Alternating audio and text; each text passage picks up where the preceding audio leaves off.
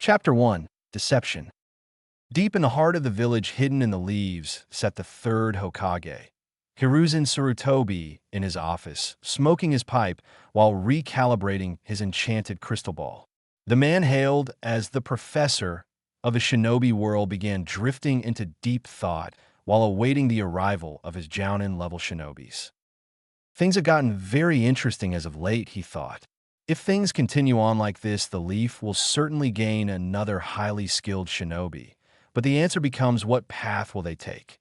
He pondered as he stroked his beard, recalling a certain event, but before he could go deeper into thought, he heard a knock on his door. "Enter," he stated, breaking out of his concentration. Entering into the room were three soon-to-be-appointed Jounin senseis.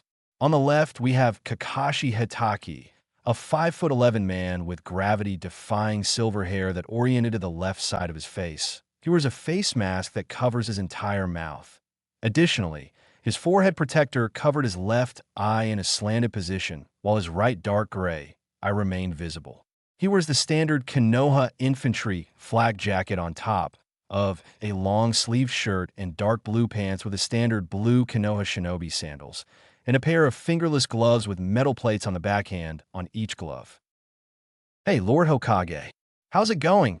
he stated plainly while his eyes never looked up from his infamous little orange book.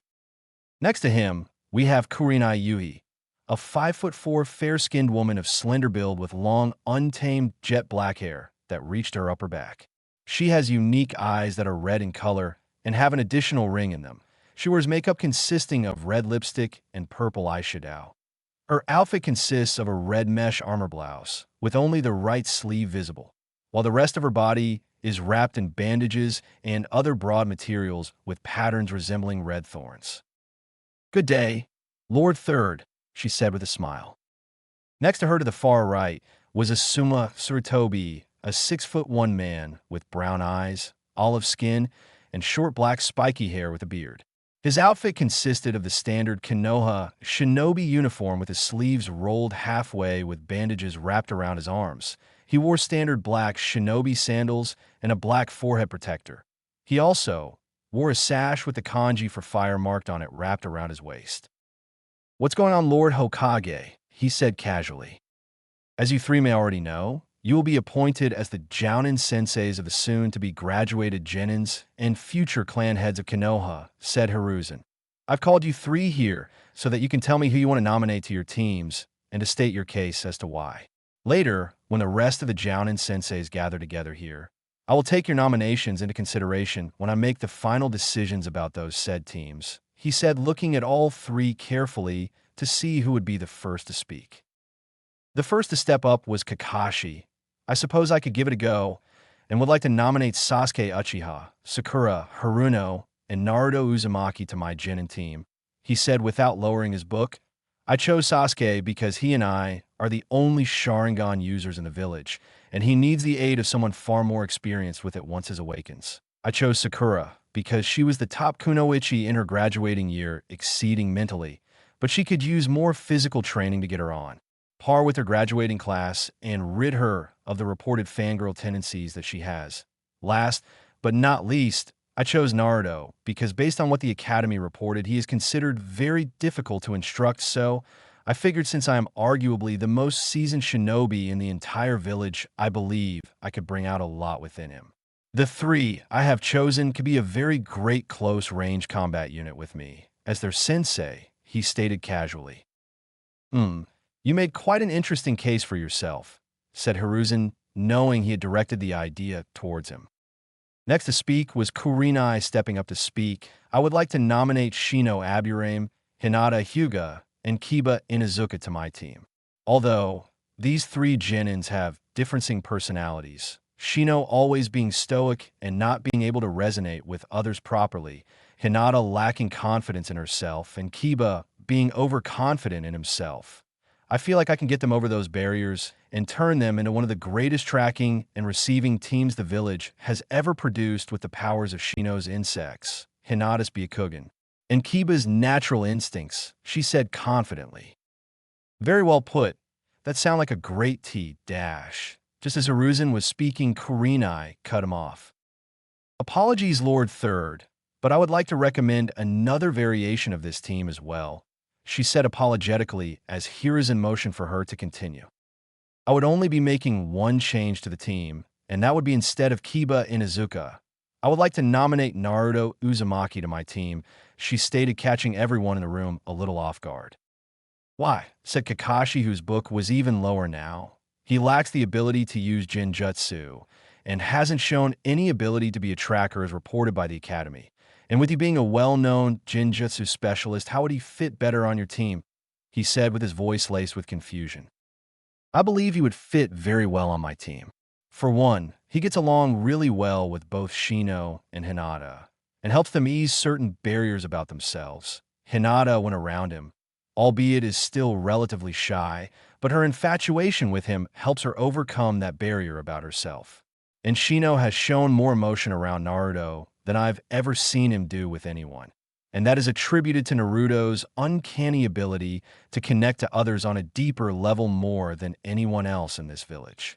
As for not being able to perform Jinjutsu, I can say that assessment is incorrect. I've seen him perform one, although it was a low-ranked Jinjutsu, which is impressive given his circumstance.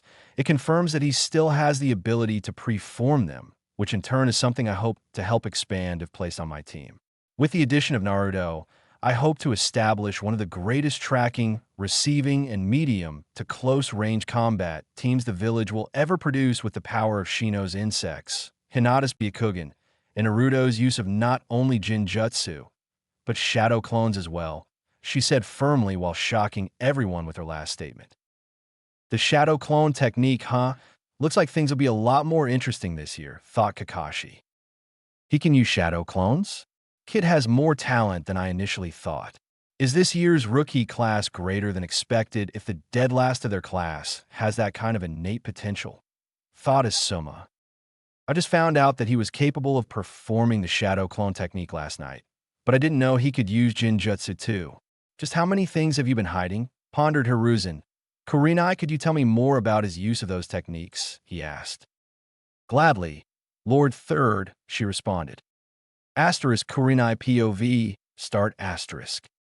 I was in one of the shopping districts at the time, and I seen him in one of the local stores. He was trying to purchase groceries and was getting charged triple the amount on mundane household items, and when he said something about it to the clerk, he was threatened with banishment from his store. I knew his treatment from the villagers was bad, but I didn't think it was that bad. I was going to intervene when I was stopped by his reaction to the situation. He yelled some obscenities at the clerk, told him he was too good for a low-end shop like that, and left without another fuss. Seeing that the situation was somewhat handled, I decided to leave too. But as soon as I left, a swarm of insects flew into the store and caused a frenzy, which in turn caused many villagers to leave the store in a panic.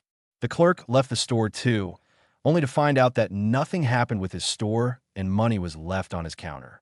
Thinking he had something to do with the situation, I located and I tailed who I presumed to be him to his next destination, only to find out that it was a shadow clone the entire time, while the original was conversating with Shino Aburame about the species of insects that caused the panic.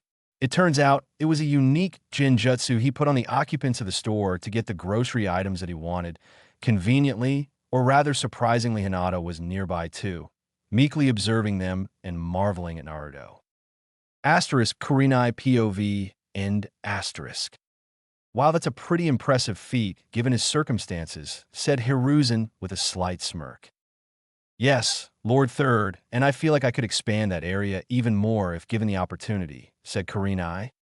The kid has talent, and he was able to hide his skills well enough to the point where not even elite shinobis could determine it. I see why she would want him on her team, but a lot of her points are more of a reason to place him on my team, Kakashi stated. Cutting into the conversation, Sasuke has been very detached from everyone since the incident with his clan, and Naruto having the ability to connect to others not only gives him the strongest chance in connecting to him, but can push him into a path that would be beneficial to the village. Plus, Sakura's infatuation with Sasuke will most likely push her to do her best as well, and I can help instill more than just one area of expertise in a Naruto, making him a more well-rounded shinobi. While pushing them all closer together, he said with a triumphant glare to Kurenai, who in suit gave a corner of the eye glare back. I can see both your reasonings as to why he would be an integral part of your teams. So, I'll take your reasonings into consideration, said Hiruzen, still trying to process the information about Naruto being able to perform Genjutsu. Last to speak was Asuma. I would like to nominate this year's Ino Shikicho, based on the fact that I not only have the most experience with the trio's fathers, but I believe they could be a great capture and interrogation squad. With the aid of Shikamaru's high intellect, Ino's self-drive, and Choji's unwavering loyalty, I feel like they can be an even better iteration of Ino Shikicho than their fathers, he stated. Okay, that seems very straightforward, and Hiruzen began to say when he was cut off again. However, I too would like to substitute Naruto Uzumaki onto my team in place of Choji Akimichi, if given the opportunity, said Asuma to the looks of a shocked Hiruzen, Kakashi, and Kurenai. You too, Asuma? Why? Said Kakashi with his book now put away. Wouldn't training the kids of the previous Ino Shikicho be redeemed as a great honor? Said Kurenai, slightly annoyed. I too would like an explanation for this, Asuma, said Hiruzen. Very well. You see, it started like this, he said, beginning his explanation. Asterisk Asuma POV, start asterisk. I was making my rounds and decided to stop at one of the local dango shops. Near the rest areas, I spotted Shikamaru and Naruto. They were partaking in a game of shogi, and it seemed like the Nara kid was thoroughly beating Uzumaki. Every move he made was countered immediately, and it seemed like the game wasn't going to last even 5 minutes. Until Uzumaki decided to add a stipulation to the contest where the loser would not only pay for whatever the winner wanted, but had to be indebted to the other at any point in time, which piqued the Nara's interest since it seemed like his victory was a surefire thing, or so he thought. It was quick and almost undetectable, but I was able to sense it based on experience. Every time Shikamaru attempted to place a piece down, his hand would get shifted in another direction like there was an invisible force steering his movements. But to an experienced wind-style user like myself, I seen a directional push of wind from Naruto's chakra to Shikamaru's hand, causing his pieces to move. Naruto didn't give him time to figure out what was going on either, and used it to his advantage, eventually ending up the victor of the contest, much to Shikamaru's annoyance and disbelief. Coincidentally, Ino happened to be there, as well, taking a break from her shift at her family's flower shop. She seen Naruto win and immediately called it a fluke victory. Naruto, annoyed, then challenged her to a contest consisting of throwing dango sticks at a tree from a certain distance. He added a stipulation where if she lost, she would be forbidden from speaking to or interacting with the Uchiha kid for a week. Ino, not believing she would lose, accepted. She then proceeded to throw 5 sticks, 3 landing on the tree, while 2 missed. Naruto went after and threw 5 sticks infused with a tiny bit of wind chakra simultaneously, hitting the tree while also piercing Ino's 3 sticks. Ino, shocked by the whole ordeal, couldn't believe it and ran back home, while Naruto laughed the whole time. Asterisk Asuma POV and asterisk. I also heard from reports that Ino took the loss a lot harder than expected, and since she wasn't able to interact with the Uchiha, she took her physical training a tad seriously that week in order to not fall behind a supposed dead last, and Shikamaru was a lot more attentive in class that week, but I think he was just paying more attention to Uzumaki. I wouldn't say they get along the greatest in the world, but that doesn't mean they hate each other's guts either. Naruto was somewhat able to bring the best out of a slacker and a fangirl. Plus, I feel like time apart from Shikamaru would bode very well for Choji in growing as a shinobi, said Asuma. Not only that, the kid being the only other wind-style user apart from myself in the village piqued my interest, and I see his impending rise being a positive for the village given how much hidden potential he truly has, he stated. It seems like young Naruto is a lot more valuable than most gave him credit for, said Hiruzen. I'll take what you all have said into consideration and notify you of my decision on the day of team assignments. Dismissed, he said with authority. The 3 nodded their heads in acknowledgement and left the room, leaving Hiruzen back to his thoughts. Outside with the 3 Jounins. What the hell was that about Kakashi? Said Kurenai with irritation in her voice. Whatever do you mean, Kurenai? Said Kakashi aloofly with his book, now covering his face again. You know damn well what I mean. Why are you trying so hard to force Naruto on your team when you've failed every team that you've ever been given? What's going to be different this time? She said, pointing at Kakashi. And you? Why the hell do you want him? Aren't 3 future clan heads from the most respected clans in Konoha enough for you? She said with a stern glare at Asuma. Now, Kurenai, you made some interesting points in there, which has really piqued my interest in the boy. He could be the answer to many problems currently at hand. And with me, as a sensei, I could bring out the best out of him while fixing those said issues, said Kakashi, lowering his book slightly to his eyes. And I think expanding the talents of another wind-style user would benefit the village as well as the Nara and Yamanaka kids, two who I think will be very important shinobi for the village, said Asuma, with hands in a defensive position. Well, whatever. I've said all I could, and only time will tell now, said Kurenai, leaving the scene with the 2 other Jounins leaving in their own directions as well. Back with Hiruzen. You seem to be a hotter commodity now that some have seen a glimpse of your potential, Naruto. It was not that long ago when I found out about some of the things you were hiding, but it seems like you had more hidden under your sleeves than I realized. I should have seen the signs, especially from yesterday, he thought, recalling the day before. Asterisk flashback, start asterisk. There was a break-in at the Tower of Power, where the almighty forbidden scroll of Konoha resided, and reports came in that it was Naruto, which spelled trouble for Hiruzen, knowing it couldn't have been one of his simple pranks, so he ordered many of his shinobis to apprehend the boy alive and bring back the forbidden scroll.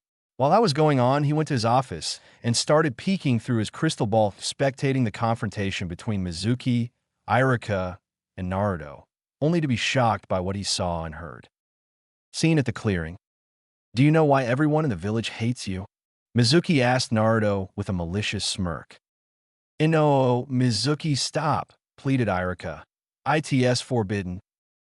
The truth is there was a law set in place to hide the fact that the 9-tailed fox wasn't killed by the 4th Hokage 12 years ago. The beast was sealed instead, he snarled out to a shocked Naruto. Sealed? Sealed where? Asked Naruto. Naruto, don't listen to him, yelled Iruka. The demon was sealed in you. You were the demon fox that killed many 12 years ago. Mizuki bellowed out while pointing at Naruto. No, yelled Iruka to the sight of Naruto, fleeing from the area. Now that he has fled, I can go and kill him now with no repercussions. I'll be regarded as the hero that cleansed the demon from the village. They might even make me Hokage. And after I finish up with him, I'll come back and kill you as a way of tying up loose ends. Ha ha ha, laughed Mizuki maniacally, finishing up his rant as he prepared to go after Naruto. With Naruto on the run. I can't believe it. It can't be true. It's not possible, he said, leaping from tree to tree, slipping in a mindscape, while a large demonic figure started to appear behind him. Oh, it's true. I can confirm that, laughed the mysterious figure hovering over him. It's not possible, exclaimed Naruto with wide eyes. Kurama, tell me that traitor really didn't just divulge a village-wide secret while still being deep in enemy territory. I told you he wasn't the sharpest tool in the shed, bellowed the voice now known as Kurama, but you should have sought him out quicker and split him in 2 when you had the chance. But then I wouldn't have gotten to see what was inside the scroll. Plus now there's proof that he was a traitor, replied Naruto. I expected him to come looking for me, but didn't think Iruka would find me first, and him getting injured wasn't something I expected either, he said, sighing. That idiot Mizuki must have gotten lost or something, even though he picked the rendezvous point. So, would you care to explain to me why you're running then? You could have just dealt with him in an instant. So why are you fleeing? Asked Kurama. That's simple. I don't know what Iruka might do. It really caught me off guard when he took all those shuriken that were coming at me. I guess he truly does care for me. Who would have thought? And I assumed that Mizuki wouldn't want to kill Iruka before taking me out. So I planned to lure him away and give him the beating of his life. Naruto responded. Speak of the devil. I sense him now, and he's in a henge transformation of Iruka. Naruto, everything is fine now. I've dealt with Mizuki. He won't be able to harm anyone anymore, said the imposter, landing on a branch near him. Oh really, Iruka-sensei? Thank goodness. Naruto said with a fake sigh of relief. Now give me the scroll, and I'll make sure it gets back to the Hokage, he said with a smile, while one hand was stretched out and the other was behind his back holding a kunai ready to strike. Oh, you really want it, Sensei? He asked, looking at the scroll as the imposter nodded. All right, I'll give it to you, he said with a smile. That's right, you stupid little demon. Just hand me the scroll, and I'll give you a quicker death than you deserve, Mizuki thought as Naruto began to hand him the scroll. Suddenly, a fist impacted with Mizuki's jaw, dispelling his hinge and sending him crashing into a tree. Tisk tisk tisk. Hey moron, you didn't honestly believe for a second that I would fall for that pathetic excuse for a hinge, did you? Said Naruto with a sweet yet menacing grin across his face. Gah, damn you. You pathetic little demon, snarled Mizuki while trying to get to his feet. I'll do what the fourth failed to do 12 years ago, and finish you for good. And when I'm done with you, I'm going to smear Irika's carcass all over this clearing until his corpse is no longer recognizable, he said with a wicked smile, brandishing his kunai. Naruto, hearing that proclamation, dropped his grin completely and hardened his face with an icy glare which caused Mizuki to get into a defensive guard. Well, bring it on, Demon Brat. You don't scare me, Mizuki said with a facade of confidence. I can easily kill you in one shot. One shot, responded Naruto in a deep, menacing voice as he took a single step and vanished from Mizuki's point of view. Naruto Ost 3, Avengestadt. Then make it happen, he said as he quickly reappeared in front of the traitorous shinobi and attempted a kick to the side of his head. Mizuki's body, going into survival mode, blocked the kick instinctively. The force was so great, it caused him to fly into another tree, making a small indent on the wooden structure. Mizuki, reacclimating himself on the ground, but losing sight of his opponent, pulled out a large Fuma shuriken, readying it for the next attack.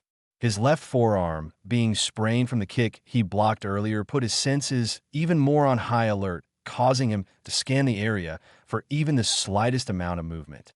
The atmosphere was tense, and the only thing that he could truly hear was the heavy intakes of his breath and the anxious beating of his heart, until he heard it, the clanging of shinobi sandals to the earth, approaching him fast from his left, the area where he was injured.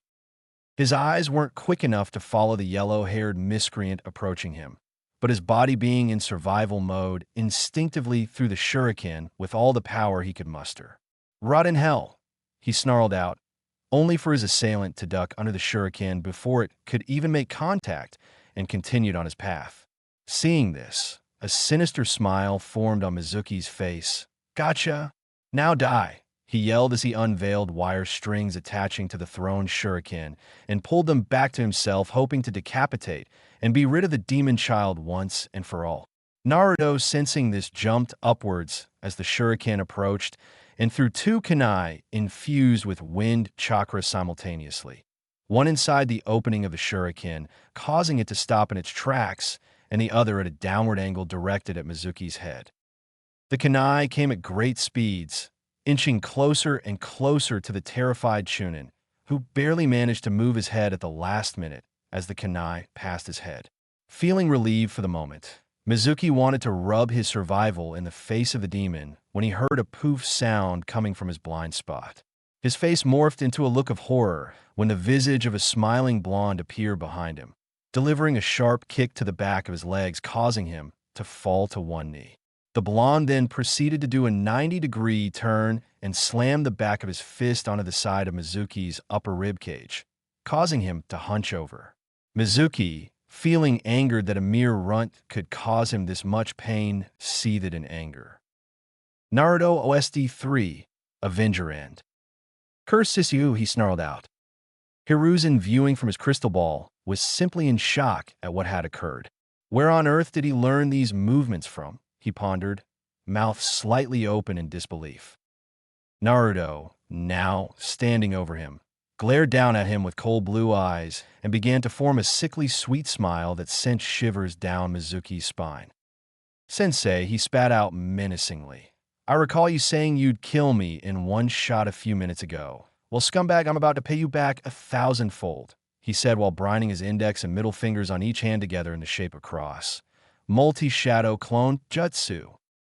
In a matter of seconds, the entire clearing was filled with nothing but clones of Naruto that were locking onto Mizuki with negative intentions in mind.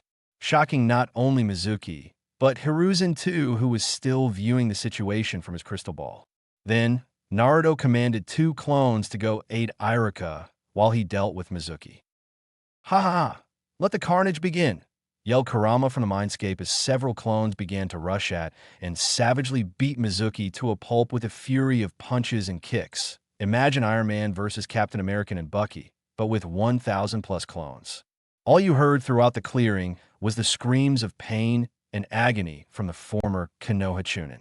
Hiruzen, seeing the aftermath of this, decided to cut the feed since he now knew the scroll and both of his shinobis were now safe, and awaited their arrival with multiple questions on his mind. A couple of minutes later, after the feed was cut, after taking a beating that left a majority of his body in critical condition, Mizuki awoken from unconsciousness and found himself alone in the clearing. Seems like the fox brat was all talk, just another stupid genin with little power thinking he was all that, he said, wiping blood from his mouth. "All I have to do now is get myself up, and I could probably flee before the real trouble arrive," he said, struggling to stand up. "I'm hurt, Mizuki. I even waited for you to wake up from your little nap, and yet you still speak ill of me," said Naruto, reappearing out of nowhere, back in front of Mizuki, who stood frozen in fear. What the hell are you?" Mizuki yelled as sweat ran down his face. "What am I? I'm the one that's going to end your life tonight," Naruto said as his eyes flickered between cerulean blue and crimson as he approached the wounded shinobi, all while a menacing smile plastered across his face. "Stay away from me, you monster!" exclaimed Mizuki. "And why would I do that?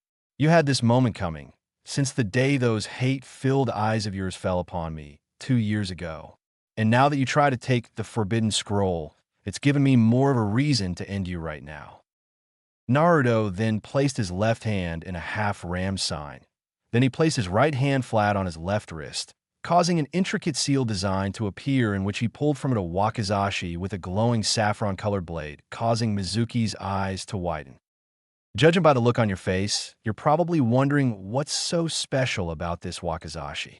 Well, all I'll be telling you is that this is a very special weapon, and one fatal strike with this weapon will send your soul on a one-way trip to the Shinigami, Naruto said gleefully, so you better prepare your soul for its long-awaited punishment. At a speed Mizuki's brain could not process, Naruto disappeared one last time, leaving a fading afterimage in his original position, and reappeared in front of Mizuki with his wakizashi held hand raised high and brought it down in a diagonal slash that numbed Mizuki's body. "Don't worry, you're not going to die yet. You still need to be extracted for information. So I put your body in a state where you'll be singing like a canary when the information you possess gets pulled out of you. And once that's over and you finally succumb to your injuries, your soul will be sent to my blade, and I'll know everything you know," he said with a devilish smile as Mizuki slowly lost consciousness. Moments later, Naruto dragged the unconscious body of Mizuki by his hair to the clearing where Iruka sat at being cared for by his clones. "Oh, Sensei, you're still alive?" he joked. "I really thought it was the end of the line for you."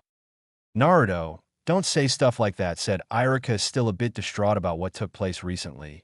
"Things could have went really south, really fast, if it was a higher-ranking shinobi." "Ah, you worry too much. Don't things like these happen often in the shinobi world?" Naruto said, trying to wave off Iruka's worries. Suddenly, an ANBU shinobi stepped out from the shadows and secured the scroll, then instructed the both of them to go straight to the Hokage for a debriefing of the events that occurred. At Hokage Tower, Hiruzen awaited the arrival of Iruka and Naruto, and to say he was surprised by the events that unfolded was an understatement. He began to wonder where Naruto learned to fight like he did, and who had been instructing him, as well as when he had the time to be instructed in such a manner. As such thoughts raced through his head, he was interrupted by a knock on his door. They had arrived. After securing the scroll and dismissing his ANBU, he directed his attention at Naruto and Iruka, who had retold their encounter with Mizuki and everything else that went on. After reviewing everything, he dismissed Irika, leaving only him and Naruto in the office. Not a sound was uttered for several minutes, as they both just stared at each other with calculated gazes. "You seem to have had quite the night, my boy," said Hiruzen, breaking the silence in the room. "Yeah, it was quite the experience," Naruto responded back. "In the end, everything ended up going well." "You have the right idea, my boy. Irika is being treated. Mizuki is now in captivity, and the Forbidden Scroll is safe and sound yet again." Hiruzen said, "If anyone who was a threat to the village had gotten their hands on the scroll, we may have been faced with quite the dilemma.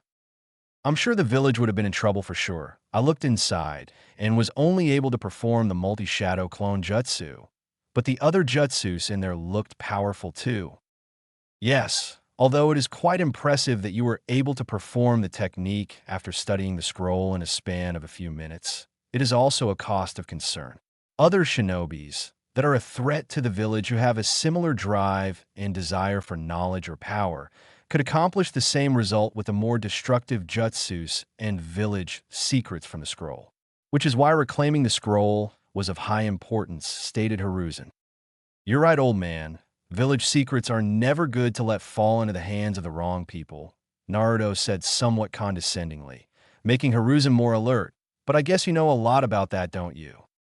Hiruzen met his hardened gaze. They were cold and filled with resolve. "What do you mean by that? Is there something that you mean to bring to my attention?" "Oh, nothing much. Just the fact that the fox is sealed inside of me, and it's the reason why everyone hates me with a passion," Naruto said nonchalantly, causing Hiruzen to grimace at the fact that he almost forgot that Mizuki divulged the information to him. "So, when was I going to be informed?"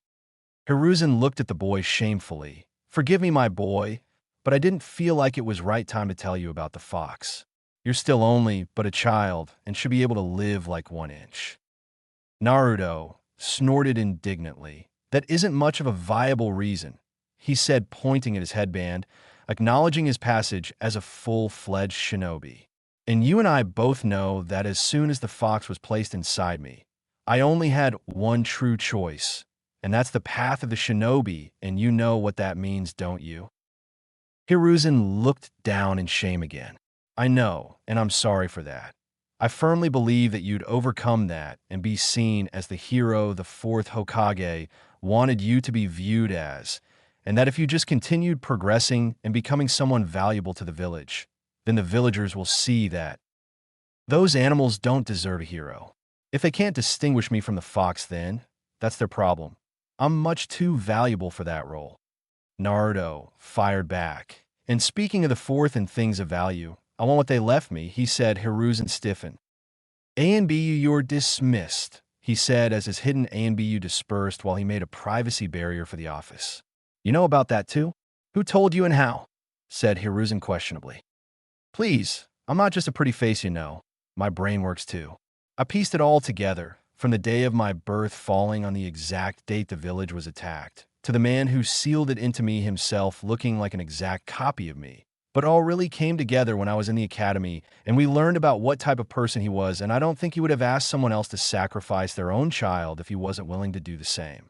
But you don't get any more answers from me until I get answer from you," Naruto said angrily. Hiruzen sighed heavily. "Yes, your father was the fourth Hokage, Minato Namikaze." And Naruto stated, ushering him to continue with a wave of his hand, causing Hiruzen to raise an eyebrow. "I said they, didn't I? Even I know it take two people to make a child."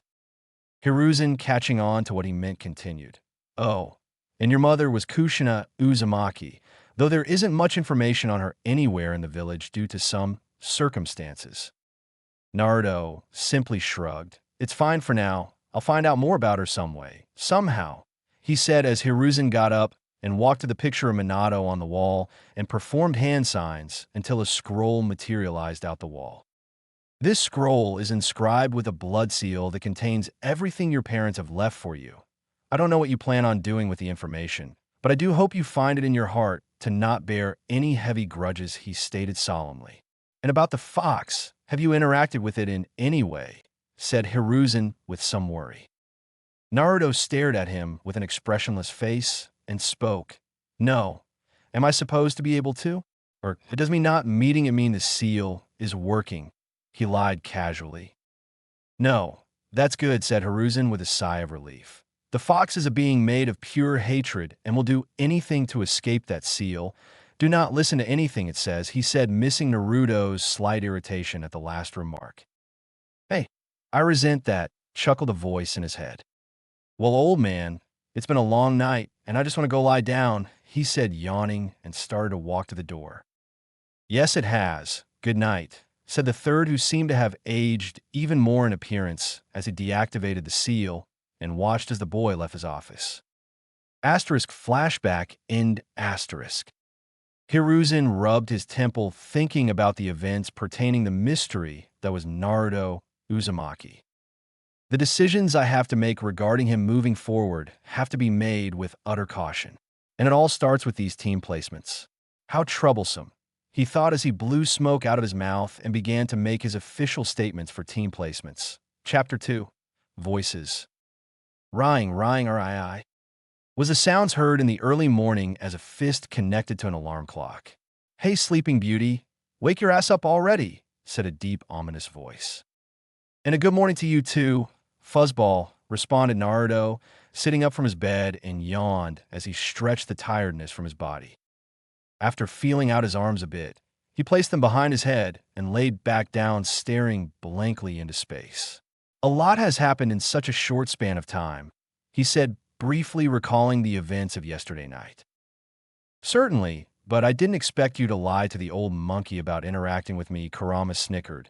But what really surprises me is that you spent the night in this dump, especially since you haven't exactly been here for the past 2 years, if not ever really. The little he knows, the better. I have no real reason to tell him about any secrets that I hold. As you can see, he really let me live in this poverty-stricken shoebox he calls an apartment for the last 8 years of my life, he said while observing the many flaws of his apartment in utter disgust. He didn't even bother to secure a separate place for me. He just rented out this one room. So that stingy landlord that owns the complex was able to sabotage the place anytime he wanted, and the villagers were made aware the moment I moved in, he said as he shook out his rant and summoned a clone and had it prepare breakfast for him.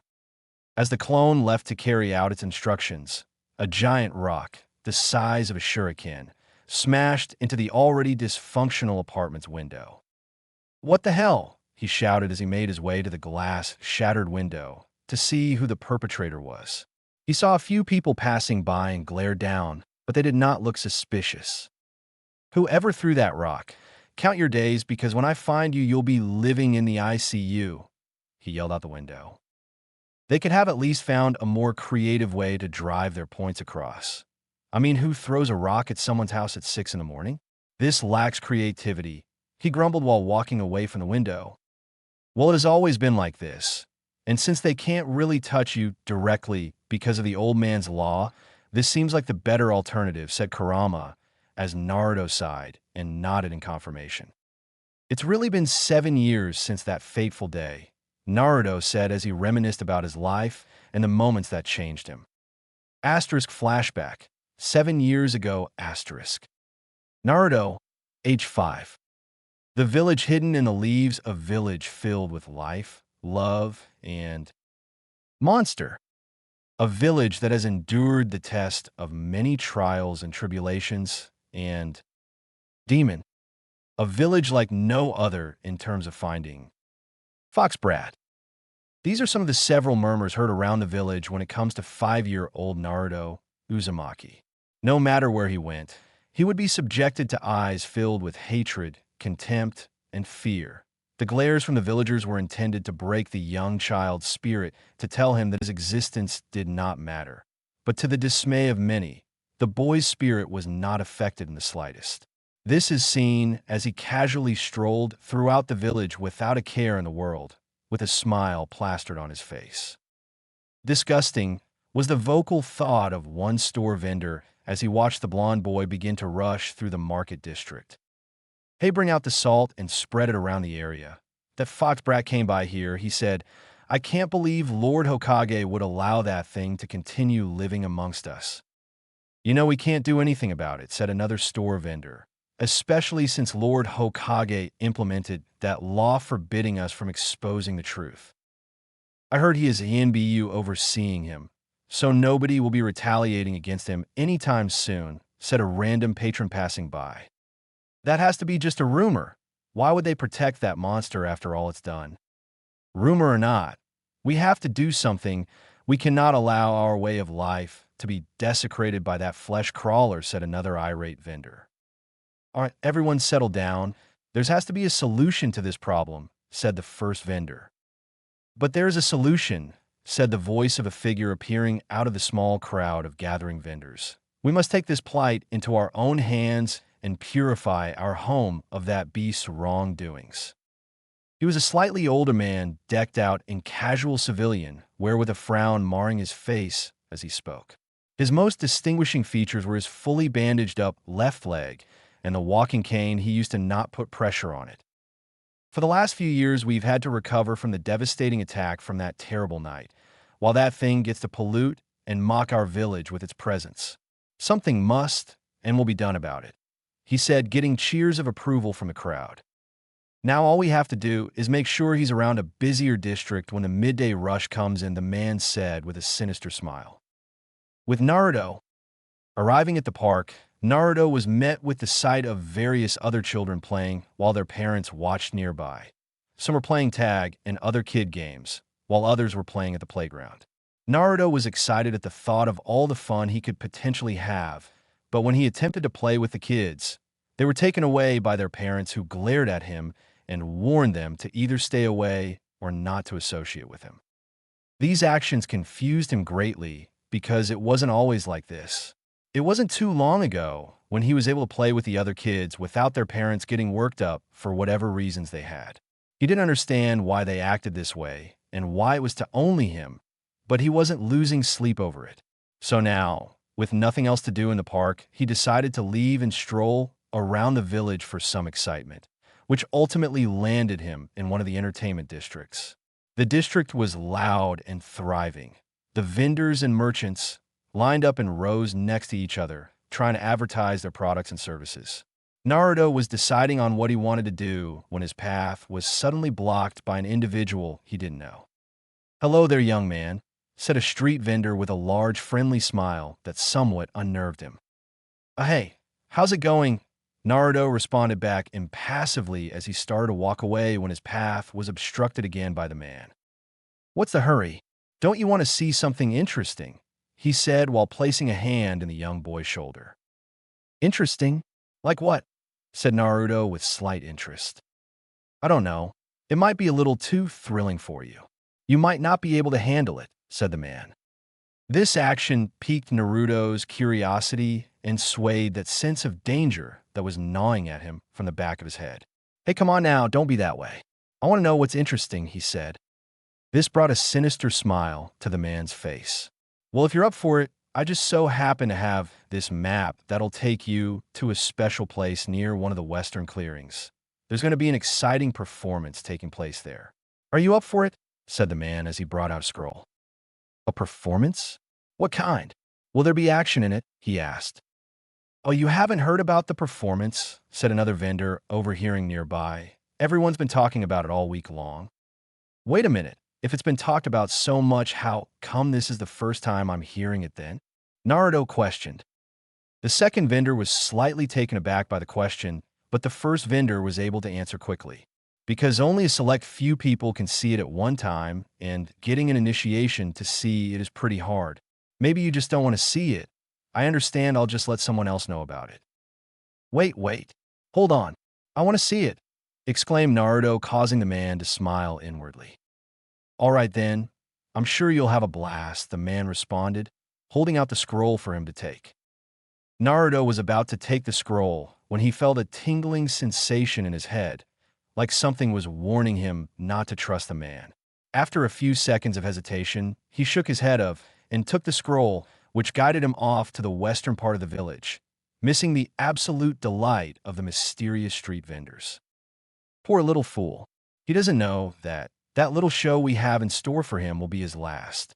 And the best part is he's doing it of his own free will, laugh the man.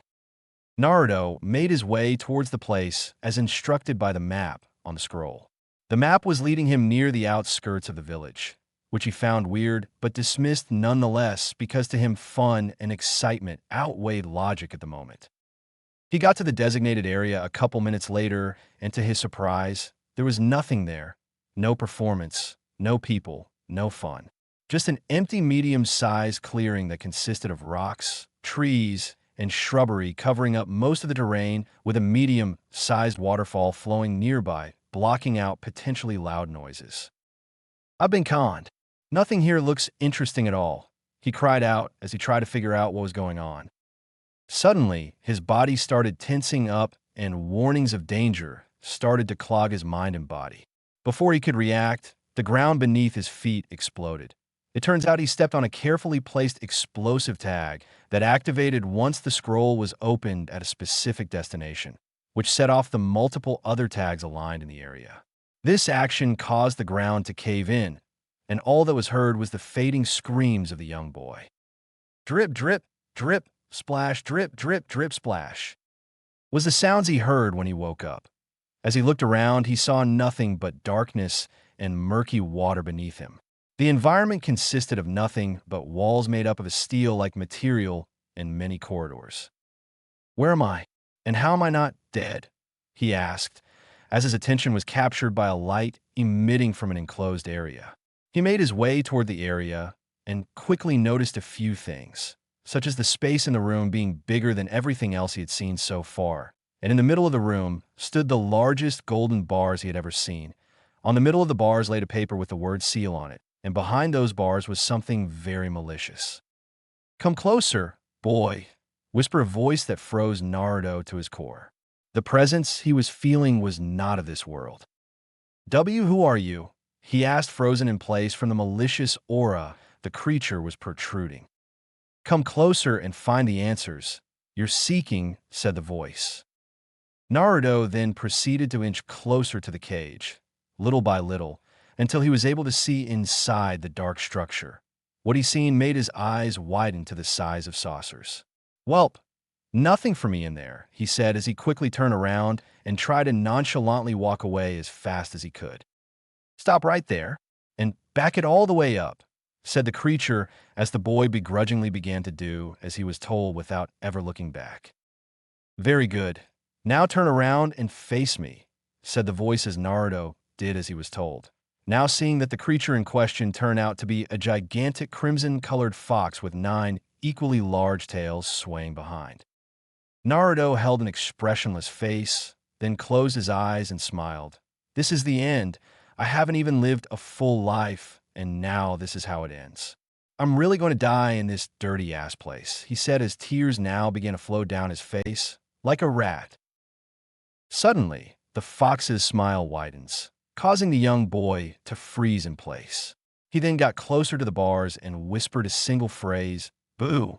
This action caused Naruto to scream like a girl as he jumped and fell onto his back. The landing sent water everywhere and soaked him.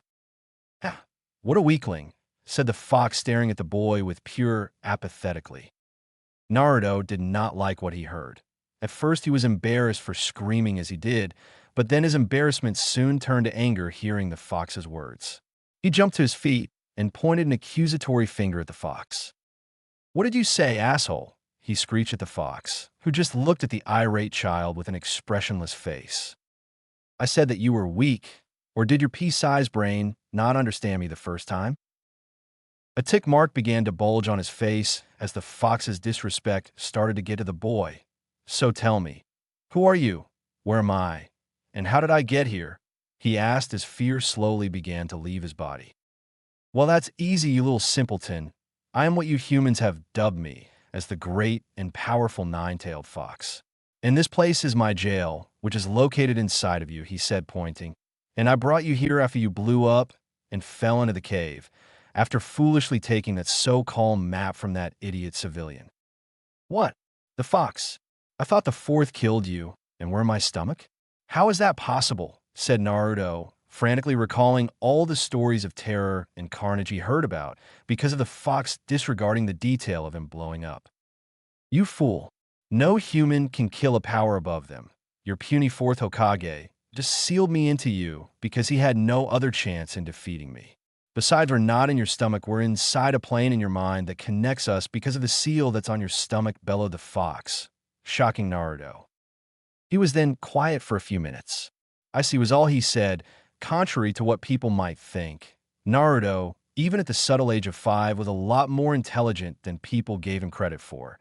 A large part was thanks to his keen perception. Truth be told, because the fox's chakra slowly merged with his own from birth, he gained unnaturally heightened senses.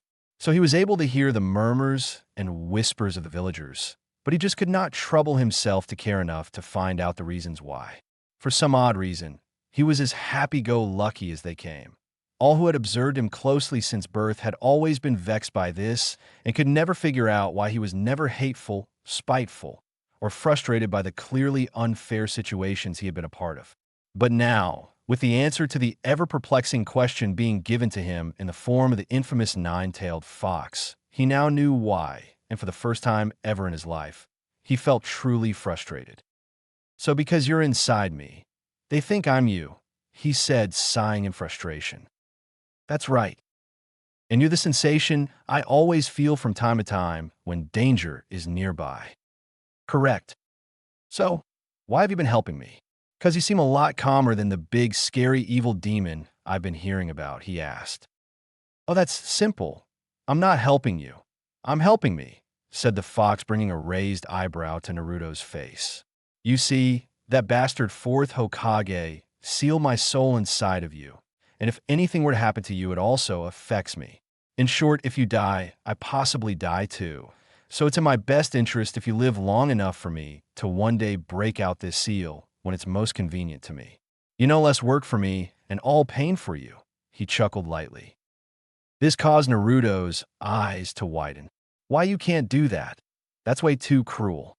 And how can you say that so casually, he sputtered. And why can't I? Besides, it's inevitable. You're a weak, pathetic human, replied the fox. Plus, if you haven't noticed, I don't care about you or your pathetic little village, and I'll dash.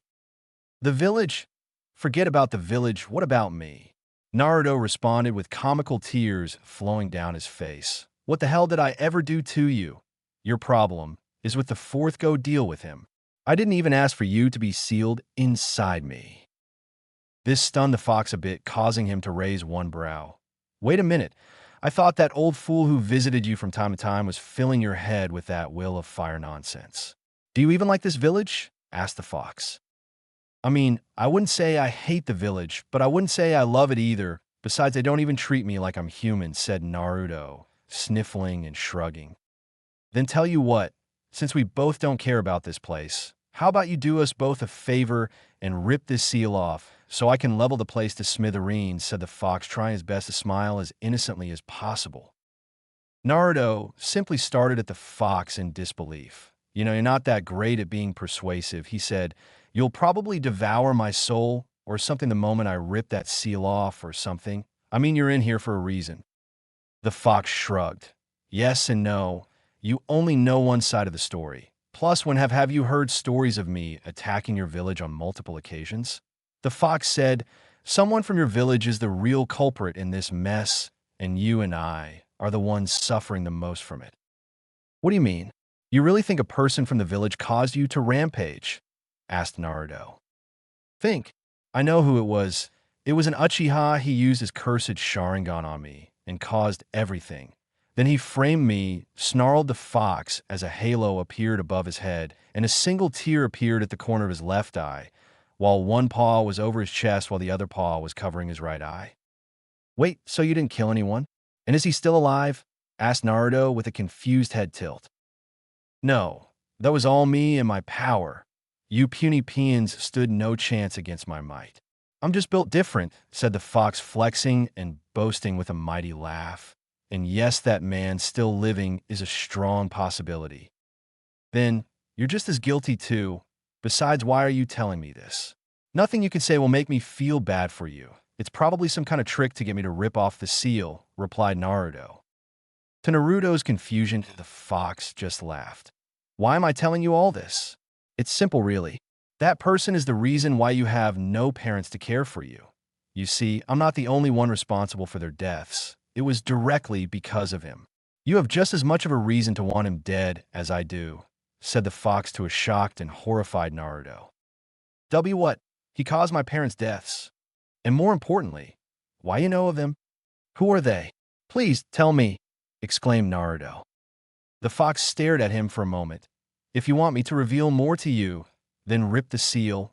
Otherwise, you can go get information elsewhere, he stated. What's your problem? Just tell me, damn it, yelled out Naruto in anger. My problem is you thinking you're just getting free information out of me without me getting something back in return. I know what you want, and you know what I want, and it's non-negotiable, responded the fox. Today was not Naruto's day. First, he learned why he was hated so much in his own village.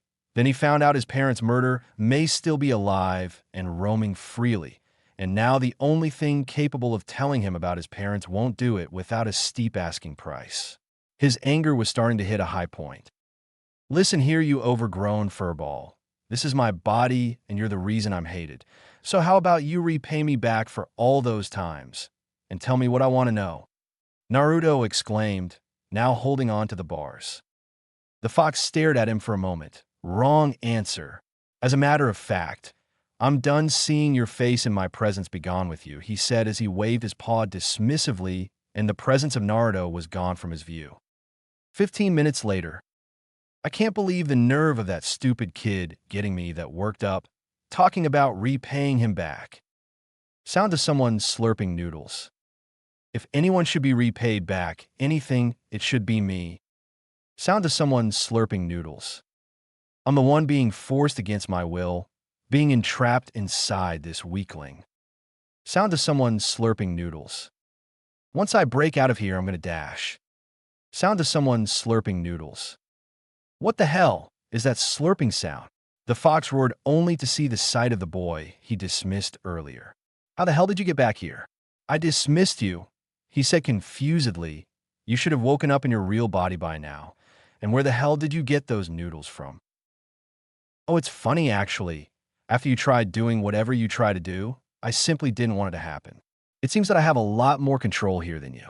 Then I started to look around and wondered if there were any limits to what I could do here, which made me hungry, and then I somehow made my way back here to your grumbling, he stated casually, finishing up his noodles. Check this out, he said as he raised both of his arms in the air and changed the lighting of environment into that of a brighter one as opposed to the darker space they were just in. I thought this was just your home or something. Then I thought this is technically my mind, right? So I had you living like that, he said with one hand on the back of his head while he looked sheepishly away. The fox was dumbstruck. He's able to gain control of his mind. Why is he able to do this? You shouldn't be able to do this, if at all. Interesting, thought the fox. Okay, why are you still here? Don't you have anywhere else to be? He asked. Nope, I have no friends or family.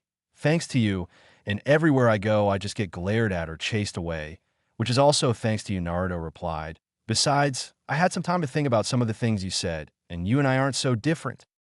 This brought an eyebrow raise from the fox. How so? He asked, intrigued. We're both stuck in situations that are out of our control in a way.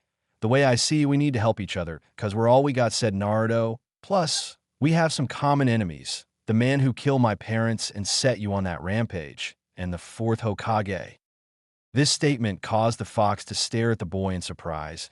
I can understand your hatred for the Uchiha that caused your parents' deaths, but why the fourth? I thought you viewed him as some kind of hero. I did, but not anymore.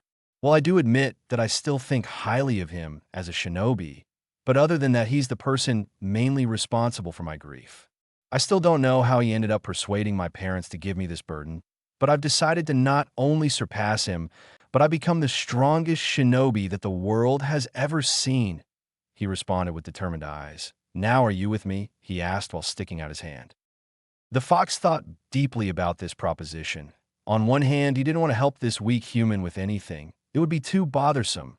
But on the other hand, getting his revenge on that accursed Uchiha and having his title strike fear across the world again would bring a joy to him like no other.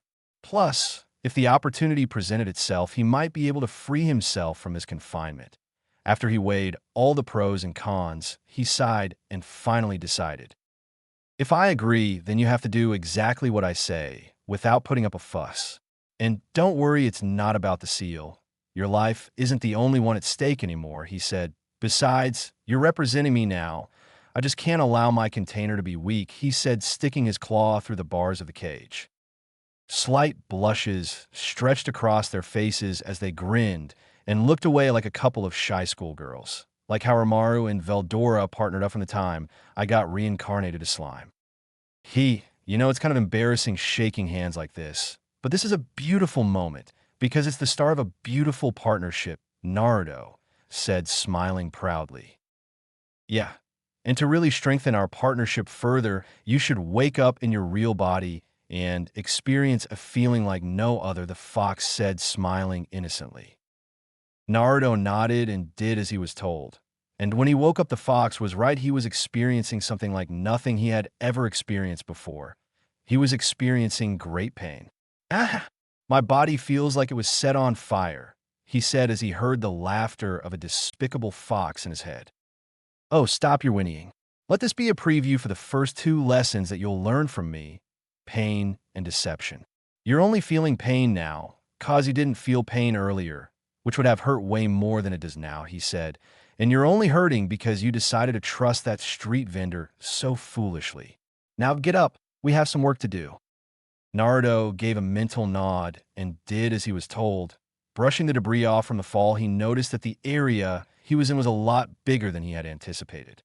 The newly concaved underground area was equipped with a medium-sized pool of water and space large enough to move freely around, while the waterfall flowing nearby drowned out whatever noise was to be made inside.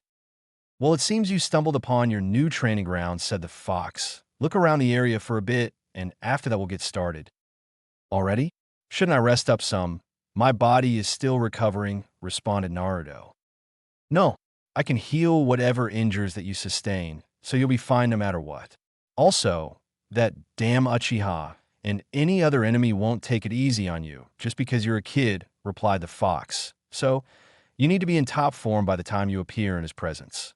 By the time I'm through with you, that ambition of yours won't just be a simple goal. Now get to it. Naruto gave a nod in confirmation and prepared himself for what the fox had in store for him. Chapter 3: Bitter Work. Sometime later, inside the newly dubbed Cave of Training, or COT, the great and powerful nine-tailed fox had quite the task presented upon him. He had to turn the pathetic weakling he called his host into the most powerful shinobi the world has ever seen in the shortest amount of time possible. It was a task like no other, but the fox laughed in the face of challenges. Some might be skeptical to why the fearsome fox agreed to the small child's request of a partnership, while others might find the mere idea of the blonde boy presenting the partnership to the beast as senseless given the creature's perceived propensity for chaos and disorder. Questions upon questions are what linger on the walls, but inside this cave is where all the answers will be uncovered. The cave was structured like an underground bunker, spacious enough to train and practice, but not broad or expansive enough to be on anyone's radar. It had the typical cave setting, consisting of a few stalactites and stalagmites formulating in various areas, medium-sized corridors that connected but did not lead anywhere too special or important, and water circulating everywhere. There were 2 known exits, one from above where they came in, but that was now closed and caved in, while the other was through the waterfall that was flowing nearby from their current location. The lack of multiple exits was inconvenient, but for the time being the place was perfect. All right, listen up. I have to get you strong enough to dispatch anyone at any given notice. So expect your training to be hard and grueling. Do you understand me? He asked, only to peer at the visage of a boy with his eyes squinted so tight that they resembled that of a fox. You mocking me? The fox roared while developing a tick mark on his head. I said, do you understand me? SIR, yes, SIR, said Naruto, quickly puffing his chest out and saluting. Good. We need you to be strong. And when I say strong, I mean stronger than any ninja in this village, including that old bag of bones that is your Hokage. Is that old man really that strong? He asked with the same fox-like expression plastered on his face. Yes, based on your weak human standards, he's probably one of the very few strongest in this village, if not the world, even with his declining age. But he's old. How is he the strongest? Experience. For you humans, physical strength isn't the only means of determining an individual's power, the fox answered. That old man has already developed whatever skills he needed when he was younger, and uses his experiences from the previous battles he's been in to various techniques he's studied and practiced to maintain his position at the top. So, I just need as much experience to be strong too? The boy asked. In a way, you still need a lot of power and skill, but experience will help you a lot, the fox responded. It's another reason why your training is starting as soon as possible. This statement made Naruto's body shake in excitement, knowing that he was getting good training to turn him into the strongest shinobi he could possibly be. It's nice knowing that you have all that excess energy, but it probably won't last for much longer with what I'm going to put you through, he said while smiling deviously as Naruto took in a nervous gulp. To say the fox would be the instructor from hell would be the understatement of the century.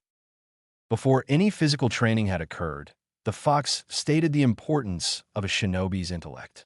So, for the following weeks, the fox instructed the boy to search for any scrolls and textbooks that were no longer needed and practice reading and writing with them, knowing he was already taught the basics of literacy. The boy was instructed to read and gain knowledge from anything he could lay his eyes on, from the advertisements he saw in shop windows to old misplaced workbooks. After that, he practiced his penmanship in the art of calligraphy, a practice in which he had to get every letter of every stroke he made to the precise point with no wasted movement. If even an inch of a stroke was off, he would be forced to do it all over again. I've been at this for 2 hours. Does every brush stroke really have to be perfect? Isn't that a bit much? Asked Naruto tiredly.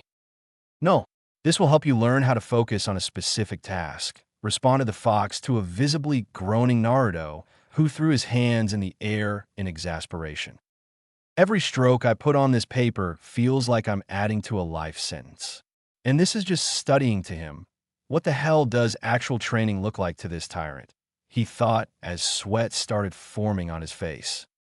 Anytime Naruto tried to grumble or complain, the fox would just ask him how could he be a great shinobi if he couldn't read about his future accomplishments or have the ability to write down his adventures for future generations to know how great he was. Then the fox would say something profound like a strong mind can lead a weak body into even the most dire of situations, which would cause the boy to look at him apathetically. This would cause the fox to get irritated by his face and threaten him by doubling his workload, resulting in the boy stopping all his complaints and getting down to the tasks at hand. Afterwards, the blonde was also told to visit the local library and absorb all and any possible knowledge that he could, ranging from not only shinobi matters like the basic understandings of a shinobi's life, a shinobi's guide to physical fitness, and the many clans and how they function with each other within the village. He was also advised to look into the civilian guides, such as wilderness survival guides, and the basic understanding of crop management. I understand knowing the shinobi guide stuff, but why the civilian guides? I thought you hated humans, Naruto asked. I do, but shinobis sometimes get missions where they are sent outside of their villages and have to blend in with the local villagers of whatever place they're at to not draw suspicion to themselves. So, they might be good skills to know, replied the fox, who was given a nod of understanding in return. Then, the boy was tasked with putting his newly collected knowledge to action by going into the forest near the village and locating various things. One being areas with streams, creeks, and rivers. Why these specific areas? Naruto asked. Food and location, the fox stated. If you can locate these areas when in a foreign land, then you'll never be lost on your travels and will have a way to access food if something happens to your provisions. After understanding the sentiment, Naruto went on to locate the areas and found out that the three areas had an interesting relationship with each other. They were linked by a network of connected waterways. Creeks flowed downhill and merged with other creeks to form streams. Streams continued to flow downhill and merged with other streams to form rivers, and rivers eventually flowed into the ocean. They all play a part in how everything operates around here, right? He asked the fox. That's right. If one of these systems fail, then the other systems would suffer too. They all function as one and have the same goal in mind, responded the fox. In a way, you're doing the exact same thing, building yourself up from the basic level to turn into something greater. Naruto was amazed by this revelation. I see. So all this studying and learning for the past few weeks has been helping me function better. Yes, a large part of how a shinobi operates in this world is through information gathering and applying that as they go on about life, answered the fox. Naruto took in this information and nodded. Then he continued looking for the various objects and materials the fox had sent him to look for. From distinguishing different types of edible plants and fruits from each other, to locating and hunting the different kinds of fish and animals like hares, rabbits, small wild boars, and smaller deers and elks that inhabited nearby. This went on for a few weeks until he developed an understanding of how the ecosystem functioned. Then he was stopped by the fox. All right, now that you have a basic understanding of the land and the animals and how they coexist with each other, it's time you put that knowledge to the test in a different environment, said the fox. What do you mean? Are we going somewhere? Said the confused boy about to bite into a couple of fish he caught. You won't be going anywhere too far. It's time to start your stealth and observation trainings, and what better way to hone those skills than by using them against a village filled with shinobi and people with a lot of incoming and outgoing information. So with that being said, the fox had Naruto observe everyone within the village, from the local food vendors to the traveling merchants that came in and out the village, to the civil servants that worked the menial, everyday jobs. The fox made it of great importance to spy on everyone without getting caught or detected, especially by members of clans in his age group, since they held the most influence within the village. Author's note: this next segment is Naruto's relaying his gathered information back to the fox. Starting off with the Nara clan. Their clan shone the ability to control shadows at will, which was surprising. I didn't even think that it was possible to do so, and was unsure of what they could do with their shadows specifically. I also observed that clan members, generally the men, were extremely lazy to the point where everyday errands like taking out the trash and buying groceries were troublesome or a drag. I seen some clansmen with books on various medicinal preparations, so I think that they might be somewhat skilled in the areas of medicine and healing arts. Clan members are also crazy smart and were always playing board games like Go and Shogi to sharpen their minds. Not sure why. Hey, what are you doing up there with those binoculars? Questioned a mysterious Nara clansman, breaking Naruto out his musings. Quick, think a lie, said the fox. Oh, just bird watching. They fly around here the most. He responded to the man from a branch of a very tall tree near a flock of birds. Not bad, but could have been better, grunted the fox. And you need to do that all the way up there? Asked the man. Yeah, I got a good view, he said apathetically. The man simply raised one brow and would have probed for more answers, but did not have the motivation to continue. Troublesome, was all he said as he shook his head and left. Geez, what a lazy bastard, said Naruto, shaking his head and getting back to his observations as instructed by the fox. Not sure what their overall relationship with the other four clans are, but they are very close with two clans, the Akimichi and Yamanaka, and seem to be held in a high regard based on their intelligence alone. Next was the Akimichi clan. The clan ran and operated a majority of the food districts, as well as being in charge of the food supply, coming in and out of the village. They're also in charge of pills and antidotes needed by the village. Maybe they knew some medical practices too. The fox said it would be in his best interest to observe the types of produce coming into the village, how long it takes each to get to the village from their given destinations, and how the clansmen manage to distribute it all accordingly within the village. The clan did a lot more for the village than I gave them credit for. Many of their clan's techniques revolve around some kind of manipulation of their body weight and size, but the fox said that there was probably a drawback to this because they used up a lot of chakra to make use of these techniques and had to replenish it constantly, which was probably the reason why they're always eating. The next clan I attempted to observe was the Yamanaka clan. From what I heard, the clan specialized in mind-related techniques. I do not know how that could be used well in a fast-paced shinobi battle or the extent of their abilities. And this is due to not being able to fully observe clan members, because anytime I've tried to get close to one, they would always spot me out fast. I was never able to find out much about them other than the fact that they owned and ran a flower shop, so I think they might be good herbalists, and is the reason why they are close to the Akamichi and Nara clans, who not only have land for harvesting herbs, but have a way to distribute it to others at far distances, growing business for their respective clans. "How are they always spotting me out, though?" he asked, annoyed.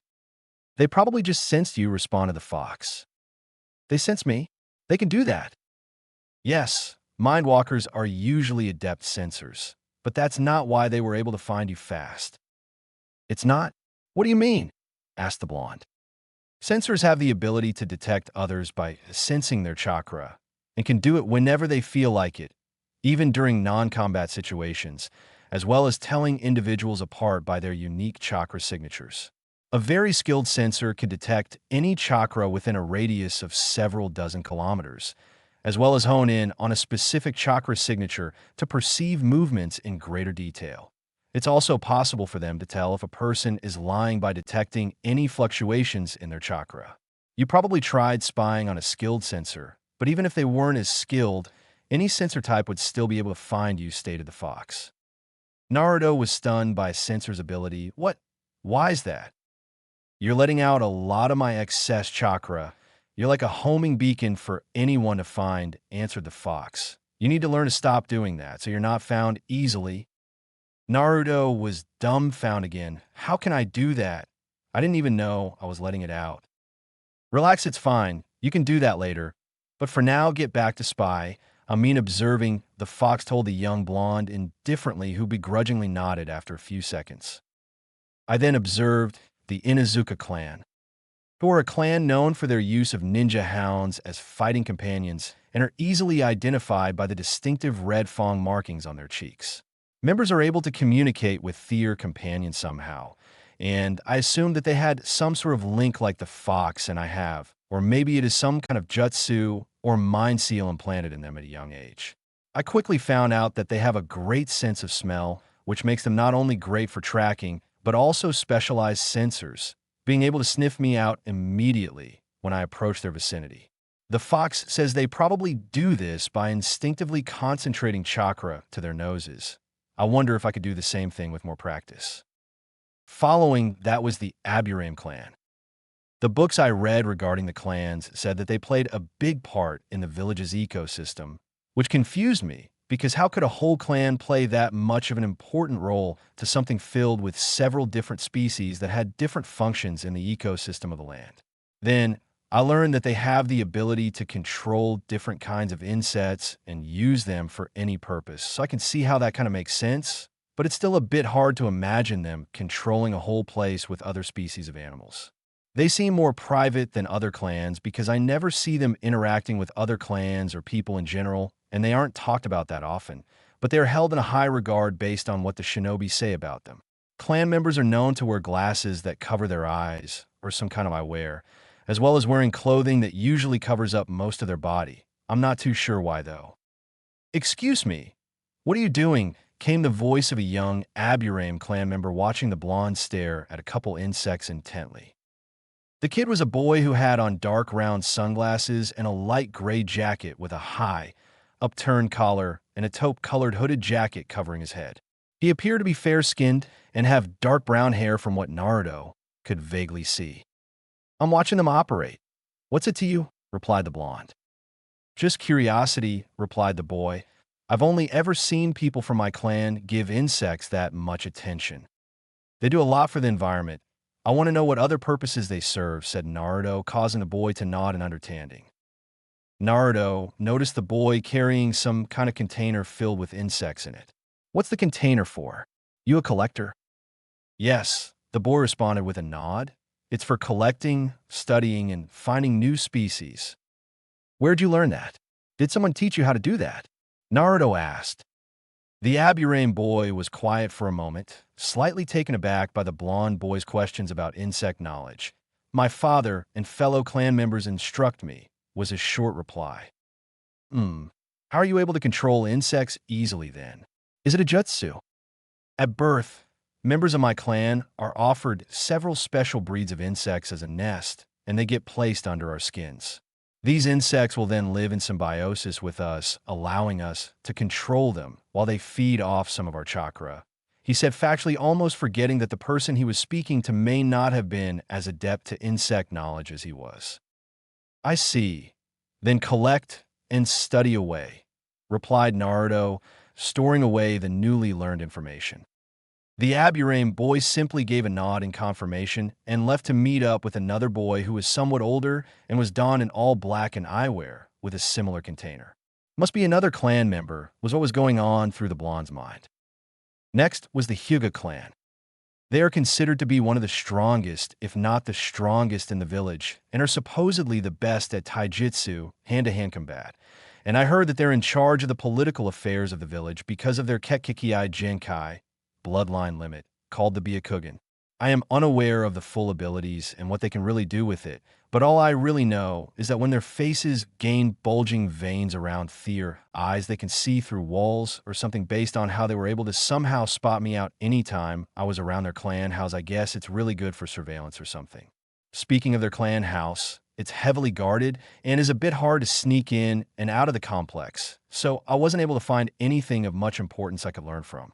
However, I was able to notice that some members that have wrappings around their foreheads have a strange seal on them and act as servants to those that don't. I find this strange because they all act like snobbish, arrogant bastards that think everyone else is beneath them, and they never show strong emotions to almost anything. I guess they aren't as assembled as I thought, so I need to look into it more to understand why. Last but not least is the Uchiha clan. This clan is not that much different from the Hyuga when it comes to not revealing anything. I found out that they are not only co-founders of the village, but are also in charge of the police force and are tasked with protecting the people because they can do on-the-spot investigations because of their Kekkei Genkai, the Sharingan. I don't really know the full extent of what their Sharingans really do, but their eyes change colors from black to red. They also act like a bunch of arrogant bastards who think that because they have weird eye abilities, they are automatically better than others. It's no wonder the Fox hates them. Even though they're a founding clan, their clan district is located on the outskirts of the village, which I find very odd. You would think they would not only live where everyone could see them, but live in a highly populated area, like near the middle of the village, since they're supposed to protect everyone. This also needs more looking into. Back at the COT, when the Fox asked what his final reportings on the clans was, Naruto came to the conclusion that a majority of these shinobi clans weren't as open to any another as the village advertised. The old man Hokage would always tell him, when he came to visit him, was that the village was like a very big family. But even without having a family of his own, he could see that not everyone felt the same sentiment. A lot of, if not all, these clans have a lot of power in the village and do something to be recognized in such a way, Naruto responded, but only a handful of these clans have a say on what really goes on in this village, and I don't really understand why. Don't they all do something important? Yes and no. Take the clans with power, for example. They each do something that directly affects this village, said the Fox. The Akamichi are in charge of the food. The Aburame control the insects so they can control the village's ecosystem. The Hyugas are in charge of anything political, which means anything directly outside of this village. And those bastard Uchihas oversee the people, so they have control of certain assets. I see. So are they more important than the other clans? In a way, but it's not said out loud, responded the Fox, causing Naruto to tilt his head slightly in confusion. All the clans rely on each other to make this village run smoothly. But when one of the clans mentioned wants more power or control of something within the village, they will have more sway because of the responsibilities they have in the village as a whole. Naruto nodded his head as a sign of somewhat understanding. You humans do it all the time, really. You form these groups to accomplish things you can't really get done alone, and the group with the most influence benefits the most. In order to understand more about the village as a whole, he then tried to observe and research other clans not in his age group like the Sarutobi clan, but they were located in a more heavily populated area, so sneaking around would just create more problems than he needed. He even found some information on another clan, called the Kurama clan, that caused a surprising reaction from the fox, who proceeded to tell him to never utter the name of the clan ever again to him, which caused confusion in the young blonde. "Why not? Did they do something to you too?" he asked the annoyed fox, who replied with total silence. "I guess they are notable for their jinjutsu abilities, which is supposed to be second to none, but other than that they aren't really talked about much. The name they refer to themselves by probably doesn't even mean anything either." He was again met with total silence until the fox finally growled out. Clans use their names as a way to gain reverence for the skills they exhibit throughout the world. Those names hold the weight of power and prestige. Names have significance, boy. Humans do not value names as they should, and I just don't understand how this clan acquired this 1 inch. Naruto could somewhat understand what the fox was trying to say, but was confused by why he was so upset by this clan in particular. He thought that he may have to take a closer look into this clan as well. But enough of that. It's time to get into some physical training, said the fox, diverting the topic of discussion and interrupting the blonde's train of thought. Naruto could only nod his head in confirmation after a few seconds of silence and vaulting the new information away for a later time. Some distance outside the COT. After stretching and getting limber, the fox had him start with 5 full laps around the medium-sized forest clearing they inhabited, having him jog the first 3 laps, then full sprinting the final 2 laps. He would have to do 3 sets of these.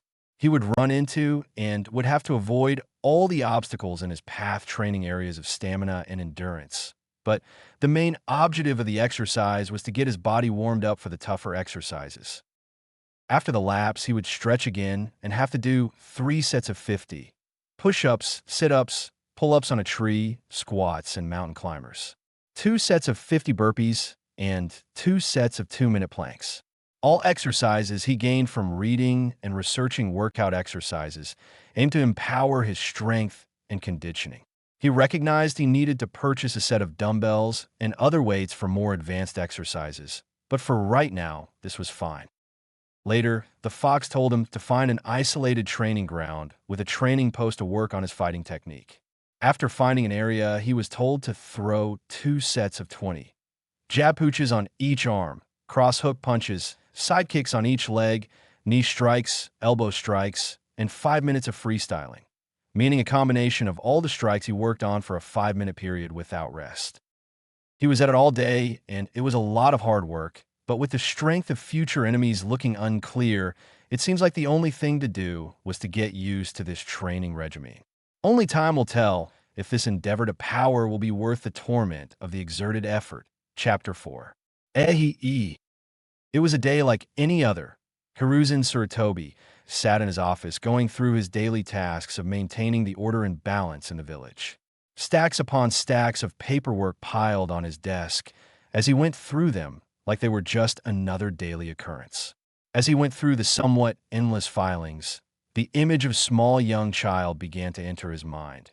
Given his position as the leader and overseer of the village, thinking about the well-being of the future generation of shinobis and non-shinobis alike wouldn't be an uncommon occurrence. The problem, however, laid with whom he was thinking about. That person happened to be none other than Naruto Uzumaki, a child not only entrusted to bear the responsibility of housing a mountainous beast of destruction within him unknowingly, but also having to bear the hate of an entire misguided village. He sighed tiredly as he briefly stopped his task and went into deep thought about the boy. He kept tabs on him the best he could through means of personal visits, observing him constantly through his telescope technique, and even going as far as deploying one of his ANBU operatives with tasks of giving him reports every so often about the boy's daily habits and whereabouts. However, with the uptick of new problems stemming from the night of the nine-tailed fox's abrupt rampage and having to salvage that with more manpower from his shinobis, It resulted in less frequent personal visits and only occasional reports. Currently, it seemed like he barely knew about the child's activites at times. He recalled his operative's recent report about the boy. The boy in question would frequently visit the Konoha library and spend all his time in the nearby forest. At first, the report made the aged leader worry that the child was becoming isolated and detached from everyone. But his worries quickly vanished when he was told that the boy was also spotted around various districts and interacting with various clan members within the village. The old Kage could only interpret it as the boy wanting to socialize more with the many people in the village, as he thought back to one of his visits with the child and explaining how he saw the village as a big family. He made a mental note to visit the boy again soon when he had the time. He subsequently broke out of his musings and proceeded to get back into the flow of his duty. Elsewhere inside the COT, the said child was at it again with another hard day of training. He was slowly getting accustomed to his new physical training regimen, finishing up his last set of push-ups, sit-ups, strikes, and final stretches. After collapsing on his back, he was pulled into the Fox's domain. "Yeah, what's wrong?" he asked, trying to mentally compose himself from the exhausting workout. "It's time for you to start using your chakra efficiently," replied the Fox. This got the blonde's immediate attention. "What do you mean efficiently? You make it seem like I've already unlocked it." "That's because you have," was the short reply of the Fox, causing the blonde's face to contort into that of confusion. "You unlocked your chakra the moment you were able to make contact with me. All that you really have to do now is harness the amount you can control now, then expand upon that," the Fox stated. "Okay, how do I harness what I have now then?" questioned the boy. "How? What do you mean? Can you not feel it?" asked the Fox. "Am I supposed to be feeling it? Is it in the air or something?" Naruto inquired back. "For what I read from the library, it said chakra is used by shinobis, but it didn't really get into anything specific and never said anything about feeling it." The Fox paused for a minute because he didn't quite understand what the boy meant. The boy was able to make contact with him, so he assumed that the child was able to get a sense of his own chakra. But it seems like that may have not have been the case. The Fox contemplated why that was, until he came to the conclusion that the way he understood chakra and the way humans understood chakra was entirely different. He saw chakra as an extension of his body, something innate to him, since his existence was constructed from it, while humans only seen it as an accessible tool that they could mold every so often. These weak, insignificant creatures were never truly able to use nor understand chakra to its fullest. The Fox thought as he understood what needed to be done next, which was to break down the barrier that was stopping the boy from sensing his chakra, then train him to perceive different types of chakra until it became innate within him too. Chakra is a vital form of energy that exists within every living being and is used to perform techniques or jutsu. He said, finally speaking, like the muscles in your body, the more you use it, the stronger it gets. That's why you strengthen your body first. Naruto was somewhat taken aback by the statement, and it was not due to gaining new information about chakra. Rather, it was because the Fox was speaking the most he has ever heard him speak. First comes your body, then comes your mind in order to strengthen your will and enforce discipline upon your body during intense physical training, which will let you push past your limits. The Fox continued. He thought that the Fox must have been really passionate about chakra to really go in depth about the functions of it. After the Fox was done speaking, Naruto was told to get into a cross-legged sitting position, close his eyes, and simply breathe in and out. It seemed very straightforward at first, but then the exercise turned into nothing more than an annoyance for the blonde because he had a hard time sitting still.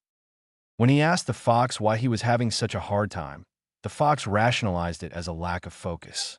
The Fox informed him that because he had a lot of chakra flowing within him constantly, he was becoming easily distracted by the different sensations he was feeling, leading to him not being able to focus on one singular thing. Naruto, still confused by the statement, didn't understand the importance of a clear mind, so the Fox unenthusiastically broke it down in different aspects. The first was telling the boy that he had to find his inner sense of calm and foster an enhanced state of mindfulness. Naruto, didn't know what that meant and stared blankly at the beast, who proceeded to glare at the boy and growled at him to clear his mind and be aware of how everything was feeling to him through his sense of smell, sound, and even taste. This was the practice of mindfulness meditation. In the same sitting position, Naruto had to focus his attention on an object. In this case, the object of choice was his chakra, and he had to feel out how it flowed, not only within himself but around him. This practice strengthened his mind's ability to remain at attention and limited the many distractions that could placate his mind in different scenarios. This was the practice of focused attention. After was the last meditation exercise the boy had to do, which centered around unlocking blockages in the chakras of his body. The meditation was focused on visualizing the flow of energies throughout his body and loosening or releasing any blockages they came up against. This was the practice of chakra meditation. To Naruto's understanding, the point of these meditations were to help in not only improving his mental and physical health, but to help enhance his awareness, emotional balance, and mental calmness. He was told to meditate at the beginning and end of every training session and did so until he was finally able to not only feel the sensation of various energies surrounding him, but also distinguish the ones aligning within him. Strangely enough, he learned that he had more than the fox's chakra pertaining within him. "Hey, these different types of energies that I'm feeling, they're chakra, right?" asked the blonde. "Yes, that's what chakra is, as I explained it to you before," replied the fox irritatingly. "Does everyone have more than one? Because it feels like there are more chakra signatures other than your own within me," said the boy. The fox did not flinch at the question. "Think nothing of it. You being able to sense different types of chakra is all you need to be concerned with at the moment. Now get back to your training," was his stark reply. And that was what the blonde did. All day, every day, his schedule consisted of nothing but physical and mental training. Even when the season leisurely changed from fall to winter, the blonde did nothing but study, train, and meditate until he was able to gain a feel of his and other chakras to an adequate enough level. At one point, he was even forced to meditate outside the cave at times because the fox said a change in environment from the constantly stable cave temperature to the harsher outside temperature would help him gain a better mental aptitude for different scenarios in different locations. The fox wanted to put his newly gained ability to the test, and what better way to do that than to have the boy track and capture some wildlife animals that were living in the forest surrounding the village. These animals range from the typical stags, elks, and wild boars that commonly inhabited the woodlands to more uncommon animal sightings in the area, such as wild buffaloes, wild yaks, and wild oxes who all migrated when the season started to shift. The point of the task wasn't to only capture the animals. It was to locate and determine the differences between each species of animals based on the sensations their energy signatures gave off. This training was good for strengthening the boy's sensing ability and helped simulate real-world experience for when he needed to track and locate a person of interest in any type of environment. The task seemed relatively straightforward at first, but the boy quickly found out that these newly migrated animals were not only larger, but way harder to track down and capture than the wild rabbits and smaller wild boars that he was used to tracking and catching. The animals were way more cautious of their surroundings and what territories they inhabited. The blonde also learned that these animals were ready to fight at a moment's notice in order to survive. He learned that lesson the hard way from one particular encounter with a wild buffalo. It was sometime near daybreak. Naruto had seen some unfamiliar animal tracks leading near a cultivated land area while he was scouting out the land. The tracks were about the same size as one of the local farm animals, but a tad bit larger, so he almost dismissed them as just a random inconvenience. He was going to continue with his labor when suddenly he heard the sounds of low rumblings from something behind him. As he slowly turned around to see what exactly was making the noise, he was surprised to see that it was an animal he had never seen around the area before. The animal was bigger than he expected. It had a stocky and muscular body, horns curved outwards and then upwards, large hooves that were splayed, and a thin black coat on top of thick black and gray skin. After seeing the animal in its entirety, Naruto said the first thing that came to mind. "Kuhua." Soon after, he began to calm down and subsequently placed a hand on his chin, all while a devious glint began to form in his eyes. If I capture him, I probably won't have to worry about spending any money on groceries in the village for a while. I'm going to be eating like a king for the next couple months, he thought to himself. But a problem arose from his grand plan. The animal was far too large to be ensnared by the traditional rope and snare he used to lure and capture rabbits with. It was also much too powerful to overpower with strength alone. It looked like it weighed about the same size as 3 barrels filled to the brim with water. And even if he could move it, where would he even keep it at? In the COT? Near the training ground? In the clearing? He began to ponder. While he was thinking absent-mindedly about what he was going to do to the animal, the beast, who was startled by the boy's sudden yelp, took the blonde's physical actions with caution. The beast, finding no other reason to stay in the location, was just about to leave the boy to his musings, until its eyes caught the focused glint in the boy's eyes. This alarmed the beast, solely because it was familiar with the look. It was the ever-present look of trouble, and the beast based that on the several people who had tried and failed to capture it over the years. It was very troubling times, always moving from place to place, only to be hunted over and over again. Times for the beast were rough, especially when the seasons changed, and always being cautious was a long and dreadful experience, but it allowed survival. Which was going to once again continue today, was the thought of the beast who stood ready to charge the boy. The boy in question, not knowing what was in store for him, was still in a state of thought when his senses suddenly started to spike, as he dodged the forceful headbutt from the beast at the last second. His face was adorned with a look of utter surprise, not believing that the animal would actually attack him for no apparent reason. Can it read minds? He thought as he dodged another charge from the savage beast. What's it doing? Why is it trying to flatten me? He said to himself, trying to figure out how the situation flipped from calm to chaotic in a matter of minutes. Naruto wanted to target its legs, thinking that they were the beast's weak spots. However, the beast was relentless. It charged at the boy endlessly, giving him no room to breathe or attack. It just kept charging at the boy until he finally ran up a nearby tree. The beast didn't let the boy out of its sight for a single second. It did so until it slowly backed away, eyes still glued to the boy, upon seeing that no threat was coming to it. The blonde's pride took a slight hit from the encounter. He realized that there was nothing he could do to the beast at any point of the encounter, and the fox let him know too as he scrutinized him for retreating from what he called an inferior being. This didn't bode well for the boy's still developing ego, but at the end of the day, he was able to escape the encounter with his body still in one piece. Although, an added benefit to the encounter with the beast would have to be that it not only gave him great insight on dealing with larger and more ferocious animals, but it also highly urged the blonde to change his tactics and look for other unorthodox methods in dealing with such animals. Methods that would lead him into improving his trap-making skills.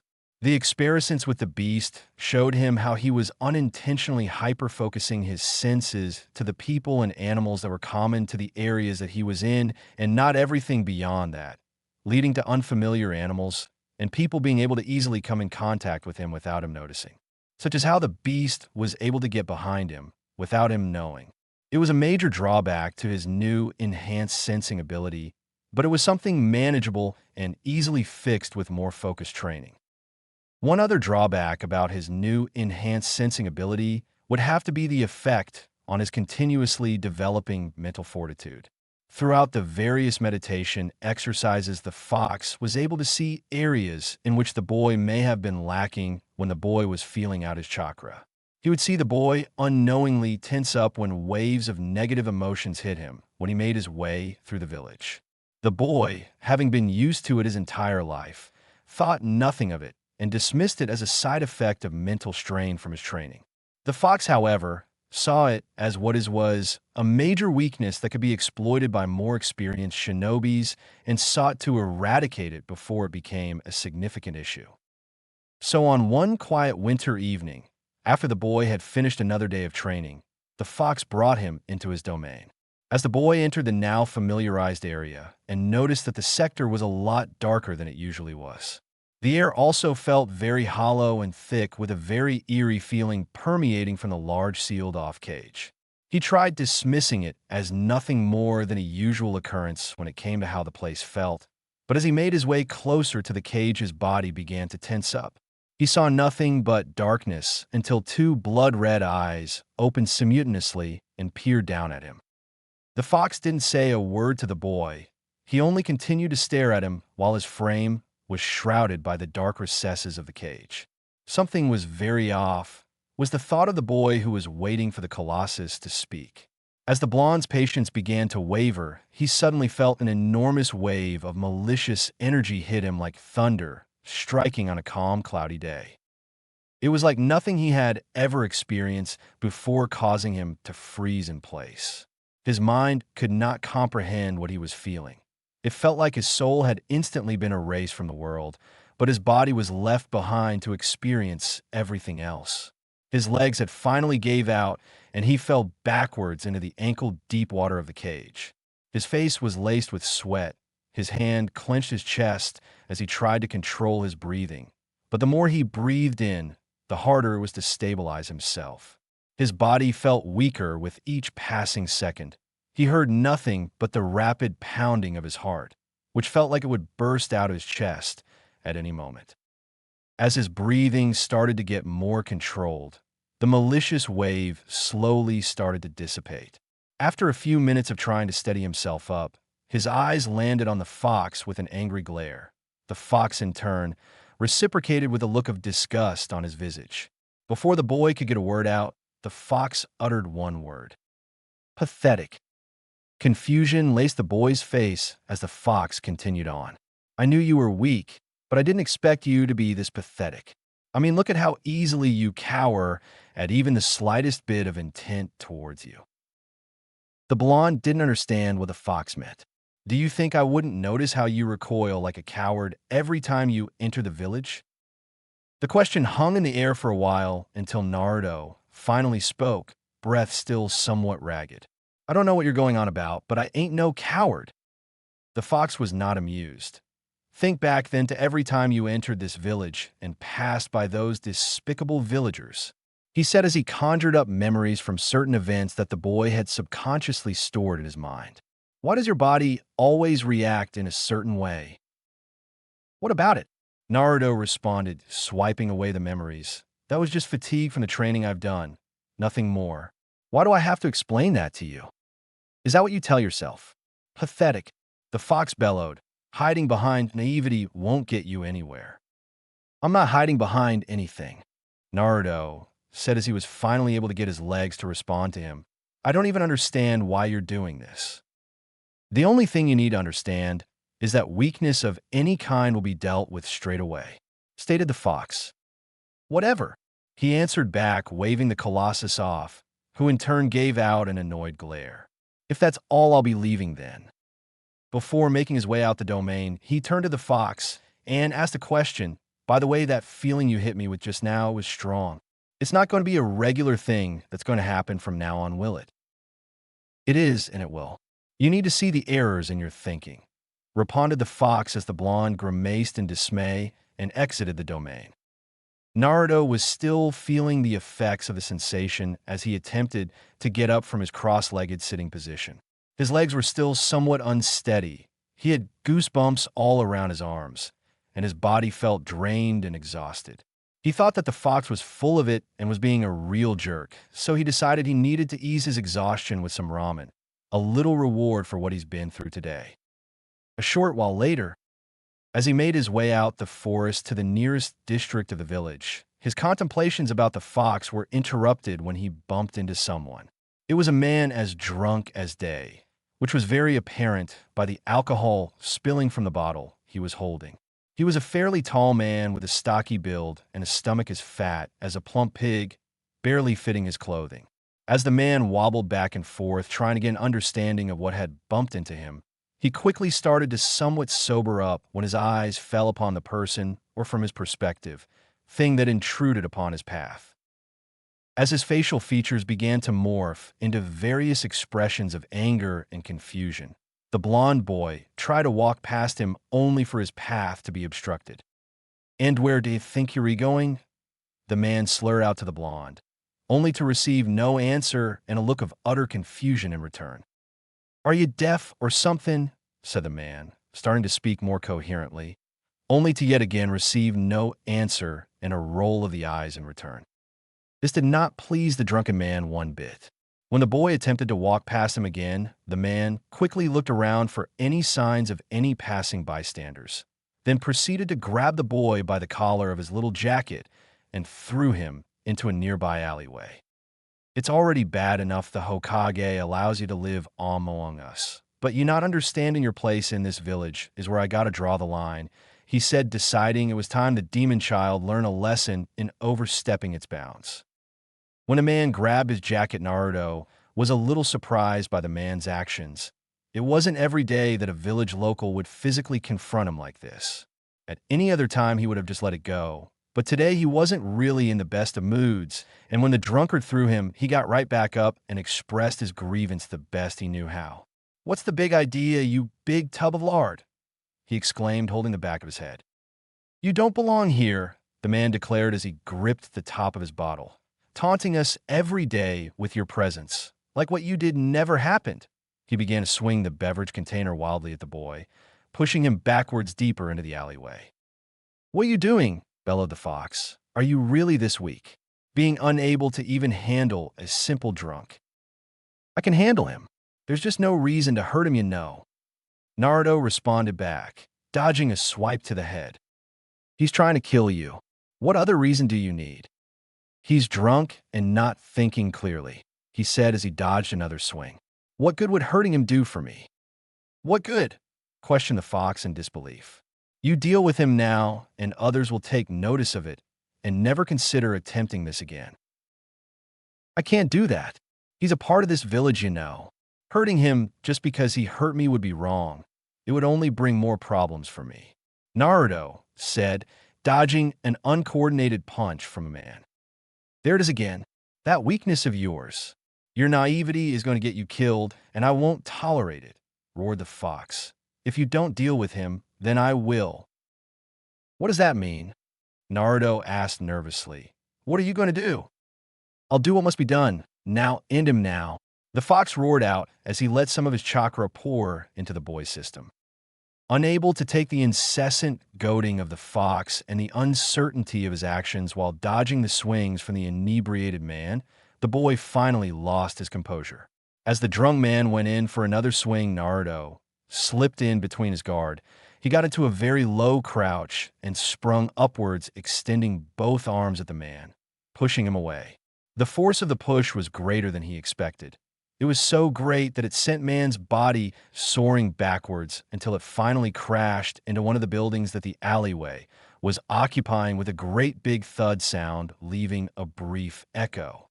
Naruto was surprised by the force he exerted, but quickly resolved himself and was about to make his way out the alley until his eyes landed on a large amount of a red liquid-like substance coming from the body of the man lying on the ground.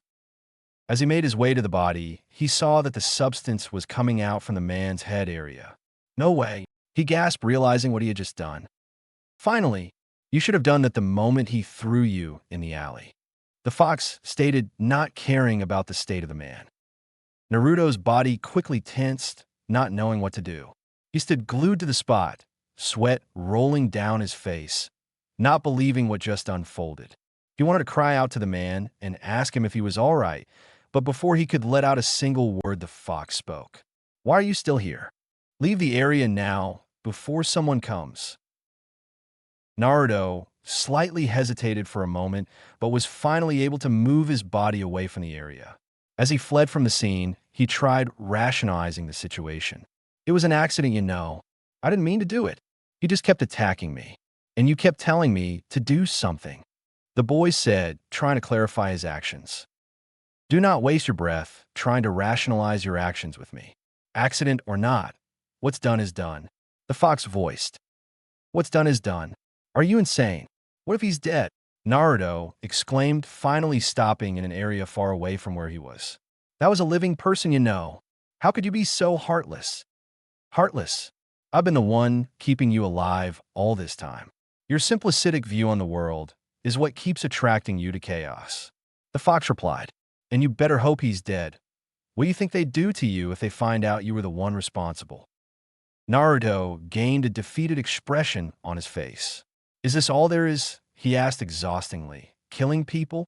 Is this really what it means to be a shinobi? This is the reality of the world, boy. This is also the path you chose to go down. Rid yourself of these weaknesses before they become the end of you. Your life isn't the only one at stake, he roared, but the boy still had a look to him that annoyed the Colossus.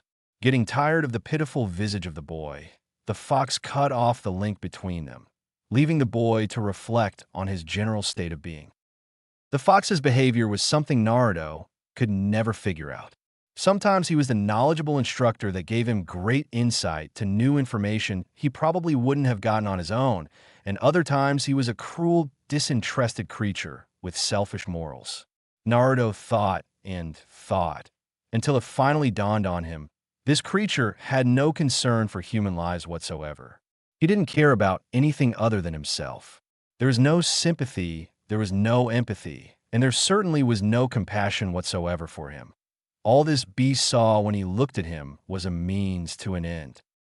Coming to the realization now was a truly deflating feeling. He had been getting ahead of himself a bit, thinking that he and the fox had similar goals in mind. He then tried remembering why he was working with such an apathetic beast of mass destruction and what he was working tirelessly to accomplish. That's right, his goal was simple. It was to be the best, to be the greatest shinobi the world had ever seen. But as for right now, he was simply a boy with a pipe dream, a boy not able to stomach the thought of taking another life. He began to ponder what it meant to be strong, what it meant to be powerful, and what it meant to be above everyone else. He wondered if this was all that was in store for him, taking life after life until what? He was the strongest? Until someone else stronger than him takes his? Was this all there truly was to be strong? As questions after questions plagued his thoughts, Naruto tried his hardest to clear his mind, which led him to walk aimlessly throughout the nearest sector of the village as snow began covering the ground. After what felt like hours of mindless walking, his eyes quickly fell upon tiny footprints littering the ground. They were bigger than house cats, but smaller than an adult's. He soon began to follow them, until they lead him to a figure cradled up within themselves on the ground under a streetlight. As he approached the figure, he heard the faint sounds of sniveling. When he got closer, the figure quickly peered up at him, trying to dry the tears from their eyes, and that was when he noticed the person's featureless white eyes. Recognizing them as a Hyuga clan member, he was somewhat confused as to why they were out in the cold, crying. Then he leaned in trying to see if they had a mark on their head, which they didn't. The person, who he had now noticed was female based on the sweet flowery scent she gave off, had dark blue hair that was kept in a bob cut style, and wore a dark blue kimono. He was about to open his mouth and ask her why she was crying alone in the dark, but didn't when he noticed that she had no shoes on. Without missing a beat, he quickly took off his shoes and placed them in front of her, prompting her to try them on, which surprised her. When she still wasn't moving, he grabbed her hands and helped her into the footwear. After that, he started walking towards the direction of the Hyuga clan compound with her in tow. The two children walked to the compound in silence under the incandescent street lights. One's mind was filled with obscurity, while the other filled with uncertainty. When they got to the outer wall of the compound, nothing was still said. The boy only stared at the compound walls for a moment, then let out a long, tired sigh and left, waving a goodbye to the girl without facing her. As he left the vicinity of the Hyuga compound, more snow started to fall gently upon the blanketed white ground. This caused him to decide that it was finally time to go home and put an end to the very eventful day, once and for all. As he walked, the only sounds heard were the continuous steps of little feet trudging home one at a time, bit by bit into an unknown future. Ch5. Apathetic learning. Since the dawn of recorded history, one fact has always remained prevalent. Life just wasn't fair. No one is born equal to another. Not everyone gets a good deal in certain areas of life, and bad things often happen to good people, while others seem to coast through life untouched by misfortune. No other being has understood this sentiment as much as the nine-tailed fox, which was true until he was sealed inside his current jailer, Naruto Uzumaki, that is, a child with a life filled with too many complications to name. One would think that the fox, who had been dealt a cruel hand in life, would sympathize with the child who had also experienced similar travesties, but you'd be wrong. He was just too prideful and filled with too much spite to form any lasting bonds or connections with anyone, especially that of a human. Oh, how he hated them with a passion. A result of his hatred coincided with his chakra gaining a new level of consciousness that automatically magnified and expounded on the negative emotions of anything that it made contact with, and in the fox's eyes, it was all humanity's fault. The few interactions he had with mankind had always ended in the same result for him: pure anguish. Looking back at it, he truly didn't do anything wrong. An arrogant man came to him one day, seeking the power and means to defeat another. The fox dismissed him as nothing more than a minor inconvenience. But ironically, the arrogant man had the ability to subdue and take control over him, and found that out quickly when he was forced to fight a battle against another man who also had the ability to subdue him at will. It had all eventually culminated with him being sealed into the body of the wife of the man he was used to fight against, which is the point at which his life truly began to get explicitly worse than it already was. Going from mountain ranges and forests that covered the land far and wide to cages and restraints had made him unconsciously amass all the perpetual hate and disdain that he had inside for humans and released it into a thick layer of chakra that coincided with his strong negative emotions. Throughout the history of the world, he was seen as nothing more than a threat, a powerful tool for humanity to do as they pleased with, or a source of fear to be contained. Normally, dealing with the simple worries of such, in his opinion, lowly creatures had never been the fox's forte. But his freedom meant everything to him. It had been about 80 years or so since he was last free to roam the earth with no constraints. It had been about 53 years since being imprisoned in his first female Jinchuriki, Mito Uzumaki, and many years after that he was imprisoned into his second female Jinchuriki, the mother of his current jailer. Then about 14 years after re-imprisonment, he was set free involuntarily and subsequently forcefully sealed away again into the brat he's managing now. Life truly wasn't fair, but there was no point in sulking about the situation.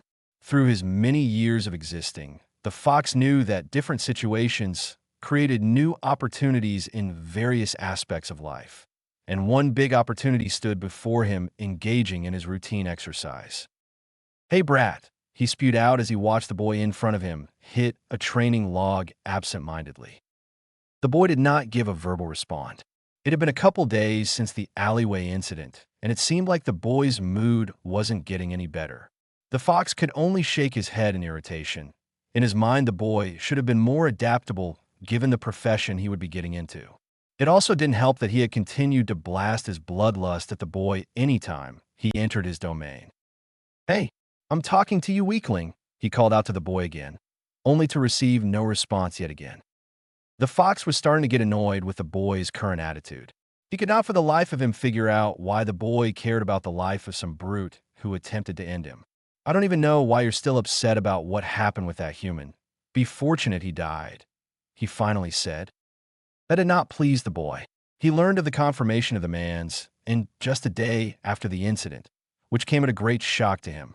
He hoped that the man lived and had just forgotten about the whole situation, but that was just wishful thinking. Him dying does not make everything in the world right. He responded to the beast in displeasure. "That was a life. How can I go on about my own so casually knowing I took someone else's so easily?" "By getting over it," was the fox's gruff retort, bringing a frown to the boy's face. "It was either him or you, and your body ultimately made the correct decision." "You mean you decided?" "I only pushed him back, while you enhanced the force of it with your chakra." "Enhanced, empowered, aided." It's all relative. The fox replied back, "Understand this, boy. This world isn't kind to the weak. Rid yourself of these insignificant weaknesses, and you might actually find yourself becoming the strongest as you so desire," he said with a mocking voice. "Whatever, heartless jerk," he murmured, waving off the beast off, growing ever tired of the conversation. Nevertheless, it's time to move on in your training to even more refined ways of grasping your chakra, the Colossus said, steering the conversations away. "What? There's more. What do I get to learn cool jutsus and stuff?" the boy questioned dejectedly. "Quiet. You'll get to those when your body is ready for them," snarled the fox to the chagrin of the boy. The fox knew the boy's control was still a mess and had to engross him in other forms of chakra control training in order for him to even function properly with a nearly unlimited supply flowing through him constantly. So he had the boy scout around various training grounds in an attempt to take in new information about said control exercises. And from these observations, the boy was able to discover the leaf concentration exercise, an exercise that required focus on a fixed amount of chakra to the forehead while keeping a leaf there without using one's hands. If the stream of chakra was too weak, the leaf would fall off. If it is too strong, the leaf would be pushed away. The feather floating exercise, an exercise that is an advanced form of the leaf concentration practice that radiates chakra for a distance, starting at half a foot from the hand. Feathers are used because of their lightweight and uneven form, which can make the technique more difficult to perform. Alternatively, this practice can be used with any other lightweight object weighing less than half a sheet of paper. Naruto saw a group of 6 young academy students practicing the exercises by a park near the southern district. The first group of 3 had leaves stuck to their foreheads, while the other group attempted to float feathers in the air. The fox told him that these chakra exercises were probably some of the basics that were taught at the academy, and that it would be best to get them down as soon as possible. The tree walking exercise, a practice that involved focusing a fixed amount of chakra on the bottom of one's feet and using that to climb a tree without using one's hands. If the stream of chakra is too weak, the participant would lose their footing on the tree and fall off. If it is too strong, the participant will be pushed away from the tree, causing the tree to break around the point of contact, resulting in the participant falling. The treetop balancing practice, a training method used to typically climb to the top of a tree or similar objects of height. There must be a delicate balance issue with the place choose on, typically with something to catch you a few feet beneath the surface the participant is on. To start with, in this exercise, the participant must not only keep the wind away from their body by making it go around them, but must do the same for the delicate area of the tall object, in case it bends and the participant lose their balance. The chakra pull-ups exercise, an exercise that has the user attach their palm to a solid overhead surface, then perform pull-ups without the use of their grip strength. It is similar to the tree walking exercise, as it encourages continuous control, good for coil growth, as well as focusing chakra into the hand for jutsu. The boy watched as a shinobi practiced the exercises near a training ground with tall trees that stretched long and high. He watched as the shinobi climbed up one of the trees and planted himself on one of the firmer branches high above. The shinobi almost lost his balance a few times when he had gotten distracted by the sights and sound of the birds and squirrels that passed by him, but he was able to refocus on his concentration and perform the exercises. Naruto ultimately gathered that the exercises focused more on concentration rather than pure physical ability. The chakra suppression practice, an exercise that had the user conceal their chakra by pulling a certain amount inwards into their body and condensing it until it becomes undetectable. The technique was very useful for infiltration and escaping an undesirable situation. However, when in a state of suppression, the user will be unable to perform justice. The last thing he was able to observe was mostly by pure coincidence.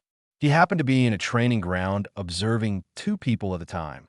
One was a young boy no older than himself. He had shiny black hair that was braided in a ponytail, round eyes with prominent lower eyelashes, and very thick eyebrows. He wore a short-sleeved kimono shirt with a martial arts belt along with dark pants. And the other was a man. He was tall and well-muscled. He had fair skin, a strong jawline, shiny black hair which was styled in a bowl-cut haircut, and even thicker eyebrows than the boy beside him. He wore the greenest jumpsuit he had ever seen another person wear. It was assorted with orange-striped leg warmers and the standard Konoha flak jacket, which was complemented with a red forehead protector worn like a belt around his waist. The two individuals were partaking in all kinds of different exercises. Some Naruto was familiar with like the 3 sets of push-ups, sit-ups, pull-ups, and laps that he was accustomed to. While others he planned on adding to his daily routine, like sprinting up and down on a steep incline and hitting a large tree or rock 50 to 100 times without completely destroying the object. The Fox said it helped train concentrated power through focus of mind and body. Observing the two didn't just give Naruto great insight in improving on his physical conditioning. It also gave the Fox a new clarity on ways to approach the boy's routine going forward. Before, he had the boy attempt multiple exercises all at once and expected growth from there, but it seems like that was the wrong way to go about things. He needed to target specific areas so that the boy's physical growth would become more purposeful. As Naruto began to leave the two enigmatic individuals to their own doings, his attention was suddenly captured by an unfamiliar chakra signature some distance from his current location. As he made his way to near the point of interest, he noticed that the chakra had been built up and expanded throughout the area. When he arrived at a distance away, he saw a male shinobi performing the act and somehow pulling some of the remaining chakra he had inwards. The boy was confused about how and why it was happening until the shinobi stopped when his chakra was nearly undetectable within the area and proceeded to hide in the foliage of some trees. Then, more shinobis came, and it seemed like they were looking for him, but had no luck in doing so. A timer then rang out loud, and the shinobi came out from his hiding spot. It turned out to be a training exercise, and the shinobi that hid was a person of interest in their exercise. Even so, that wasn't the most surprising part about the whole endeavor. The shinobi that hid almost erased his whole presence, and if Naruto hadn't arrived to see and track where he hid, then he might have completely lost him. It was a new discovery that needed proper testing and application. The Fox indicated to him as he left the area with many new discoveries at hand. There are still more exercises and training methods to uncover, but as for now, the Fox expected the boy to get the exercises he gained down by the time he entered the Shinobi Academy. Presently, it seemed like the Fox was going overboard in having the boy learn various methods of training in such a short amount of time. But in actuality, it was to catch the boy up to the level of the children he would be grouped with. A short while ago, the Hokage had visited the boy and advocated to him about joining the academy in order to begin his shinobi career. However, the Fox saw no point in joining the academy at the current moment since the boy was already doing similar things to what would be taught there, so he had the boy decline the offer and delay it to a later date. When the Hokage asked the boy why, the Fox told him to ask the man if any clan children were going to be grouped in the classes with him. When the aged leader confirmed the answer to his question, the boy was told to tell the man that it was likely that the clan children would get specialized training that he would not have access to, putting him at a disadvantage. So, he needed time to better himself if he wanted to stand above them all as the strongest. He added that he would be ready to go the following term when he was more prepared.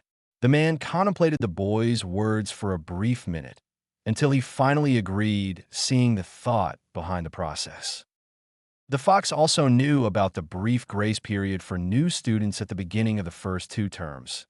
It was developed alongside the academy curriculum and became more structured when the active warring with other villages started to die down. It was primarily for the villagers that were attempting to start a shinobi career. New students were given the option of a later registration to either get accustomed to the shinobi lifestyle or to decide if the shinobi career path was the one they truly wanted. Author's note: the grace period thing is not canon. It's just something for this particular story. When it came to the academy as a whole, the Fox had an idea of the type of subjects that would be taught there only because he had been able to peer through the memories of his previous container. The academy classes were split between the analytical and physical knowledge of the shinobi world. For almost all of the academy students, a good portion of the time was spent holed up in the classrooms, learning the analytical aspects of the world. However, the physical aspects heavily determined if the students moved forward in the career path. The Fox knew that entering the academy meant way more than just being a significant milestone. It meant the possibility of leniency towards the boy from potential enemies would quickly disappear. Therefore, he had stressed the importance of how crucial the time given was, meaning that every minute needed to be spent on intensive training and learning everything quickly and efficiently at an absorbent rate, even when the body didn't want to. So during a period of 3 months, Naruto would scout out areas where the newly graduated shinobi met to train at. He would discreetly observe their actions and tendencies in order to discover new abilities or methods of training. He was disappointed to find out that it was really boring. The new graduates didn't really show a whole lot of anything. He thought that he would have been better off doing physical training, but the Fox was adamant that he observed no matter how bland or boring things got. Although he did pick up a few things from his observations, like the proper ways to throw a kunai or shuriken, and an accidental introduction to chakra natures when a young shinobi indirectly set a bush on fire and one of his friends put it out with a water jutsu. Later in the afternoon, he would go directly into training the few things he had learned from the said teams, as well as his routine training exercises. He was still intrigued by the ability to create elements from thin air, but the Fox told him it would take a while before he would start doing that. On one particular morning, while he was doing laps within a forest dwelling, he saw the man and boy he had observed some time ago. There was a stark difference this time about the boy's appearance. He looked like an exact duplicate of the man standing beside him. His hair was styled in a bowl-cut haircut. He wore a green jumpsuit assorted with orange leg warmers and had a red forehead protector he wore as a belt. One difference was that he had bandages wrapping around his forearms up to his fingers. They were probably stitches from intensive training. Naruto noticed how the boy not only seemed physically fit, but moved with the grace and speed of a young buck during his physical activity. "Look at his leg warmers. What do you notice?" asked the Fox, observing the duo with the boy.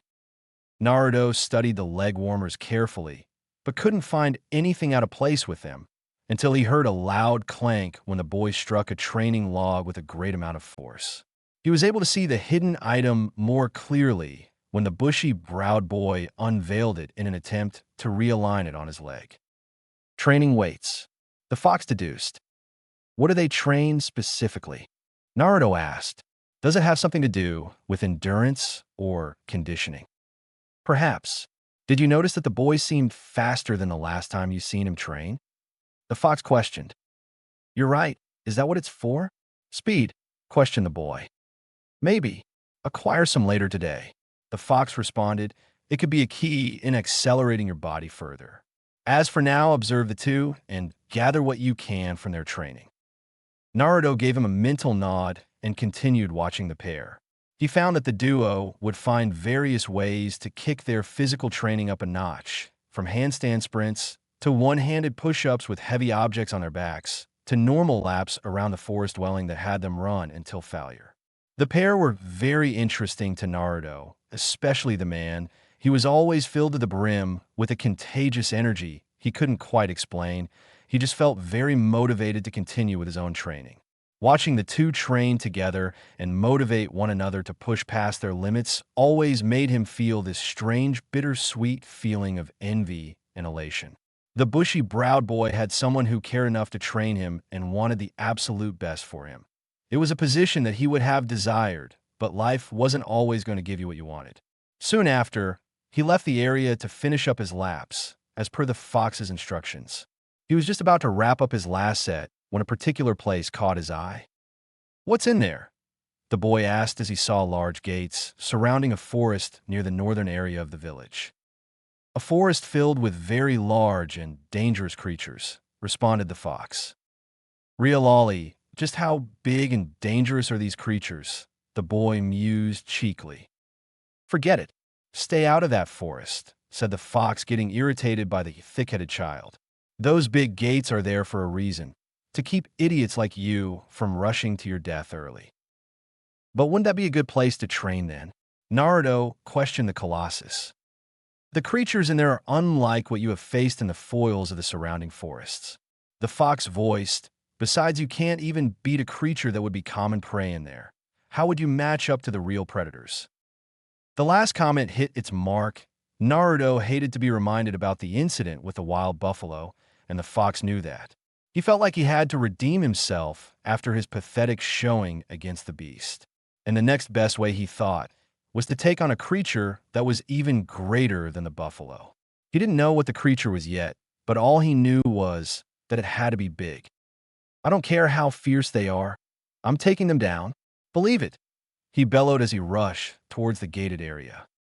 Hold on, spoke the fox. You don't even know what's in there, and you're just rushing in head first. Have you learned nothing? Naruto had the decency to look embarrassed. Oh yeah, I forgot, he said, scratching the back of his head. It's called the Forest of Death. There's a high chance that the creatures in there can kill you in an instant. In an instant? That doesn't sound good. The boy replied monotonously, like what types of creatures are in there anyways?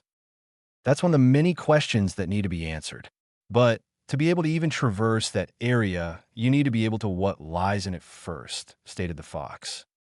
After a quick trip to the village library, Naruto eventually found out that not even the village knew much about the forest. The only thing that he was able to uncover about it was it being inhabited by many large animals that may or may not be poisonous, and that it was a testing ground for something called the Chunin exams. Other than that, there seemed to be nothing worth noting. Naruto didn't want to fold out early. He wanted to now, more than ever, enter the forest and conquer what was in there. It was a new trial and a new way to test himself that others had limited information on. It was a challenge that was calling out to him. So who was he to run from it? But first, he needed to round up some materials. Because when it came to poisons, Naruto knew nothing on the subject. The fox told him that if he were ever poisoned, his chakra would instinctively burn it out of his bloodstream. However, it would be better to get acquainted with all the possible antidotes of different types of potions just in case he ran into a new variant that wasn't documented. With that being said, Naruto located the nearest area populated by flowers and started scavenging around to collect some ingredients as prescribed by a book on toxins and their remedies he found at the library. As he started picking from the numerous flowers and shrubs, he heard the sounds of small footsteps approaching his direction, causing him to look to where they were deriving from. What he saw was a girl with light green eyes, short platinum blonde hair, and a face adorned with a curious scowl. "What are you doing?" she asked in a demanding tone. "Familiarizing," was his short reply. "Familiarizing? With the flowers?" she asked incredulously. "That's right. Now, if you don't mind, I'd like to get back to it," he said, waving her off. The girl didn't like that reply as shown by the frown that marred her face. "Boys don't play with flowers. So what are you really doing?" she roared. "I ain't playing. I told you I'm getting familiar," he roared back. "What's it to you anyways? You the queen of flowers or something?" "It just so happens that my family runs a flower shop," she replied matter-of-factly. "And you're picking them wrong. Don't just pull them out from the roots. You have to pick them from their stems." Naruto looked at the flower, then back at her with a look similar to that of a fox. You really are the queen of flowers then, huh?" he stated shortly after. The girl wasn't amused. The blonde idiot in front of her was starting to get on her last nerves. "Just do it right, and don't mess up the flowers," she stated as she turned and went on about her way. What a weird kid, he thought as he watched her leave. As the girl left, the fox told Naruto to take the girl's knowledge of plants into future consideration and that he should look into her family's flower shop for future reference on plant life. With that being said, the boy proceeded to collect all the necessary ingredients and product that he needed and store them away into a duffel bag filled with jars of other collected items. All that was needed to be done now, before being ready to go in the forest, was to further improve his body. And the best way to do that was by acquiring those training weights the fox told him to get. The training was abundant and tiring, but he was hopeful that the results would prove beneficial for the impending future. A couple of months later, Naruto, age 6. It had been about 3 months, but the time had finally arrived for the boy to attend the academy, as per his agreement with the old Kage. As he got his things in order, he began to think over all the progress he was making. He continued with his physical training and was seeing steady improvement. He was also able to get his hands on some training weights and old ninja tools that were thrown out by some ninja weapon shops. He would tie the weights to a specific part of his body like his shins or his upper body and would do common exercises with them. Nothing too intensive was done because he could feel the difference in the strain and tension his body would go through the longer he trained. The fox advised that he apply the weights gradually as his body got used to the physical strain. The ninja tools were something he was fortunate to come across. Typically, a pack of kunai and shuriken were affordable, but could cost an arm and a leg because of the sheer amount that were lost and damaged. So finding a mountain full of used tools was like a blessing in disguise. The boy was able to practice his accuracy in combat with the different types of weapons. It was a learning curve at first, but he was able to develop with them to an average level through continuous practice and observations. And at long last, he had finally been able to put together a survival kit for entering the forest of death. Everything was all going according to plan, and the only thing that was left to really do was to enter the academy. However, a problem quickly arose when he started developing mixed feeling about attending. Entering would mean starting his shinobi journey as planned, but it also meant that his current training methods would be halted, which was something he was displeased with, especially after adapting to the regimen for so long. The fox ultimately made the final decision and told the boy that he would be attending solely for the purpose of collecting data on the clan children and other information that would be brought up about the village that would benefit his training. When it was time for him to go, he left his apartment building and made his way towards the academy, taking in the sights and sounds of the busy districts he passed along the way. The trip through the various districts weren't too pleasing, to say the least, particularly when the people opening their stalls and shops saw him. The sight of him was enough to bring the tranquil morning atmosphere of the retail areas into a stir of unpleasantries. Learning to block out the negative emotions of people came in handy at times like these, and it provided a bit of added training to keep the senses sharp, the boy had rationalized. The academy was a huge building located directly at the base of the Hokage mountain. When he arrived at the academy zone, all eyes quickly darted towards him. The once bustling grounds turned into what felt like a chorus of whispers and murmurs as parents pulled their children away while awaiting for an instructor to come collect the latest group of potential shinobi. Mac DeMarco, Chamber of Reflection, start. The newer students were given a syllabus that consisted of what the academy classes would be focusing on throughout the year. Some basic taijutsu techniques, wielding and using basic ninja tools like kunai and shuriken, trap setting courses, basic ninjutsu techniques, and ninjutsu theory. They were going to focus on less physical training than he liked, but the trade-off was more ninjutsu knowledge that he could acquire. Although he was somewhat dreading having to sacrifice his long physical training hours for the next 6 years for more book learning, especially when everything that was going to be taught was pretty much already covered by the fox. Naruto was grouped with the newer students the whole day and gained more understanding of the functions of the academy. They were organized into a classroom that was used to give a crash course on the academy history and what they were expected to know as developing shinobi. To say his time at the academy fell short of his expectations would have been in the understatement of the century. It was a bigger letdown than he had anticipated. The academy was quite large and was comprised of several buildings. Along with being a school, it is also the area where the Hokage's office was located, which was where missions were dispatched. However, that's not where the major problems lied. Everywhere he went, his presence spoke volumes. Everyone was always made aware of when he was anywhere, but nobody ever approached or voluntarily associated with him. He received the typical glares and looks of uncertainty or contempt that he was accustomed to from teachers and a few students alike. When the final class of the day ended, Naruto watched as all the kids from the different classes began forming into little groups to go home, making plans to go eat, studying together, or deciding to ditch studying altogether and go into the park or entertainment districts to play. All while he made his way to the entrance of the building, going out as he came in, alone as can be. Mac DeMarco, chamber of reflection and, "Well, that's that," said the fox in a somnolent tone. He hadn't heard from the fox at all throughout the day, so his voice came as a surprise to him.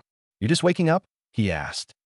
I had no interest in listening to those humans drabble on about how great their pathetic learning center was. The beast yawned his response. The boy who just a moment ago was feeling dispirited now had a feeling of contentment as a grin started to stretch on his face. "You didn't really miss much. Everything they plan on going over we're pretty much are ahead on." "I see. Then what are they lacking in?" the fox asked. "They don't plan on doing much physical training." "Then you'll make up for that on days where you only study." "What about all the physical activity that I've been doing so far? Will that be made up too?" "I have to be at the academy almost every day," the boy asked. "We'll establish that when we get there. As for now, make up for the time lost today," answered the fox. "When? Right now?" "No, next week." "Yes, right now." The fox voiced, "Or has sitting on your ass all day made you tired already?" he said in a mocking tone. A smile made its way onto his face. "As if you got to tell me that. You're in the presence of the future strongest you know," he stated as he made his way in preparation for another session of intense training. Ch6. Kinetic learning. Naruto, age 7. The head, the chest, the arms, and legs. These were all areas that were repeatedly struck by the numerous kunai and shurikens thrown diligently by the young boy, continuing another day of hard physical training. He was gearing up to make his expedition into the forest of death, honing all the skills and abilities he could until the fox deemed it an acceptable level. A lot had occurred over the short period of time since his enrollment into the Ninja Academy. The classes were as long and tedious as ever, with students being gradually taught the core curriculum of reading, writing, mathematics, science, and geography that he had already went over with the fox. They were also taught the shinobi rules of how to strengthen their minds and bodies. The ninjutsu and jinjutsu teachings were a driving factor in their studies. The ninjutsu classes taught them about chakra and how to manipulate it and use hand seals to help mold them, while jinjutsu classes focused less on how to create illusions and more on how they functioned. They were also taken through the handling of ninja weapons and tools like shuriken and kunai, learning how to throw and wield them through targeted practice, as well as being instructed on the basics of trap setting. The students were constantly rearranged into different classes to familiarize themselves with a wider range of people to teach them to adapt to change. Even during their lessons, the classes were often broken down into smaller groups for school activities. Through this rearrangement, Naruto discovered the presence of others he had briefly encountered before entering the academy. One being the Aburame boy he had came across while learning about insects and how they operated in their ecosystems. The boy's name was Shino, and he was as calm and resevered as the day he met him, only speaking when spoken to. Another was the blonde-haired girl he had met when he was collecting herbs for antidote solutions. Her name was Ino, and she was as bold and mild-tempered as the day they met. She had been the first to initiate contact with him after passing by him in the halls. He was taken by surprise at first when someone approached him, but reined it in as he tried to recall where he knew her from. When he couldn't immediately identify her, she called him a rude idiot that should have been more grateful of someone like her speaking to someone like him so casually. The way her emotions fluctuated made her a very weird girl in his opinion, but she wasn't the only one. On a random day during a lunch break, he heard the thunderous sounds of voices coming from a group of students. When he went to see what the commotion was, he saw a group of 4 boys surrounding a girl. They were ridiculing her panicked state and mocking her appearance, notably her eyes. Naruto didn't understand why she wasn't standing up for herself, but when nobody was coming to her aid, he decided to step in. When he approached the group, one of them recognized who he was and voiced loud and clear that their parents told them to stay away from him. "You should just get out of here before you get yourself hurt," said the leader of the group, who was physically larger than the rest of the boys. "Yeah, unless you want to know what the bottom end of the ground tastes like," declared another boy with a raised fist. Naruto didn't answer back right away. His eyes just scanned over the group. Then he spoke. "Whoa, "Take it easy," he said, raising his hands in surrendering gesture. Then, a faraway expression adorned his face. "I understand completely," he acknowledged as he proceeded to leave in a hurry, much to the timid girl's displeasure. "Finally, that pest leaves," stated the leader. "Now back to you, you weird-eyed free dash." He was cut off as 2 feet impacted into the side of his face, causing him to skid across the floor. To the shock of everyone, the blonde had returned. "Sorry, pal. It seems that I'm a bit hard of hearing. You mind speaking up?" he said as he raised his fists in preparation for a fight. As the larger boy tried steadying himself back up, he commanded the other 3 boys to attack the blonde. At first, they were all hesitant, but then one of the boys quickly gained his composure back and charged in with a right hook, only to miss as the blonde ducked under his swing and retaliated with a punch to the boy's nose. When he tried going in for another punch, the other 2 boys decided it was time for them to intervene and tried attacking the blonde together. One of them tackled the blonde, but wasn't able to take him down. The other boy went for a punch to his temple, only for him to dodge and weave his way through their ambush, while responding back with a series of punches, leading to the inevitable end of the scrum. When the boys finally decided they had enough and fled, he turned to the girl to see how she was doing, only to receive no verbal response from her. She just stared at him blankly for a moment with unblinking eyes, which somewhat unnerved him. Then she bowed her head in thanks as he left. He was surprised by the action. It was the first time anyone had thanked him for something he did. It was a peculiar situation to be in, but some good came out of it. He got to see how he would fare in a fight with the other students.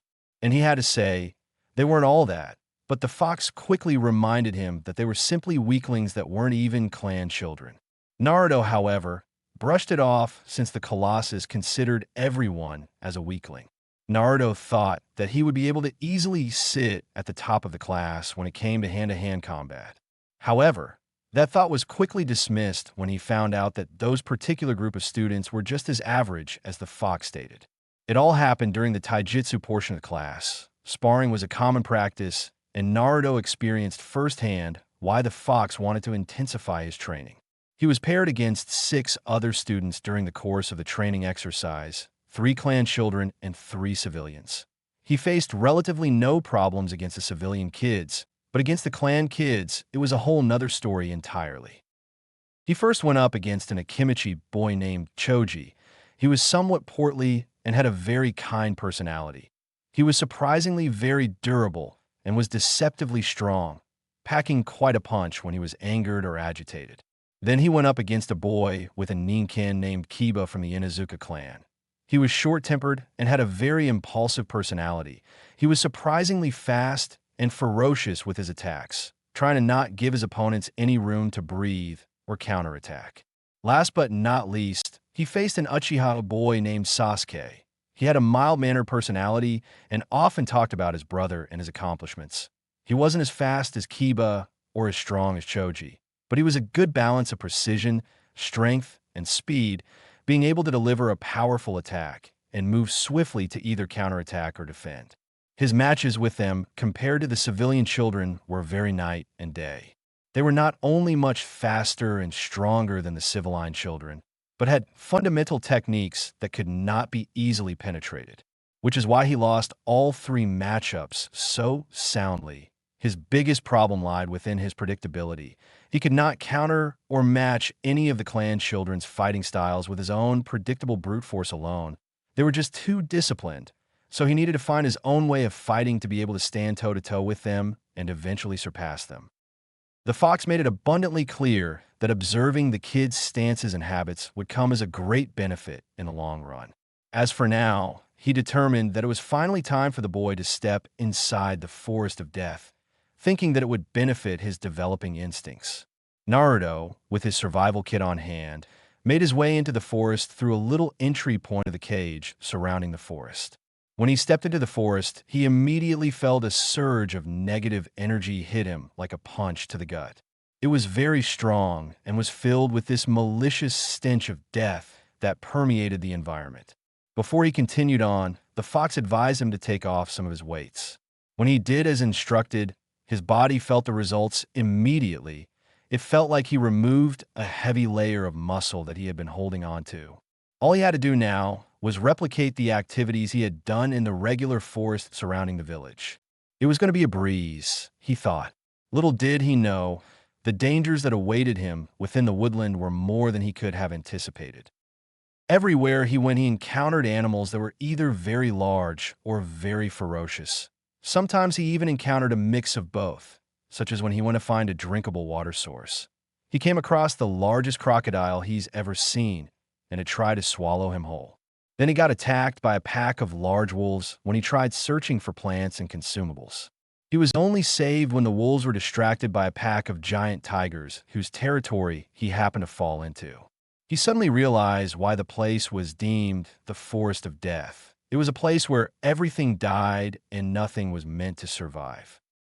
After that whole experience, he realized that he probably needed more speed to function at a comparable level to not only the clan children, but the animals as well. The fox suggested adding more weights, since he was already gotten accustomed to his current set. They determined that he needed something to hold the weights when he went through his daily routine. So he wandered through the shopping district searching for materials when his eyes landed on something. It was a bright orange jumpsuit with a white collar, a white swirl with a tassel on the left side, and a big red crest on the back. The fox said it was hideous and would stand out too much, but Naruto thought it was perfect. He then got the idea to modify the jumpsuit so that all his weights could be stored and interchanged at a moment's notice. The jumpsuit was baggy enough for the weight to not be noticed and big enough for him to grow into without having to spend more money on more suits. After modifying the suit, he decided to put it to the test. Initially, it felt heavy, but as he completed his daily regimen, he soon began to get adjusted to it. All that was left to do was to stock up on preserves for another attempt into the forest. He needed a way to divert the attention of the predatory animals off his trail, while he got to map out a layout of the forest. Therefore, accumulating enough fish for quick escapes was the only quick and easy solution he could come up with for now. He found a spot westward close to the village outskirts where fish that grew as large as his body thrived plentifully. The only major obstacle he faced was figuring out a way to haul them all with him, but there was no use in overthinking the situation. So he grabbed some goggles, a fishing net, and decided to jump in head first. When he dove at one of the aquatic creatures, he was quickly reminded of how important survival was to a cornered animal. The fish thrashed and squirmed violently in the boy's hands, subsequently getting the attention of the other sea life. Then chaos ensued as they proceeded to jump steadily in the boy's direction, causing him to plunge in the water. The copious amount of sea life hurtling against him in the water caused his mind to get cluttered as he began to find it harder to breathe. Then, he was abruptly pulled from the fray. When he resurfaced from the water, his eyes landed upon a man he had never seen before. "Gee, thanks," he coughed as he tried regaining his breathing. The first thing he noticed about the man was his attire. He wore a strange orange mask, adorned with intricate black flame patterns. He had on traditional blue robes with a sash around his waist that held a sword, bandaged up legs and feet, along with black gloves and long black spiky hair. There was something eerie about the man. He felt very unnatural. The stranger said nothing, only observing him for a moment. "Hey, you from around here, mister?" he asked, only to receive no answer yet again. The man continued to stare at him until he finally spoke. "I just happened to be passing by when I noticed you having trouble here," he said in a deep, almost raspy voice. "What's with the mask and bandages?" the blonde asked, looking the man up and down. "You with the circus or something?" "You ask a lot of questions," was the man's response. "I'm naturally curious," he shrugged back. "Curiosity isn't always a good thing," the man said in an ominous tone. "A lot of people have fallen by being curious." Naruto was confused for a moment. Then his brain pieced together details from the man's response. "Oh, I get it now. Your body's been messed up from a dangerous stunt, and now you're feeling bad about your scars," he said as the man could only stare blankly at him. "You shouldn't, though. If you let those scars hold you back, you might regret it more than you do now." The man was quiet, but listening attentively. "Besides, scars heal, so it shouldn't be a big deal." "No, they don't. They fade. stated the man. Oh, really? Never mind then, said the blonde with a hint of embarrassment in his tone. Anyways, you just got to keep moving forward. Life's going to give you more scars, so you might as well show them off. The man said no more words after that. He just stared blankly at the small reservoir. The boy could only look at him in wonder, as he still could not get a read on him. Listen and listen carefully. Leave this place immediately and make no suspicious movements. The fox cut in with the most serious tone he's ever given to the boy. The boy contemplated the oddity of the order, but ultimately gave the colossus a mental nod. Well, it's getting kind of late. Hope all goes well with you, he said, waving as he began walking away, when he suddenly felt a sense of unease wash over him. As his head quickly looked over his shoulders, his eyes caught that of the man's transforming from all black to all red with 3 tomo surrounding the iris. He and a stranger stood in place watching one another. The tension in the air was thick and no moves were made between the two. "Who are you?" is what he finally uttered as he fully turned towards the man, who in turn flexed his fingers in preparation for an unknown action, causing the blonde to flinch back in anticipation. "Don't just stand there, run." The fox started yelling, but the boy was too paralyzed with fear to move. "Hey you, what are you doing over there?" said an anonymous Uchiha from a group of 4 men who captured the blonde's attention. "I was just dash," he tried saying as he pointed in the direction of an empty spot where the stranger used to be. "Leaving, I was just leaving." As he fled from the area, he asked the all-important question at hand. "Fox, who was that?" "That was a very dangerous individual," stated the fox in a manner that almost seemed like worry. "He's the man that is the cause of both our anguish." Naruto stopped in his tracks, not believing what he just heard. "You don't mean?" he let out in an unbelieving tone. "Yes, he's the man that was the main cause of your parents' deaths long ago. Now keep moving," he roared. "Why is he here? What did he come to do? Did he come back to destroy the village? Was there even anywhere to run to?" These were the thoughts that raced through his mind as he ran as far as he could. "The forest, it's the only safe place to go," the fox told him as the boy ran directly into the uncharted territory. He stopped near an area shrouded by large, thick trees, trying to catch his breath. "What do I do now?" he asked the fox. "You wait," the fox responded.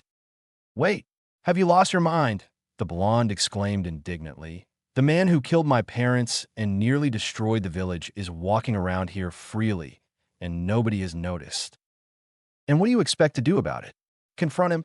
He'll slaughter you before you can even blink." The fox roared back. "Well, there's got to be something I can do. I can't just sit back and do nothing." "You can, and you will," stated the fox. "There was always a chance of him coming back here someday. He happened to come across you by coincidence. He always knew you were in the village, just not where. And you'll continue to keep it that way." "How?" the boy questioned. "By laying low and staying in this forest," the colossus stated. "That man's business here is unknown, so this will be the place you do all your training from now on." "That's crazy. What about the animals? And how do you know he won't just come looking for me?" "I locked onto his chakra the moment I recognized it. He's been mainly wandering around the Uchiha clan territory and nowhere else." The fox stated, "Keep away from places like that and hold out here." The boy was still unsure. "How am I even supposed to go about this place? I needed to fish for a reason." "Quit your incessant whining already. These animals are nothing in comparison to what he might do to you," said the fox, started to lose his patience. But how can I beat them? There's just too many in dash." The boy was about to continue when he was cut off by the beast. "Enough. I'm not here to hold your hand. If you can't even beat these puny insects, then you truly never deserve to make it this far. Adapt or die. Make your decision quickly," stated the fox with finality, thoroughly ending the conversation. The boy could do nothing more than sigh in frustration. Wave after continuous wave of problems were hitting him, and he had no way of getting rid of them. At times like these, he would wonder what life would be like if he had never existed. However, he didn't have time to linger on thoughts like that, because he had to run away from the 3 pairs of eyes looking at him hungrily from the bushes nearby. Life truly wasn't fair, he thought as he ran for dear life. Sometime later, after somehow surviving in the forest, the fox told him that the masked man's chakra signature had vanished, so he decided to head back into the village. When he got back, he quickly heard about news of a massacre of one of the clans. It was said that one of the clan members had slaughtered their entire clan, but nobody had an inkling to how or why. Naruto was shocked about the news, and in Nitalai thought it was the masked man's doing, but that was debunked when he found out that the culprit was a guy named Itachi Uchiha, who happened to be the brother to none other than his classmate Sasuke Uchiha.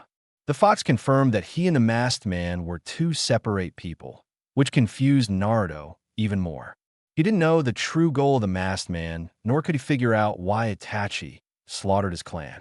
Were they working together, separately by coincidence? Or was Itachi being controlled by the masked man? It was all so very confusing. There were several things that were just not adding up. There were things he had to consider when dealing with extreme threats, but as for now, it was time to rest. He was undeniably exhausted. Days later in the Forest of Death. As he delved into the forest, Naruto wondered how many lives the masked man would ruin until he finally had enough. The thoughts of him roaming around unperturbed with his actions brought a hint of dread towards him that he could not shake, but also motivated him to endure the harsh climate of the wicked forest. And now here he was, tasked by the fox to track and apprehend one of the forest creatures, a previous exercise he accomplished in much friendlier territory.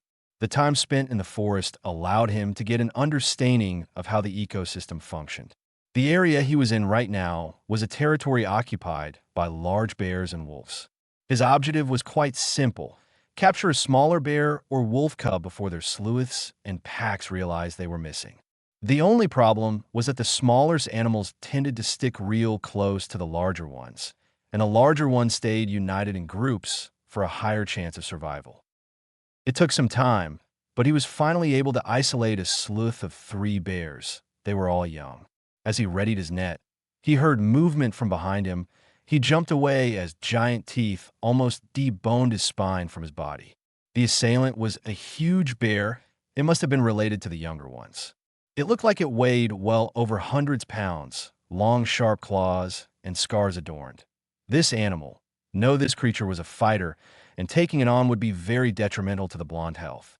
He was about to retreat when images of the masked man flashed in his mind. The perpetual evil that radiated off him was dreadful. Then questions began to circulate his mind. How could he defeat him if he couldn't even defeat a bear that wouldn't be a challenge to him?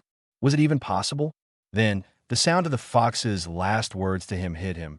If you can't even beat these puny insects, then you truly never deserve to make it this far. Adapt or die. Thereafter, he turned around and got in an offensive stance, preparing himself to engage the creature. "What are you doing?" said the fox, perplexed by the boy's actions. "What I must," the blonde replied. "How do you expect to beat it when you can barely capture its kin without a struggle?" The fox questioned. "I'll figure something out. I always do," he stated as he dodged out the way of the bear's charge. He tried attacking its blind spot, but was flung back when the bear spun quickly and swiped him away with the back of its huge paw. Now, physically shaken but not out, Naruto got into a defensive stance and awaited its move. "What is your reason for doing this?" questioned the fox. "It can't be just to win. I told you to adapt, not to rush to your death. I want to know what it means to be strong, what it means to be powerful." Naruto gasped out, trying to steady himself. "Fool, are you really willing to die here for such a trivial thing, Yo Dash?" "Shut up," he bellowed out. "I've been ready since the day I decided I was going to be the strongest in the world," he stated as he guarded himself with his kunai. "I need to know what it means to be strong. I want to know what true power is." The fox's eyes widened. "I want to know what true power is," the sentence echoed in his mind. He heard those words long ago by a being he respected above all others, his father, the progenitor of shinobi. As he watched the boy try to dodge and defend himself, he thought back upon the boy's actions, the way he carried himself, and the way he brushed off the endless hate brought onto him by the villagers. The fox found himself gaining an emotion he thought he would never gain again, especially for a human: empathy.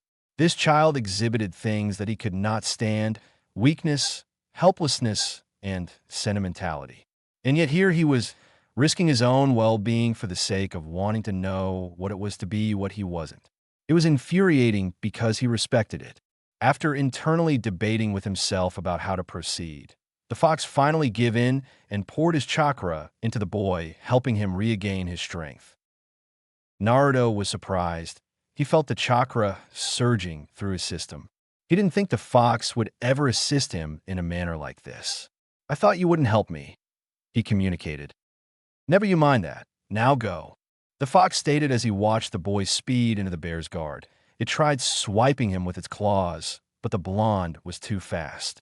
Then it tried cornering the boy between a rock and a hard place and lunged to bite him. But the boy jumped above it and landed on his head with a great enough force that stunned it long enough for him to wrap its body along a huge tree. The snare wasn't strong enough to hold the bear all day, but just strong enough for the boy to retreat without the calling intervention of other forest animals. The boy rushed away and found himself stopping on one of the tall, thick trees, his body knocking out into the unconscious recesses of his mind. The boy appeared in front of the fox and asked a question after a brief moment of contemplation. "Why'd you decide to help me?" "I felt like it," was his short reply. The boy eyed the fox warily. From the time he spent knowing the fox, he never felt like doing anything that never benefited him. He was blunt with his words, prideful of his strength, and selfish with sharing his chakra. "I see," was all he could let out. Then a moment later spoke again. "Then thank you." "Don't thank me, it weird," the beast responded. "That's what people do when they are grateful for something, right?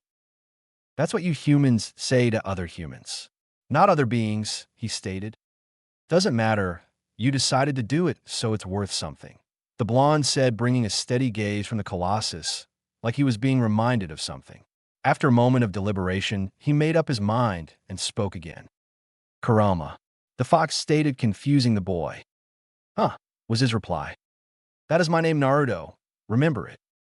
The boy's confusion quickly vanished in a shock and surprise. It was the first time the fox had ever used his name, and he didn't even know he had a name of his own. A smile swept across his face. "Kurama? What a weird name." He laughed sincerely, then smiled serenely. "But it's nice, I like it." "Aw, shut up," the fox said with no hint of malice in his tone. "Don't get bathic.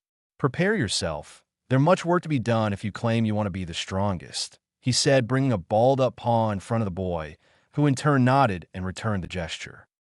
This gesture and acknowledgement from two sides would become more important than either had yet to realize. As time went on, Naruto and Kurama's obligatory partnership gradually changed from an involuntary symbiotic relationship to that of true complementary partnership. It took some time, but the two souls shackled by misfortune were finally on the same page. However, they weren't the only ones to go through a profound change, because after the massacre, Sasuke Uchiha became very uninterested in menial day-to-day things, other people, and kept to himself a lot more often. His demeanor was a lot more enclosed than it usually was, but his chakra exuded a range of emotions from anger and detachment to grief and sorrow. Naruto felt empathetic towards him.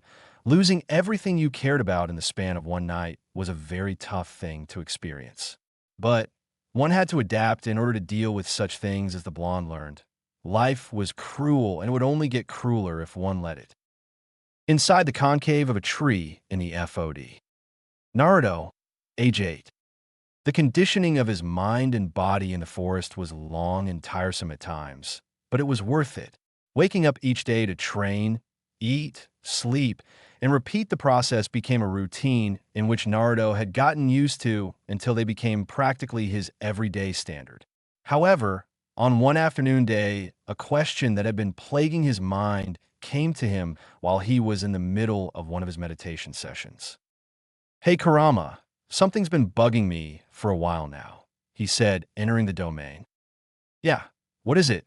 replied the fox with his eyes still closed as he laid on his paws. "Why are you always tired? I thought you were made of chakra. Aren't you energy itself?" he questioned. Kurama slowly opened one eye. The seal on your stomach siphons my chakra into you. It's not a major amount for me, but it's a steady amount that never stops. So, I get drained, and in order to recuperate the chakra I lose, I must rest and stabilize myself, he replied while casually yawning. This news came as a surprise to Naruto. I didn't know that. Sorry about that then, he said remorsefully. Think nothing of it. There's nothing to really do about it right now. Besides, you didn't put it on. That Hokage did, Kurama replied. And he did it using the seals from your clan too. Say what now? The boy staggered. Oh, the seal on these bars, and the one on your stomach used by that Hokage was made by the Uzumaki clan, your relatives, said Kurama impassively. Naruto was now stunned. What? I have a clan? And you're just telling me this now? He said with irritation. You never asked about it, and we were busy with other things, so it simply slipped my mind, said Kurama, shrugging. Naruto looked at the fox in disbelief, but knew his reasoning made some sense. I guess you have a point, but you should tell me something that important sooner, he said as. The fox grunted, then I should probably tell you some other things you're not aware of then. Okay, but in a minute, I want to check something first, he said as he lowered the seal in the cage to his eye level. So this seal is from my clan? How ironic. Yep, the Uzumakis were known for being seal masters and have the ability to do incredible things with seals that most people would find impossible, said Kurama. Is that why you made me spend all that time on making my handwriting perfect? Asked Naruto, whose eye began twitching. The fox nodded in confirmation. I was going to make you learn everything about sealing then. I hoped you would get good at it so that I could maneuver you into undoing the seal. Wow, you really thought ahead, you cunning bastard, he said as he placed a hand on his chin and studied the seal in the cage closely. You said the seal on my stomach takes your chakra 24/7. Then what's this cage seal for then? To protect you from me, Kurama responded. But you're not going to harm me, so what would happen if I remove this seal? Naruto asked while moving his hand closer to the cage's seal. Be careful with that, snapped Kurama, eyes now opened. One wrong move, and you could potentially kill us both. Relax, I'm just taking a closer look at it. Besides, you said I had to tear off the whole seal. What would happen if I tore off a piece of it? He asked only to get a shrug from the fox. I don't know, nor do I care if it doesn't involve me. I only ever seen seals be used. I don't know the complexities behind them. I'm not a seal master, Kurama replied. Well, if you cared more to know, then you probably wouldn't be in this situation. Naruto muttered matter of factly under his breath. What was that? Kurama howled sharply, picking up what he said. I said we should test it out cause there's no point in guessing. He responded, diverting the conversation, as he placed his hand on the seal in preparation to rip a part of it off. The moment he did, his hand was grabbed by another person. To Naruto and Kurama's surprise, the hand grabbing him belonged to a man whose face they had seen every time he passed through the village. You don't want to do that, the man stated. Ch7. Anomaly. Inside Kurama's domain. Naruto, age 8. Time had slowed down in the domain. The fox and the boy could not comprehend the reality of the situation. There they were, staring at the visage of a man that was thought to have passed on from the mortal plane some time ago. The man was tall and fair-skinned. He had striking blue eyes and spiky blonde hair that was complemented with jaw-length bangs that framed both sides of his face. He wore a short-sleeved, long white haori decorated by red, flame-like motifs on the edges, with the kanji for Fourth Hokage written vertically down the back, over a standard Konoha uniform.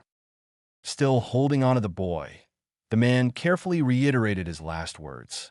You don't want to do that. The boy could only stare at the man with a puzzled expression. Then he looked in the direction of his fox partner. Is this your doing? He asked, only to get a bemused look from the Colossus in return. So if this isn't your doing, then what the heck is going on here? How are you here? Kurama demanded with narrowed eyes, only to receive no response from the man, who continued to stare at the young blonde with fascination in his eyes. Hey, don't ignore him. He's talking to you. Naruto let out in dignity, knocking the man out of his stupor. The man, while surprised that the boy had sided with the beast, reined in his emotion and examined the area. Ah, right, he said before clearing his throat. It wasn't supposed to happen this way. What wasn't supposed to happen what way? Naruto questioned. The seal was set so that when a certain amount of tails were released, then I would appear within your consciousness. The man stated as he looked onto the confused face of the young boy. In other words, a dash. Failsafe, Kurama concluded. A fail what? Naruto asked. It's a plan just in case something goes wrong. The man answered. But it was only supposed to activate during a dire situation when you were learning to use the fox's chakra. And who gave you the right to do that? The boy expressed angrily. Who do you think you are? Well, I'm a parent. The man responded calmly. And what parent wouldn't want the best for their child? Child? You had a kid? Naruto questioned the man ludicrously. The man chuckled at the boy's perplexity. I guess Lord Third still hadn't told you yet. He probably wanted as little information out to the public as possible. He stated, if anyone knew you were my son, then your life would have been in constant danger. The boy was stunned. Not only did the man standing in front of him take on the same appearance as his village's fallen fourth Hokage, but he also claimed to be his father, the man responsible for sealing the colossus that nearly destroyed the village into him, causing his life to become intolerable. The boy didn't understand what was going on, nor did he understand his feelings on the matter, as a myriad range of emotions collided within himself, causing Kurama's chakra to unconsciously latch onto the hand he had kept on the cage's seal. Seeing this, he and the fourth pulled their hands away from the seal as the environment started to become more cloudy, dark, and dreadful, all while the chakra started to come alive and spasm wildly. Hey, temper your emotions, you fool. My chakra is responding to you, Kurama yelled, voice and body dimming as the domain's environment began to darken. As the two blondes readied themselves for what was coming next, multiple golden chains suddenly appeared and emitted enough light to brighten the domain. They wrapped themselves around Kurama, pinning him down and causing confusion in the boy, but recognition in the eyes of both the fox and man. Another one of your failsafes?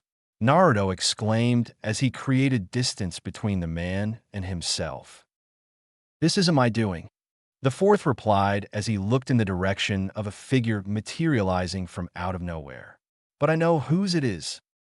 The figure was a fair-skinned and slender woman with violet eyes and long red hair. Her hair was straight and reached her shins. The strands were shoulder length and framed both sides of her face, and a black clip parted her hair to the left. She wore a high-collared, sleeveless blouse under a long, loose-fitting dress with a wristband on her left wrist and standard shinobi sandals. The boy squinted. Kurama, is it you? All this time you were human, let alone a girl. Are you blind? The bounded fox roared out from the cage floor. I'm still chained right here, you idiot. Oh, I see now, the young blonde stated as he gained a sheepish expression. Then who the hell is this then? He pointed at the unknown individual. Kushina, the fourth announced excitedly. Minato, the woman responded back, running towards him. What's going on? Did the seal break? I'm not too sure myself, but everything seems stable, Minato replied. If it didn't break, then where is he? Kushina questioned. Where's Naruto? Is he all right? How old is he? Has he been eating well? The woman began asking a barrage of questions. Easy, Kushina, Minato said, trying to calm her down. Why don't you ask him yourself? He said as he gestured to the young blonde that was distanced across from them. The redhead took in the boy's appearance like a fish taking to water, absorbing in every detail of his appearance, from his hair to his body, and lastly his face. The boy was a tad unnerved by her unblinking gaze, but finally built up the courage to speak again. Hey, I don't know who the hell you are or why you know my name, but this is my body and I don't plan on sharing it with any more people, you know? So why don't you and your friend there just take a hike? He stated, breaking the woman out of her impromptu inspection. The woman said nothing, then calmly walked up to the boy and struck him on the head. Language, young man, And didn't anyone tell you it's rude to point, she reprimanded, hair moving somewhat wildly. What the hell, lady? He shouted, holding his head. Lady, she paused for a moment. You really don't know who I am, do you? Duh, that's what I've been trying to tell you. The young blonde said frustratingly. She cleared her throat and straightened her attire. Okay then, how about you guess who I am then, Naruto? He blinked rapidly at her quick change in attitude. Huh, guess? Like what a game. This isn't a time for games. The woman could not help but chuckle. Our kid is quite the comedian, huh? She said to the man, and he has your likeness no less. Take a closer look, said the older blonde. He inherited your face and fierce personality. The young blonde stared at the two in utter disbelief as they continued to conversate. Is this some kind of joke? He finally roared out, bringing the two to attention. Now, son, there's no need to feel restless, Minato said calmly. We're sorry for getting sidetracked. It's just nice to see you both again. Your father's right, Kushina added. Seeing our family together again is something we thought wouldn't happen for a long time. The anger within the young blonde began to boil over. So, family, enough with the lies. What? You don't believe us? Kushina yelled, hair starting to move. Of course not, my parents are dead, he yelled, causing the two to wince a little. And now, here you two are, telling me all this mumbo-jumbo. Mumbo-jumbo. Now wait a minute, Kushina tried to reply, but was cut off by the boy. No, I know exactly what's going on here. The boy pointed. You do? Minato asked inquisitively. Yeah, do. He paused for a moment. You two are body snatchers, and you're using the appearances of others to try and steal new bodies, the young blonde stated with conviction, causing his fox partner to mentally face-palm, the older blonde to stare blankly in disbelief, and the redhead to howl in laughter. You thought you almost had another victim, but I figured you out. Right, Kurama? He turned to the Colossus with a thumbs up and determined expression. The fox could only look at the boy for a moment with a deadpan stare, then finally spoke. They are. The boy paused in place. Huh, what do you mean? He asked, lowering his thumb. They really are your parents, he restated. Really? Naruto squeaked the question out incredulously, only to receive a nod from the still bounded fox. So, these two really aren't body snatchers, but my parents? Yes, as stated many times, he said irritatingly.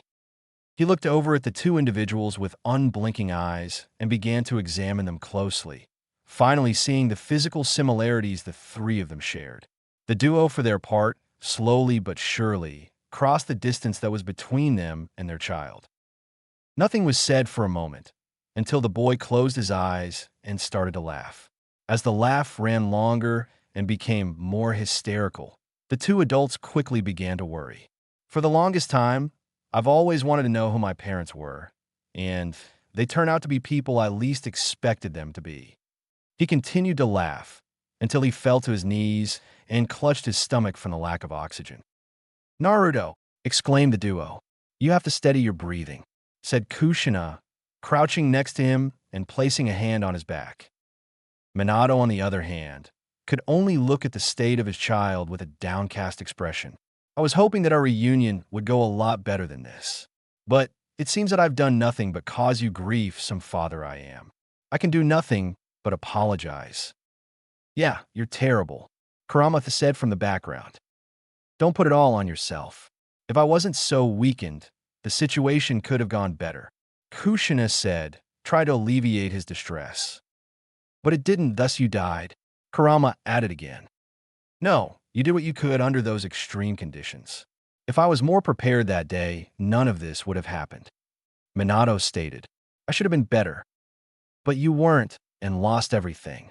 Now suffer for eternity, Kurama said yet again, only this time being heard by a very short-tempered redhead. Her mind, having been preoccupied with being reunited with her husband and child, had placed the bound beast's involvement in the situation at the back burner of things. However, when she heard the beast's constant belittling of her loved one, her attention refocused on him. Who the hell do you think you are to keep running your mouth like that? She yelled. I'm the one who outlived you. That's who I am. He retorted back. You're also the one to get sealed away, or has your memory accomplished what you couldn't that day? She replied back, angering the fox. You must be very proud of your little victory. After all, it only took ruining your son's life for you to achieve it, he said with a nasty smile. We didn't ruin his life. She responded back. We tried protecting him from things like you. Oh, really? Then what do you call what he's been enduring all this time? A reward. He shot back. Some mother you are, selfish woman. What would you know about enduring? You've spent most of your time terrorizing people and bringing disorder to the world. You're nothing more than the manifestation of chaos and loathing. Kushina stated, causing the fox's eyes to narrow. That's not true. Naruto spoke abruptly, bringing everyone else to pause. What? You don't think he's some kind of saint, do you? Kushina questioned. No, you pretty much got him right. He's stubborn, selfish, and downright cruel at times, the young blonde stated as he got to his feet. Hey, that doesn't sound like praise to me, you little brat. Kurama exclaimed from the background. But he's not truly evil. Naruto continued on undeterred. Or at least, it didn't start that way. It's kind of hard to explain. Kushina looked at Minato with a worried expression. Naruto, you don't understand. He only cares for himself and is not something that can be reasoned with. He'll tell you what you want to hear, with only his own self-preservation in mind. Oh, I'm well aware of that. He made that very clear when we first met. He hasn't lied once about what his intentions were. That's the one thing I understand. The boy said, getting to his feet. What I don't understand is, how do you know all that? What's your connection to him anyways? I was his previous host, she stated after a brief moment of pause, shocking the boy. I'm familiar with a lot of his methods. He sees everyone as an end to a means. Nothing else is of importance to him, but himself. You were the previous? How's that possible? Naruto asked inquisitively. When I was younger, a little younger than you are now, I was brought over from my home nation of Uzushio to Konoha to be his second host, she said, pointing at Kurama. Uzushio? Second? There was another? The boy asked with a raised eyebrow. The first was Mito Uzumaki, the wife of the first Hokage, Kushina said, causing Naruto's eyes to widen. Yes, well you see, the Senju clan and the Uzumaki clan were distant blood relatives. Minato added in, both clans were filled with shinobi that were brimming with vitality, so much so that Uzushio was well known as the village of longevity. So, only those with that type of life energy could ever be able to hold the nine tails without restrictions. He said, wording the last part carefully. Our clan also really excelled in sealing jutsus. The tetragram seal on your stomach was based on an originally developed jutsu. In Uzushio, I taught it to your father, along with other jutsus. Kushina continued on from where he left off. Even the symbol you're donning right now, on the back of your jacket, is the crest of Uzushio. It is meant to symbolize the relationship between the two villages. I've never heard of Uzushio. What happened to it? Naruto asked. Kushina hesitated at first, then continued. It no longer exists. During the era of war and unrest, our sealing jutsu abilities were greatly feared. We were targeted and subsequently eradicated. That's insane. A whole nation wiped out just like that, Naruto exclaimed. When you're considered a threat in the shinobi world, all fronts are exhausted to deal with you, Kushina stated. And it didn't really help much that we were considered rather savage when it came to how we dealt with situations. It mostly gave other nations more fuel to the ever-growing flame. Kushina then told him of how she had very special chakra among the Uzumaki clan, akin to that of Mito's, capable of subduing the fox. She then explained how Mito sealed the fox into herself during the battle between Hashirama Senju and Madara Uchiha, thus becoming the first Jinchuriki of the beast. Naruto learned of how Kushina was brought in to be the next vessel when Mito was at the end of her life cycle, starting a tradition between both villages. This in turn shocked the young blonde in regards to the normality of the ordeal. So you weren't even being treated like a person? He asked disbelievingly.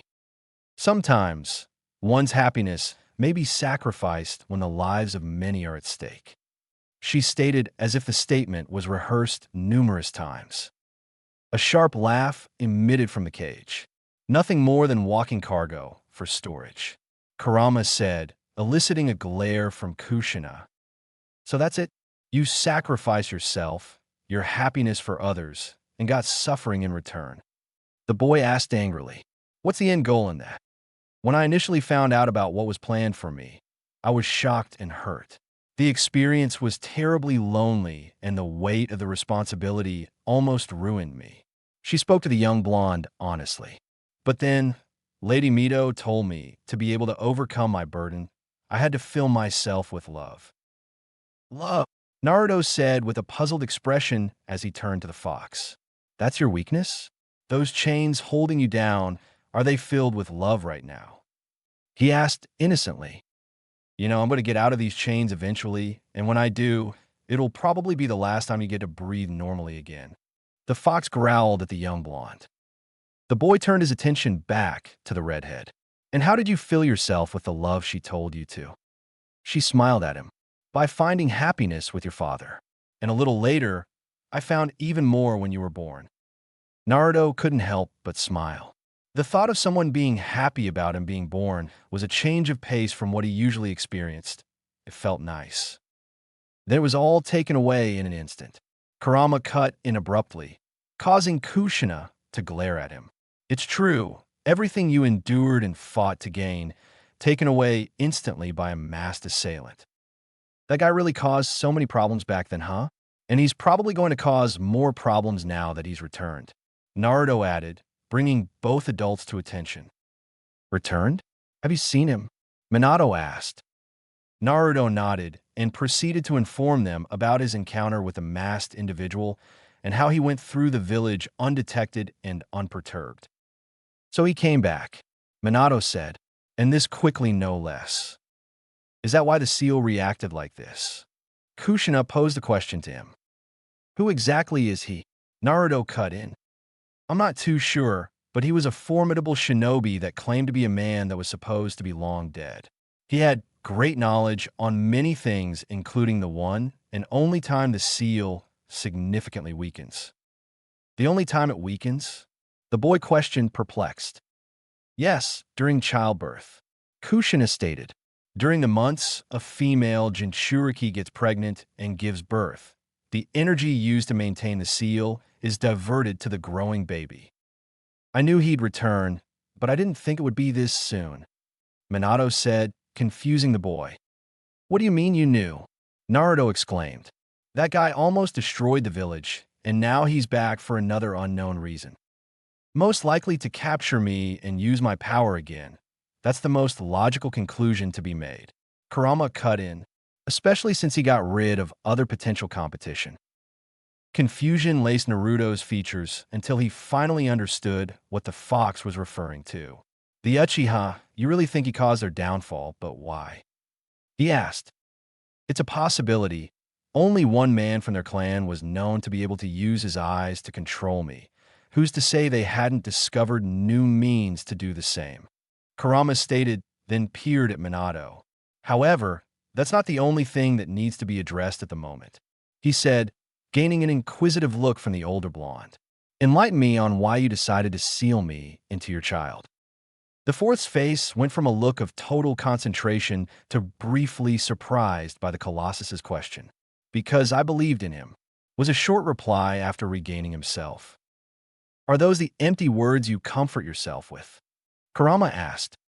They aren't empty. I truly do believe in my son. Minato replied. Believe? Believed in what? His tolerance for suffering? You know good and well that if I wasn't in the world, it would have destroyed the balance of power between your nations. Kurama said. Minato didn't refute the statement. The balance to the nations is important. Without you in it, potential wars would inevitably break out, resulting in many unnecessary deaths. So you thought as a leader in that moment, after all you could have lived and not only gave your boy a childhood without suffering, but could have protected him from that man. Your wife was even fully intended to take me with her in death that night, but you stopped it, he said, causing Naruto's eyes to widen as he looked towards the older blonde for a rebuttal. The man looked downwards briefly. It's true, that was her plan at the time, but I couldn't go through with it, he said, then turned to Naruto. Your mother was everything to me, a pillar of strength, an inspiration, and someone I couldn't live without. When I held you that night, I realized I wouldn't have been able to raise you properly by myself. Her strength was needed more for you. And I wasn't just thinking as a leader, I was thinking as a father, he stated with absolute certainty as he turned back to Kurama. I knew my son would someday master your power. There's not a doubt in my mind about that. Thus, I believed in him. Kurama could only stare at the older blonde and redhead expressionlessly as he watched the unquestioned determination and warmth radiate off them, and he absolutely hated it. What a bunch of nonsense. These humans are always going on, just to spout out nothing, he thought as he watched the duo attempt to reconcile with their child. Nevertheless, this has been dragging on for far too long, and figuring out exactly why these two are here should take priority. Hey, older brat, he called out to Kushina, who in turn scrunched up her face towards him like Naruto commonly did. Unbind these chains, he stated, only to be met with strong protest. Calm yourself. If you want to restore what little faith your child has left in you, then you'll unbind these chains, and let me show him my memories of that night, he said, shocking her. She questioned his intentions and why he would help them, but he responded with how nauseating they were and how he wanted it all to end. She reluctantly abided and released one of his limbs. As soon as he was free, he raised his paw and casted his chakra in the air, allowing the other three to view every excruciating detail of what occurred on that fateful night from his perspective. When the visions subsided, the two adults waited with bated breaths as the young blonde closed his eyes and hung his head low. So it's true after all. You two really are my parents, he said as he wiped away the tears that were streaming down his face. Of course we are. That's what we've been trying to tell you, you know, Kushina said cheerfully, all while Minato sighed in relief. Despite the circumstances, everything that was done was all in the sake of protecting you, even if it may not seem that way, Minato stated, tenderly placing his hand on the boy's shoulder. Your father's right, Naruto. We've always believed in you, and we always will. There's no doubt in our minds about that, Kushina added in assurance, while embracing the boy in a secure hug. Hearing those words and feeling the sincerity radiating from both his parents flooded the boy's body with a wave of relief he didn't realize he needed. The feeling felt like the weight of many years of misery and uncertainty he had unknowingly held onto were melting away from his body. The actions from his parents had unexpectedly done something to his soul that wasn't supposed to happen for a long time. If at all, it gained inner peace. As the young blonde's body steadily slumped into his parents' embrace, he softly asked a question. Why'd you believe in me anyways? You didn't even know me yet. Because it's a parent's job to believe in their child, Minato responded, causing Naruto to raise a brow. A parent's job? You made that up right now. What's the real reason? The young blonde questioned. The older blonde chuckled. Perhaps that answer doesn't sit well with you. I guess another reason would be, sometime before you were born, I was told about something very important that had a major sway over my decision that night. Told something important? What was it? Naruto inquired. I was told that the shinobi world would face great atrocities in the future and a person would rise up and bring in great change. Great change? And you believe that person would be me? Naruto questioned. Yes. At first, I was believed to be that person, but on that night, I was convinced that it was you, Minato stated as he placed a hand on Naruto's head affectionately. I believe that you were the Dash. Child of prophecy, said the voice of a newcomer, causing both humans and beasts to freeze and look towards the area of the unidentified stranger. As their eyes landed on the intruder, their minds could not fully comprehend what they were seeing. The invader was neither human nor animal, taking the shape and appearance of a ball of pure light, basked in an ethereal yellowish-white glow, reminiscent of a star. For a brief moment, the domain was quiet, then Naruto spoke. "Hey, what the heck are you?" he let out, only to be pulled behind his mother protectively. "Minato, did you add something else to the seal?" Kushina asked. "No," he responded, not taking his eyes off the entity. "Then what is that thing?" "I'm just as confused as you are," he responded, getting into a more defensive stance. She then turned to Kurama. "Are you responsible for this?" "No," he responded as he continued to stare at the entity incredulously. As the three prepared for action from the entity, it finally decided to speak again. "Perhaps an explanation is in order. First and foremost, it was I who reunited the four of you together once more." "You? How? And more importantly, why?" Kushina questioned cautiously. "To authenticate the results of my curiosity," the entity stated. "What do you mean by that?" Minato inquired. "You make it seem like everything that's happened is of your doing." "Because it is," the entity stated. "Every action, desire, and need to be or not to be is of my extension. I see through many eyes and build through many hands. You, your family, that fox, and every living and non-living being in this universe and beyond it are a part of that extension. For I am the one above all." "The one above all? I've never heard of you," voiced Kushina skeptically. "I would not have expected you to. I am not relatively spoken of, let alone known of at every level, even among beings of higher power," Toa stated. "Nevertheless, there are more pressing matters that need to be discussed at the moment." Minato gathered himself first. "Yes, you mentioned earlier that you wanted to confirm something you were curious about. What would that happen to be?" "The state of the boy you are currently trying to safeguard," Toa affirmed calmly. Kushina narrowed her eyes at the entity and clutched her son tightly. "And what do you need with him?"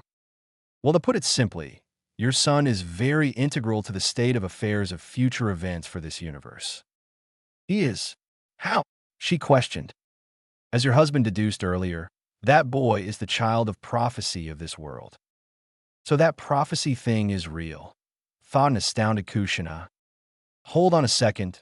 You said this world. Are you saying that there are others we're not aware about?" Naruto asked.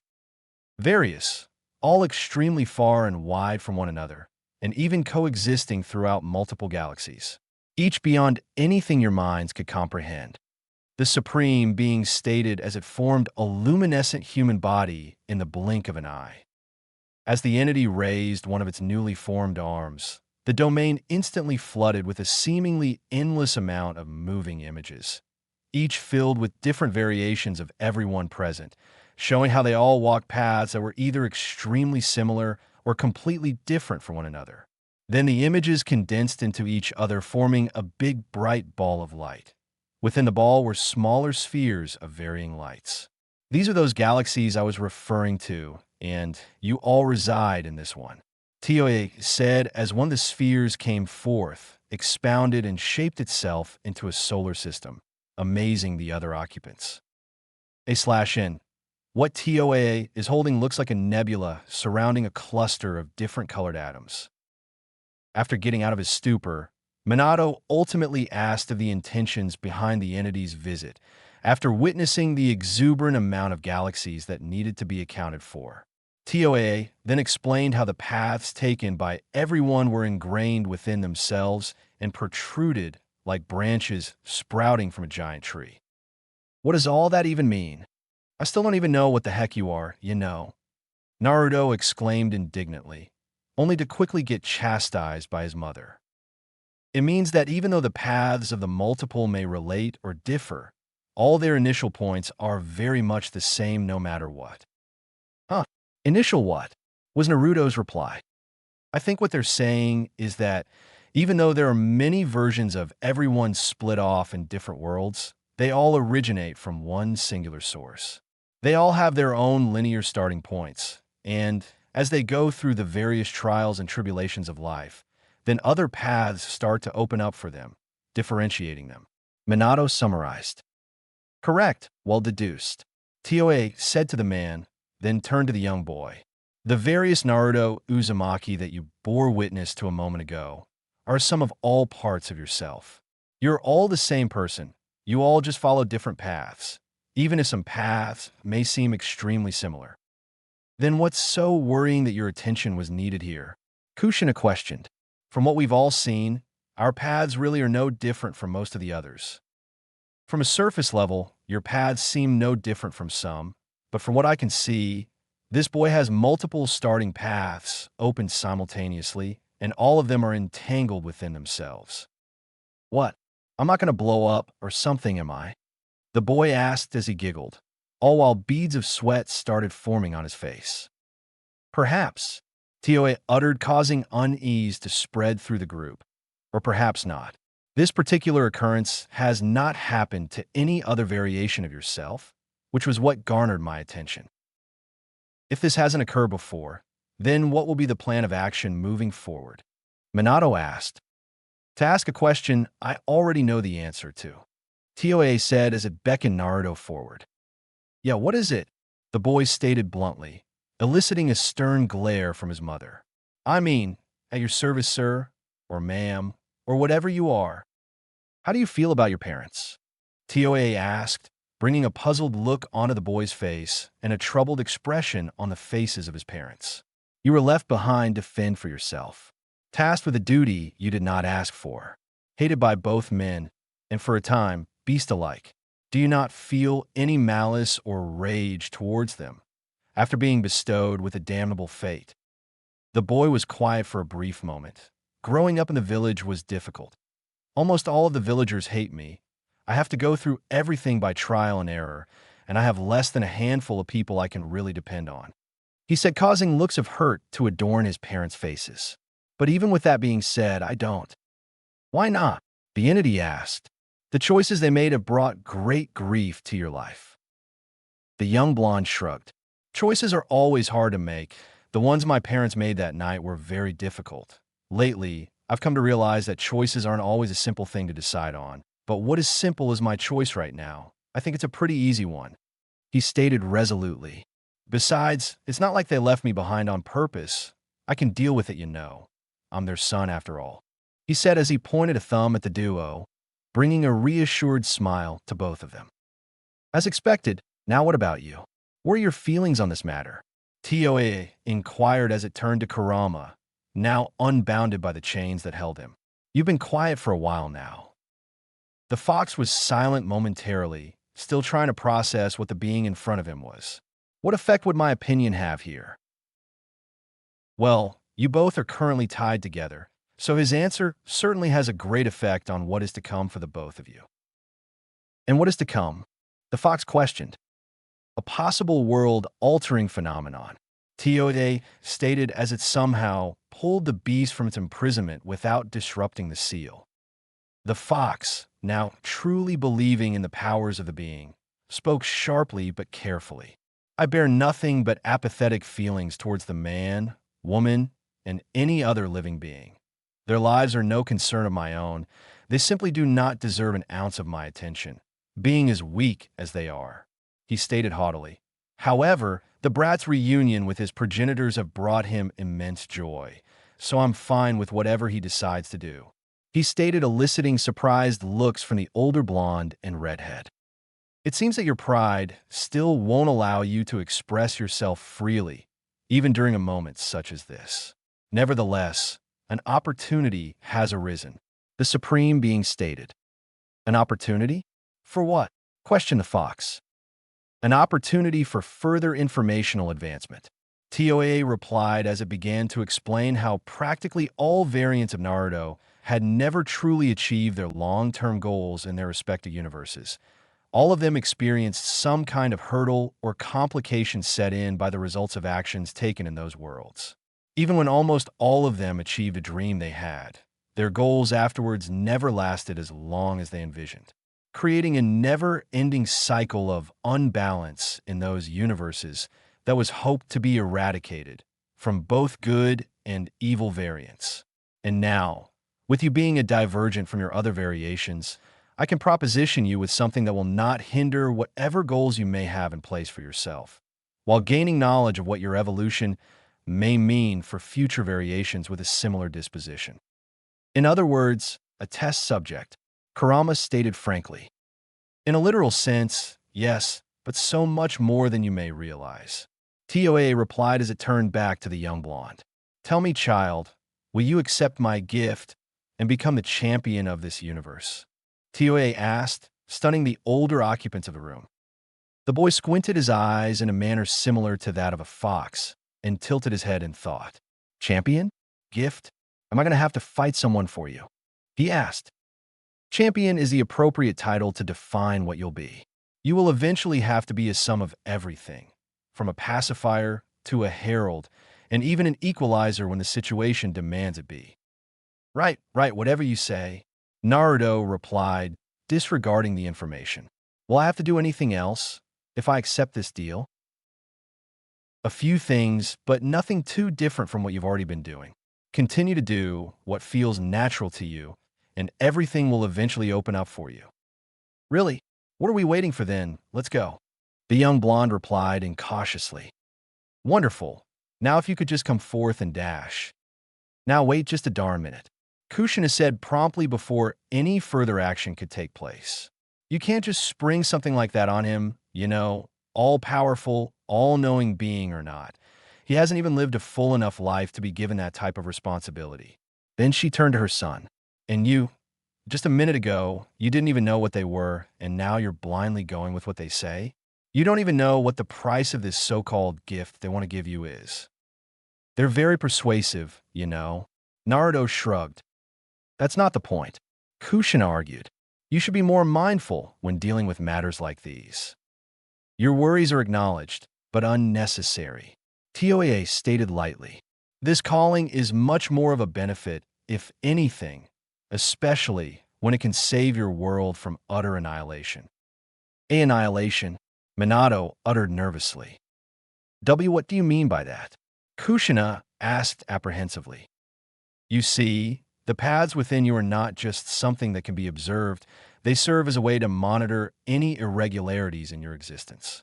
When individuals with the same afflictions as your child are not stabilized, it can result in an entire universe being eradicated. Toa stated sedately, horrifying everyone. Wait, I thought this was the first time you've seen this. Naruto said as he began to feel anxious. I said it was the first to happen to a variation of you, Naruto Uzumaki. There have been many such cases to happen in multiple other universes and galaxies alike. That's insane. Kushina responded frantically. You should have started with that, The red-haired brat speaks the truth. The boy has barely begun his journey, and now you're stacking up new challenges upon him. It seems pretty barbarous. Kurama voiced. Be that as it may, it is simply how things have transpired. Besides, I have overseen a great deal of these erasures, and I can assure you that they are most certainly byproducts of non-stabilization for an extended period of time. In fact, there are some occurring right now, as we converse. If you are here and they're happening right now, will nothing be done about them in those universes? Minato probed. That is correct. The Supreme Being replied back. Why not stop them then? Minato inquired for more information. What's stopping you from making contact as you did now? As you had observed, there are an endless amount of universes with an endless amount of possibilities, each one having a different identity in how things function. Certain actions may result in the destruction or prevention of these universes, which is neither a good nor bad outcome. These universes are always being created, evolved, expanded, and adapted to, based on the actions of their inhabitants. These are no major causes of concern whatsoever. What is balancing out the ambivalent natures of the living beings in these universes as they expand and adapt. A/N, ambivalent in terms of good and evil, not just strictly feelings-based. In other words, actions heavily determine the outcomes of these universes, and sacrifices of most universes are a normal occurrence that have a high chance of leading to progress and development for others. Precisely, which is why I issue champions to stop such cases from spreading disproportionately. The Supreme Being stated, the champions that succeed help other universes evolve benignly, and the ones that fail become something to learn from. No major harm or foul. I haven't a clue what's going on here, but I'll act like I do. Naruto thought.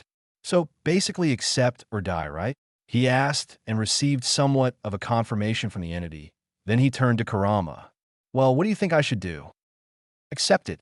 I refuse to be erased from existence when survival is the other option at hand. The fox said without hesitation, only to be quickly met with protest from Kushina. Naruto could only shake his head in disbelief at the scene of the two. His mind was at a loss on what to do regarding the situation. As his inner turmoil continued, a hand gently landed upon his shoulder. I know things might seem uncertain right now, but it's okay to feel a bit overwhelmed, Minato said, trying to ease his tension. That's easy for you to say. You've already made a big one, and look how that turned out. He blurted out, bringing a pained expression to the older blonde. Guilt immediately latched onto the boy. Sorry. I mean, this one's different, you know? If I say no, the whole universe probably gets destroyed, but if I say yes, then I hold the fate of everyone with me. It feels like a lose-lose situation. The man could see the self-doubt on his child's face. It's okay. You don't have to apologize. You've endured a lot. Minato responded. As for the current situation, I think you should go with what you truly believe in and not what you think might be right. How can you be so sure? What if my decision is wrong? What if I regret it? Naruto bombarded the older blonde with questions. Minato placed another reassuring hand on top of the boy's head. I wouldn't say, I'm sure. I've made quite a few mistakes myself growing up, but those mistakes shaped me and helped me in making tougher decisions. He responded, I don't know what either choice will look like for you, but what I do know is that I believe in you, and I always will. That will always be an easy choice for me to make. Yeah? Then can you answer something for me? Naruto asked and received a nod from the man. What does it mean to be strong? Minato paused, then thought for a moment. To endure. He began slightly confusing the boy. To withstand anything and everything physical, mental, or emotional. To persevere even when faced with complicated matters or situations. To never give up or give in. That's what it means to be strong. I see, so that's it, huh? The young blonde said as he nodded his head and stepped forward in the presence of the Supreme Being. Well then, I guess it's settled. I accept, he said with unwavering resolve, bringing the bickering between the fox and redhead to a stop. An excellent decision, Tioe stated with what seemed like approval in its tone. Now just extend your arms forward and we may begin. Naruto did as instructed and brought his hands out as Tioe did the same. Light soon began leaving the palms of the entity's hands and engulfed the boy's body completely and lifted him from the area he was standing. Ah! Naruto screamed, placing the other three occupants on guard. What are you doing to him? Kushina demanded as Minato and Kurama readied themselves for any imminent danger. Settle down, everyone. I am just detangling and reshaping his inner being to what will be appropriate for his future trials and tribulations. It took some time, but the lights finally began to subdue as the boy's body started to descend gently back to the ground. It is now done, the entity stated. Why does power always hurt? Naruto muttered as he finally got to his feet. When he began scanning his body, he noticed that both of his arms were engraved with special markings. They were 3 concentric ring-like swirls that were connecting to each other in a triangle formation, placed on his wrists. Whoa, was all he could let out. That's it? It doesn't seem like much, Kurama voiced while trying to get a good look at the markings. You think so? They seem pretty cool to me, the boy said, still in awe of the markings. Concealed power has often been the most effective tactic to success, Tioe stated wisely. So how do I even use these anyways? Naruto asked. Going forward, you'll be able to see and feel the truths within people. Your body, now being a tool, has the ability to adapt and manage those truths. These truths, what exactly are they? Minato inquired. They're the fundamental points within a person determining where they stand among your civilization. Tioe replied to Minato, then readdressed Naruto. There are good and bad truths within everyone and everything. You may have to rectify the ones you encounter. Really? I don't really feel any different, though. Naruto replied. You sure it's on? Understanding how they function will take a bit of active learning and refinement. But if you're still uncertain, then a first-hand demonstration of what this power is capable of is merely a couple steps away. The being said as it pointed in the direction of Kushina and Minato. Confusion marked the boy's face briefly as he tried to understand what the entity wanted him to do. His beast partner, on the other hand, was able to connect the dots. There's no way he's going to do that willingly, especially after all that reconciling. Do what? What do they want me to do? Naruto asked worriedly. It wants the two behind you to be the first of your soon-to-be many rectifying judgments. Kurama responded. The boy turned to the being to confirm if what was being said was true. The entity nodded. No, you can't be serious, he exclaimed. Their time in this world has come to a close. Now they are nothing more than figments of an endless dream. The entity responded without delay. In your journey, you may encounter situations such as these and will be tasked with handling them accordingly. But we just met again. How's that even fair? The boy uttered. Is what needs to be done. Harden your resolve. Delay no further and cast your hands upon them. Toa stated with a tone that left no room for argument. The boy did as he was told and approached the pair. They stood alongside each other, not uttering a word as their apprehensive child slowly, but carefully raised both arms in their direction. When his eyes focused upon them, the boy saw a light yellow, ethereal light emanating from the body of the pair, signifying that they were ready to be taken away. Not knowing what to say in a moment such as this, the three unconsciously stared at each other with pained expressions. Golden brown, the Strangler's slowed reverb, start. This feels like it's happened before. Kushina finally spoke out. You're right, although the tables have turned this time. We're on the receiving end of things. Minato found his voice. And just like last time, we won't be able to see each other again for a while. Kushina said with a downcast expression. It seems pretty cruel, you know. Yes, but we're here and we get to say our final thoughts properly this time. Minato added. So, would you like to go first again, or should I? She nodded at him gratefully. The last time we did this, I took up your father's time, and you weren't able to properly hear me yet. She uttered. So, I guess I'll just tell you a little bit of the same things as last time.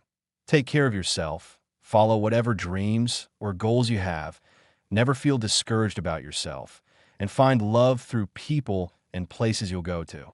She said in a bittersweet tone. Then, Minato prepared to depart with his words.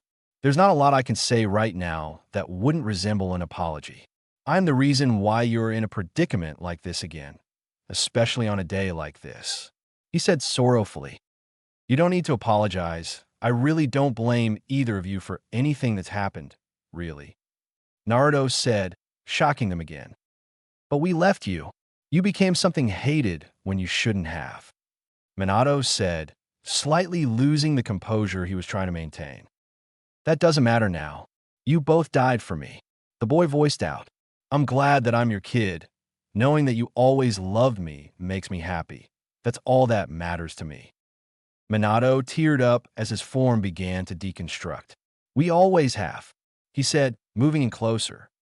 Kushina followed suit. And we always will. She finished, tearing up as the duo hugged their child for the final time. Happy birthday, Naruto, was the last thing uttered by both parents. Golden brown, the Strangler's slowed reverb, end. As the boy absorbed the last remaining essence of his dissipating parents, he couldn't help but cry out unconsolably, never again to feel the warm embrace he had desperately yearned for all his years. You must really feel proud of yourself, making a weak and stupid child submit to tears like this. Kurama voiced as he and the entity oversaw the family's departure. I bear no pleasure in the sadness of my creations, just a precedence of facts at this present moment. Toa stated objectively, but bear no ill will, because the boy is not the only one to be bestowed with certain gifts. This got the fox's attention. What do you mean? Am I getting something too? He questioned the being. More like regaining what was once lost to you, Toa said as it gestured the beast to look right next to him. What stood there was none other than the other half of himself that was sealed away 8 years ago. How is this possible? The newly materialized fox said. I was trapped inside the belly of a Shinigami. It should have been nigh impossible to escape. Ah, yes, that, another one of my creations. It was nothing more than a simple flick of the wrist for me to undo that. Toa stated nonchalantly as it merged the two halves back together once more. The fox felt complete once again. I don't know what to say. You truly are incredible. He roared out, feeling the power that he once wielded course through his body. Speak little of it. Your addition is highly valuable to his success. Look forward to discovering the other gifts I have adorned you with. The fox was curious, yet delighted at the news of what awaited him next. After all these years, things are finally going to get exciting again. He thought, a new beginning has now emerged, and it is now time I take my leave. I wish you both the best in your future endeavors, as I await the results of your continuous evolution. Toa said for the final time, as it seemingly disappeared in the blink of an eye. The space was now partially quiet. The only thing that reverberated throughout the area was the sounds of hushed sobs coming from the boy. The newly merged Colossus was deciding on giving the boy a little bit more time to himself, but changed his mind when the muted weeping quickly turned into horrendous wailing any time the beast tried getting a word in. Well, that's enough of that, he said as he pounded the ground near the still weeping boy. On your feet, brat. We have a world to take I mean judge with absolute impartiality. As the crying began to fade away, the boy got to his feet and wiped away the tears that streaked down his face. Yeah, I hear you loud and clear, you know. Do you? Because it seemed to me like you were ready to give up right there and then. The fox challenged. Of course not. You're looking at the future strongest in the world, you know. Naruto stated with complete and utter conviction. Believe it. All right then, let's get to work, Kurama said as the boy nodded in confirmation. Thrown into a new destiny the world may have not been ready for, the two beings ready themselves for a future filled with a lot of uncertainty. Asterisk flashback and asterisk ch8. Business as usual. Present day, Naruto, age 12. Naruto's room. Are you still thinking about the past? Kurama asked, as Naruto reopened his eyes again. No, I stopped thinking about that some time ago. I was thinking about the person who threw that rock through my window. He responded while placing a hand on his chin. Someone really got up this morning, grabbed a rock from the ground, and plotted to take me out with it. How lame. Lame or not, it feels like you've been laying here for years. Get up already, he told the blonde. All right, I'm up, he said, deciding to do as the beast advised. Ever since that fateful day, the blonde had learned a great deal about the capability of his new abilities, mainly of the interactions he had with the so-called truths, the one above all was referring to. He learned that they were referred to as such because they were actually the inner souls of all living beings. Souls displayed everything regarding conscious action. They could not deceive no matter what. Mere moments after the incident with Toa, the boy began to sense good and bad truths within living beings. Beings with good truths or stable souls radiated a warmth that felt comforting and everlasting. They had a distinctive light yellow glow emanating within them, while beings with bad truths or unstable souls radiated a cold feeling that felt eerie and never-ending.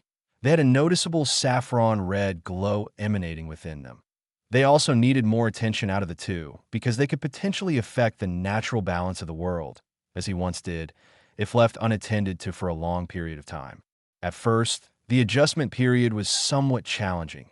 Soul sensing was automatic and distracting at times, but as he adapted to his situation, with the help of his fox partner, it became very manageable. At the age of 9, he learned that there were souls that acquired so much guilt during the precipice of their lives that they became corrupted and eventually chained to the land of the living. They even went as far as inhabiting areas inanimate objects, and sometimes even other living beings for an extended period of time. The duo referred to them as wandering souls.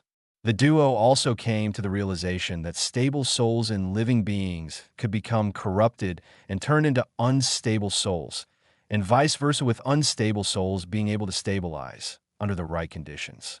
However, there are cases where unstable souls turned corrupt to the point where they affected the environment they were in, and the duo had to bring balance back to that area.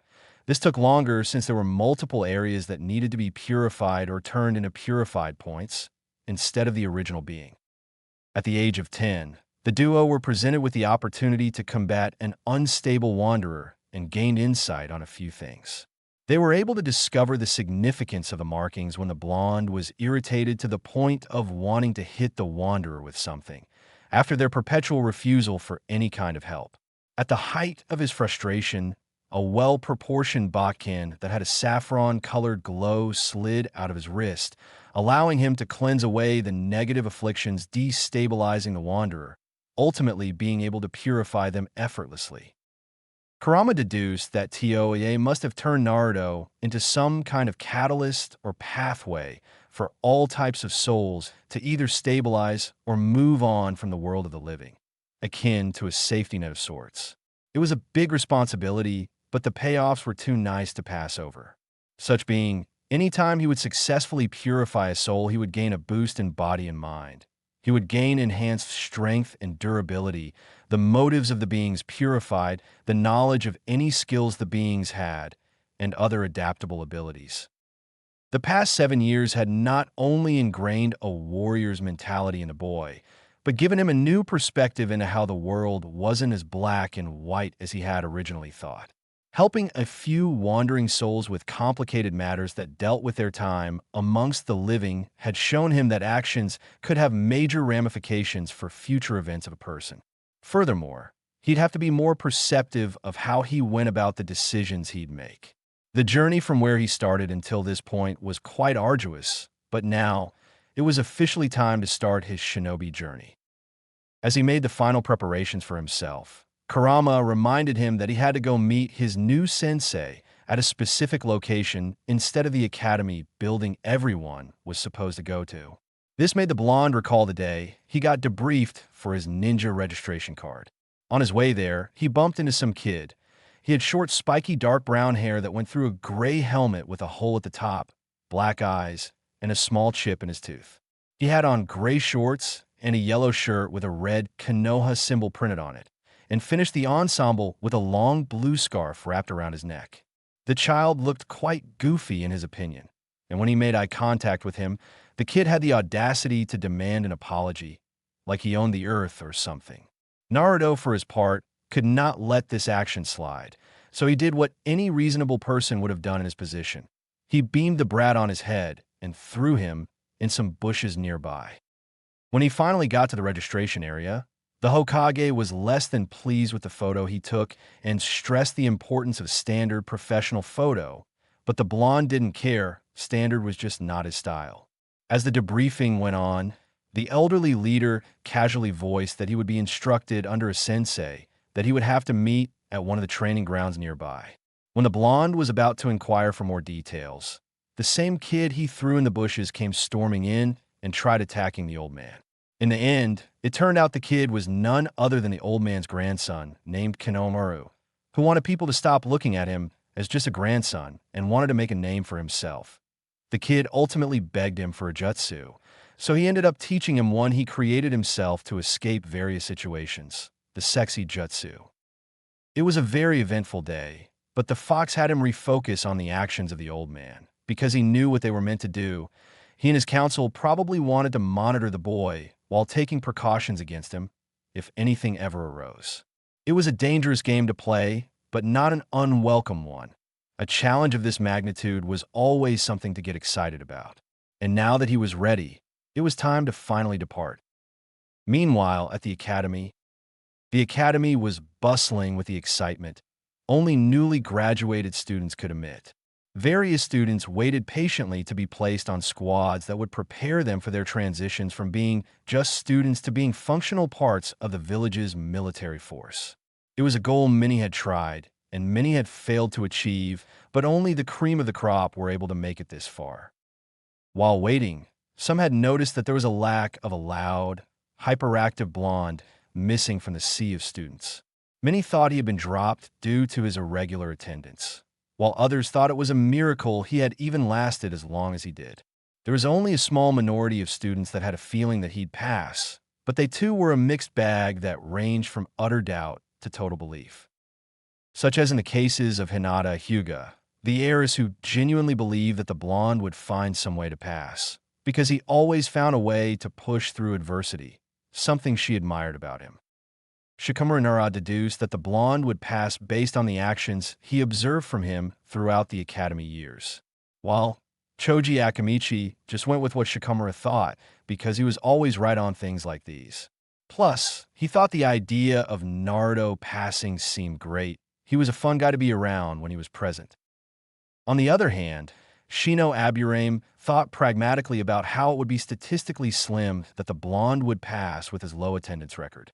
However, he did hope that the odds were in his favor, since the blonde was the only other student in the class to take an interest in insects besides himself. Ino Yamanaka thought the chances of the loud idiot passing was slim, but doable. He was as persistent as a headless roach, after all. Sakura Haruno didn't think the blonde would pass. He showed up to classes irregularly and didn't take the teachings of instructors seriously. In her eyes, he was just wasting everyone's time, especially the funds allocated to him to attend the expensive academy. Kiba Inuzuka didn't think the loudmouth would pass at all. The blonde's grades were simply worse than his. The only difference between them was that he showed up regularly. And lastly, Sasuke Uchiha did not care in the slightest. The blonde never showed anything worth taking notice of. Plus, his ambitions were greater than paying attention to a degenerate who did nothing but constantly cause trouble. In the eyes of most, it would literally take a miracle for the blonde to pass, let alone become a successful shinobi.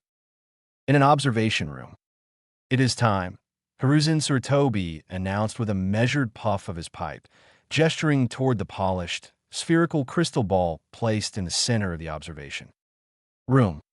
The crystal ball cleared, projecting a silent, moving image of the academy classroom. A low murmur passed through the assembled Jonin instructors as they watched their future squadrons confabulate amongst each other, each documenting the personalities of their future charges. Kurinai Yuhi leaned forward slightly, her crimson eyes fixed on the misty surface.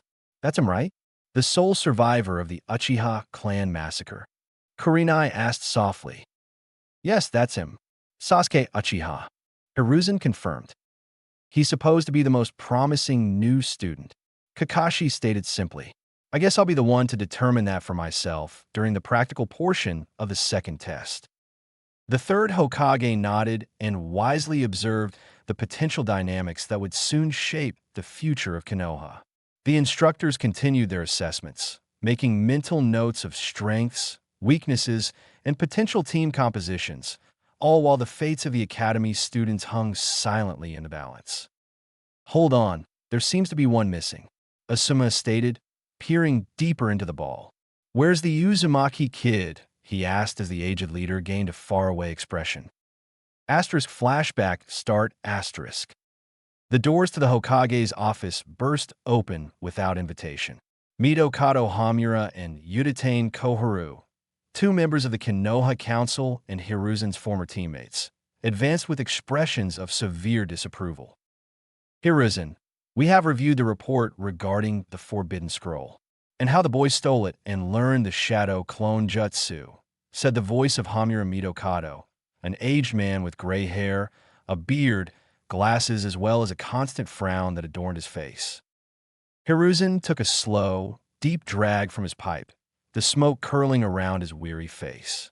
Mizuki was the true culprit, Hamura. Naruto captured the traitor and returned the scroll. Irrelevant.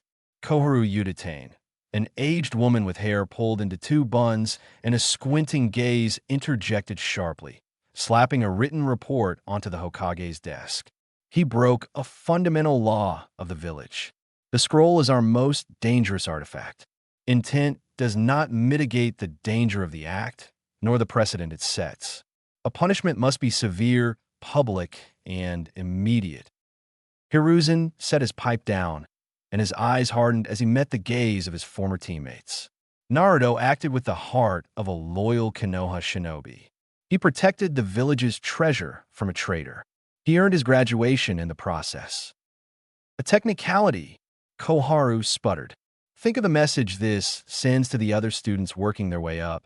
It would set a bad precedent. Before Hiruzen could counter, another voice rang monotonously from the doorway. She's right. Think of what the ramifications of this incident could do to the other troops. It was what appeared to be a frail old man who walked with a cane. He had black, shaggy hair, wore a white shirt, with a black or dark gray robe over the top of it covering from his feet to just over his right shoulder and a covered-up right eye that was bandaged. "And what are you doing here, Danzo?" Hiruzen questioned as he glared at the man. "You are no longer a part of this council, or have you forgotten?" The man, for his part, showed no outward emotions. "We asked him to come here. This incident is an important matter that needs all counselors, current and former," said Hamura. These three had ruined the semblance of tranquility the office space barely attained on a daily basis. On what grounds should he be punished? What has he truly done to harbor all this futility? The boy is a vessel for the Nine Tails. Any and all erratic behavior is a risk to national security. Yet, you allow him to do as he may, from missing academy classes to frolicking nonsensically around the village when he should be training diligently. Danzo stated practically, "He's not just a vessel, he's a person and a child first, hindering that would bring more harm to all than anything." Hiruzen countered, "Child or not, he has a duty to this village as its Jinchuriki." Danzo replied, "There needs to be change, and you know this. Our enemies will not wait for a child to stop being a child." "Hiruzen, you can't let this go unanswered," said Koharu. "Something needs to be done for the sake of the village." "All right, all of you, enough of your badgering," said Hiruzen, growing tired of the incessant chatter. "Proceed with your plan of action, so we can come to a reasonable conclusion." Asterisk flashback end asterisk. "He's been placed under the tutelage of someone well suited to fit his skill set," said the older man, cryptically. "Well, doesn't that mean that the teams will be uneven?" asked Asuma, as he habitually placed a cigarette in his mouth. "No, that too has been taken care of," Hiruzen responded. "All will be revealed when you convene with your teams. If he's with someone, will somebody else be dispatched from the reserves to fill the unbalanced team?" Kurenai pondered. "Nonetheless, everything has been thoroughly assigned, and you've all gotten to see the potential compositions of your team. Now go forth and lead your new charges," he ordered as the Jonin instructors dispersed to their assignments. At the training ground, as Naruto arrived at the training ground, he tried to think about who his new mystery sensei could be. Every one of the more well-known Jonin had all taken teams, and it wouldn't be just anybody.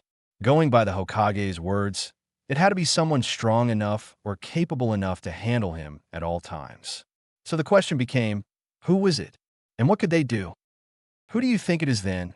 he asked the beast mentally as he arrived at an area that was medium-sized and filled with various trees and shrubbery that surrounded a middle section that was open and had enough space to move around. "Definitely someone at Jonin level," Kurama replied. "That old man wouldn't leave just any weakling with you. It could possibly be more than one person, too."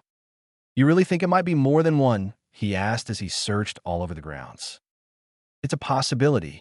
There aren't really that many shinobi that can do anything to you right now. It would even take a group effort if you were to tap into that mode." "Then that means it'll probably be people with dash." Before he could finish his sentence, he felt a slight spike of chakra.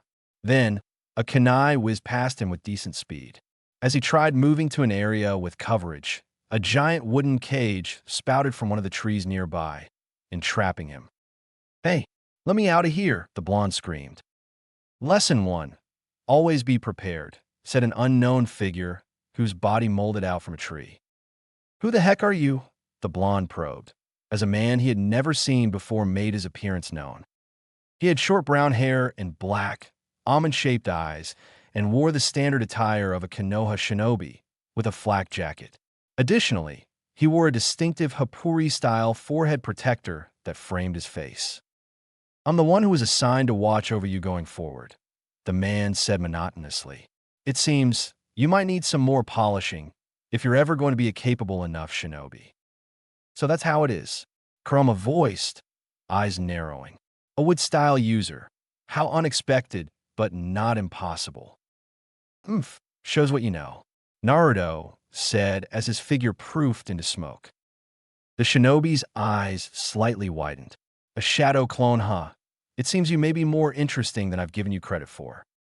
"I stay ready, you know," Naruto replied as he reappeared from shrubbery across from the man. "All right then, Naruto Uzumaki, let's see what you got," the man said in a calm and authoritative voice as he got into a battle stance. "Show me what you're really made of.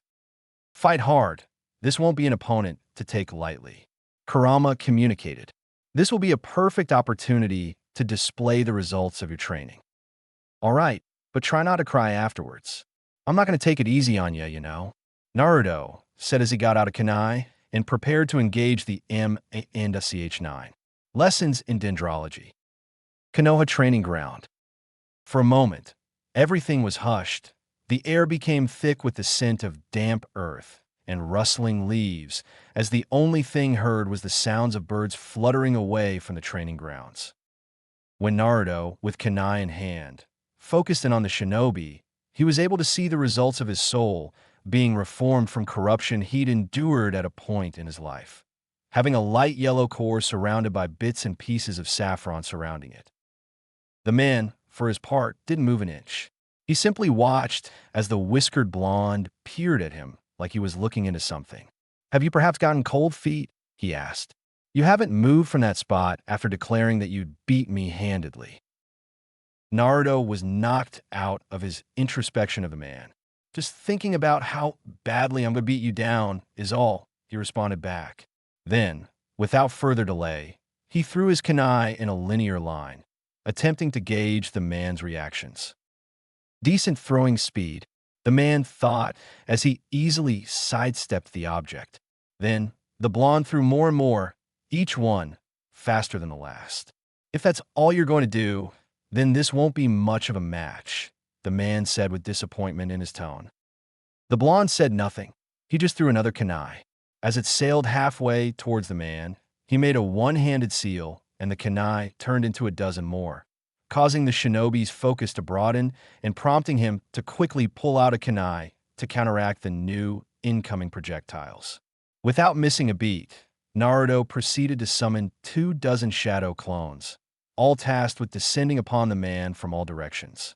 The sheer volume of chakra required for such moves was astounding, a testament to the boy's power. One of the clones attempted a lunge at the man, only to vanish in a puff of smoke as the shinobi landed a precise blow to its chest. When the clone dispelled, a thick and robust wooden root erupted from the ground beneath 2 other clones, binding them instantly. "Wood release. Binding nest," the shinobi declared, jutsu activating almost effortlessly. "Whoa, he made that so fast," Naruto thought as he retracted backwards and tried to reposition himself away. 3 more clones charged simultaneously, but the man easily dispatched them with a burst of quick movement and a sweep of his arm. His analysis of the situation was now practically complete. The boy relied purely on overwhelming force and brute numbers. There was no sound strategy and no attempt to probe real weaknesses. Or so he thought. The shinobi molded a quick wooden barrier with a single hand sign to block a barrage of thrown kunai. He lacks finesse. His massive chakra reserves drive his tactics, not his own mind. He needed to see if Naruto could learn, adapt, and work with direction.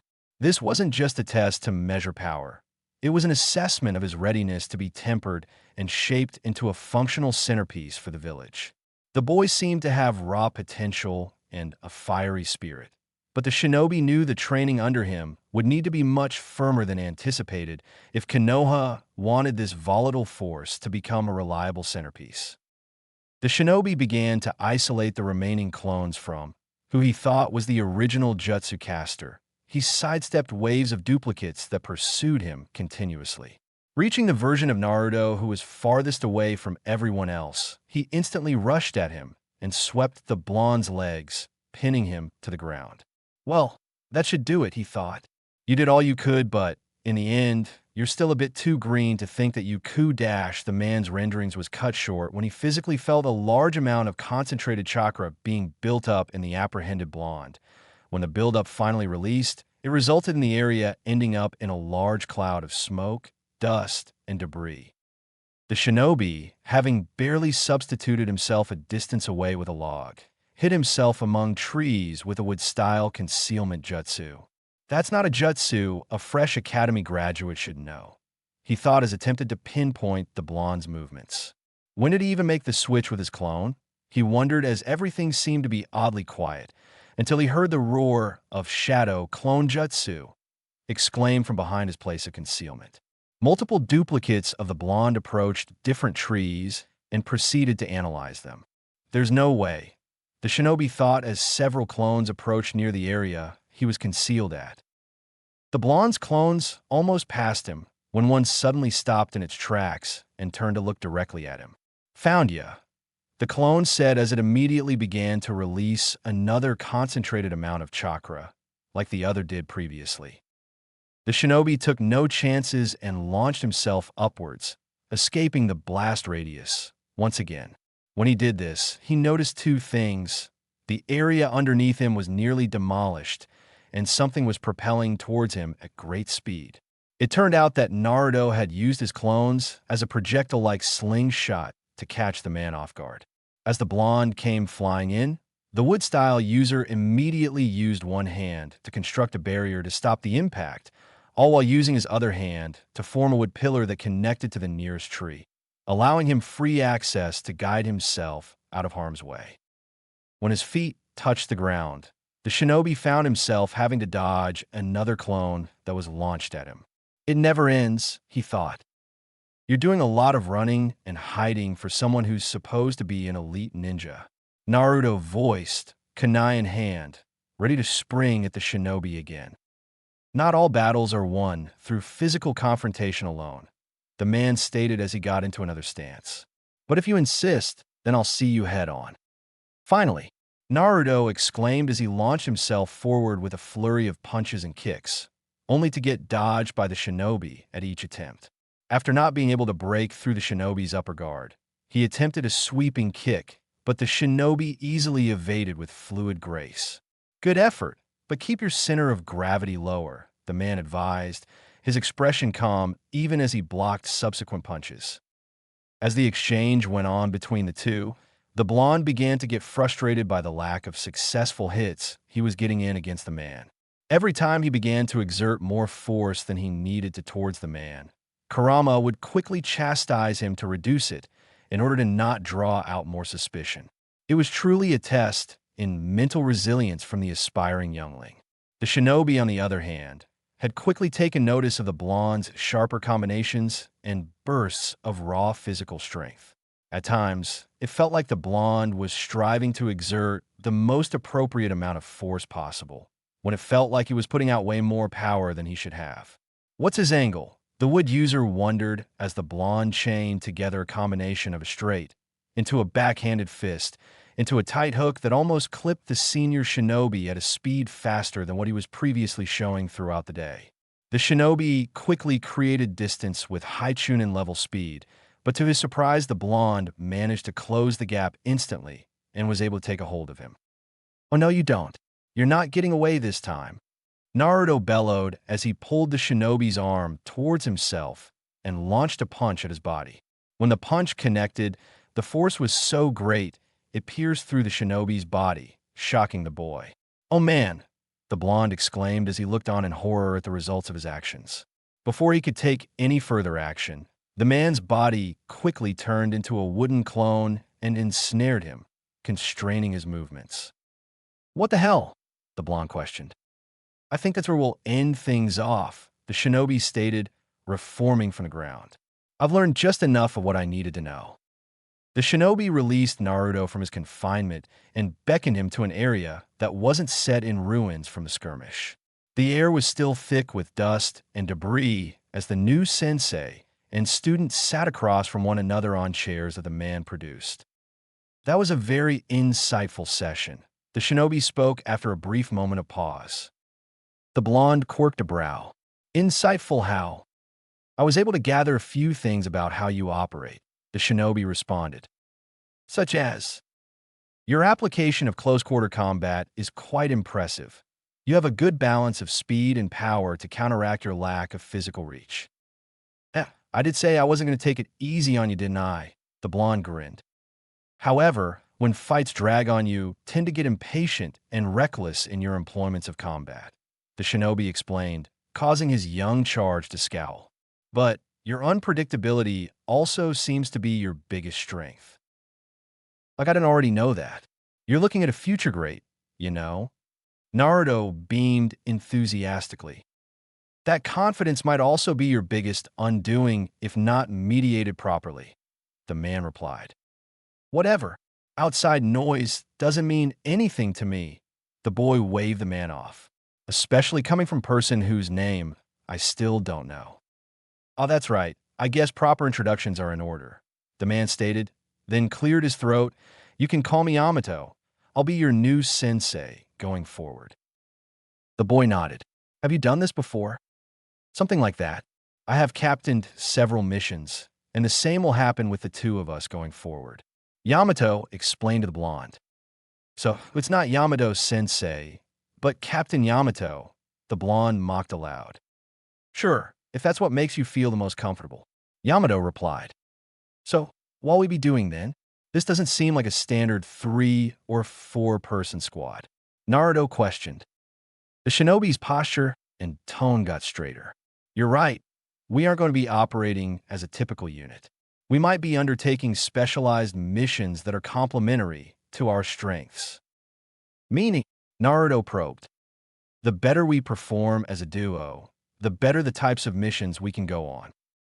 The blonde placed a hand on his chin. So, basically, what exactly? Any mission at any time. Yamato sighed.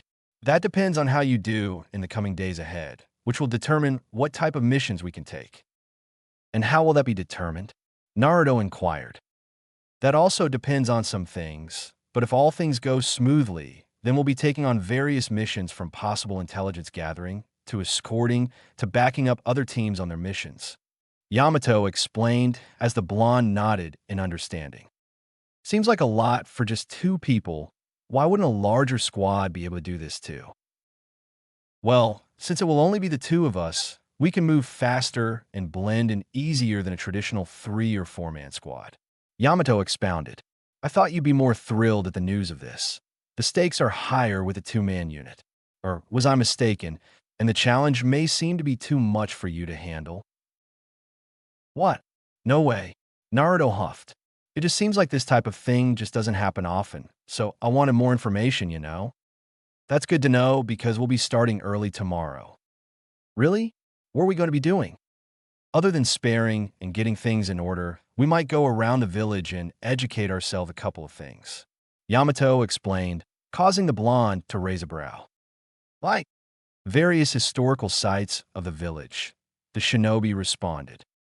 Why? The blonde asked bewildered.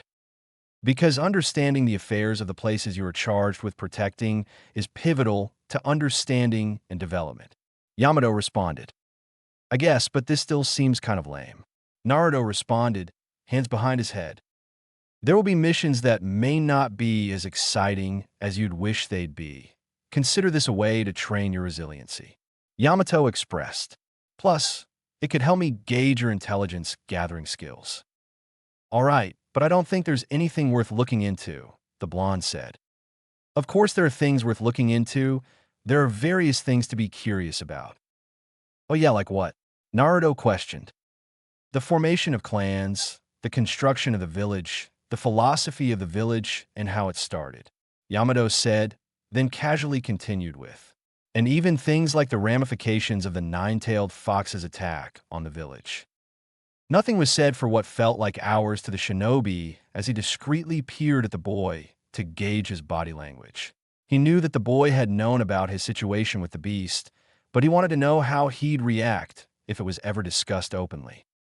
"Oh, that, I guess, but I don't think there's much to uncover there," Naruto said disinterestedly. The fox caused a lot of damage and showed the village what true terror looked like. "It doesn't interest you to learn the ramifications of the attack?" Yamato inquired. "Not really. A very powerful creature attacked, and it caused everyone to aim to be stronger." "Not much to say about it," the blonde said airily. "I suppose, but it's still something that can be looked into. At the very least, we can properly prepare for these things. Until then, you're dismissed for the day. Come back here early tomorrow so we can begin," Yamato said as his body flickered away, leaving the blonde to himself. Moments later with Naruto. "Well, whatcha think?" the blonde asked as he made his way to the Forest of Death. "He's very experienced and has the tools to stop you whenever," the fox communicated. "You think it'll be a problem?" Naruto asked. "A hindrance, but not an impossible obstacle," Kurama stated. "He did those with techniques fast, and I felt my chakra drain on contact." "Yes, they are meant to subdue tailed beast chakra. That's why that bastard Hashirama was so formidable." "How do you think he got it?" "Possible experimentation or a mutation, but his isn't as strong as Hashirama's from what I saw today." "Then what do you suppose his role will be?" Naruto asked. "Him being my sensei doesn't seem like a non-issue. He's essentially a babysitter for you," Kurama mocked, causing the blonde to scowl. "But that isn't necessarily a bad thing." "Yeah. How so?" Naruto questioned. "They think they have the advantage by having you watched and contained by somebody with that kind of ability, but it could also be a double-edged sword." The blonde raised a brow. "In what way?" The fox face-bombed. "You simpleton. Use your brain.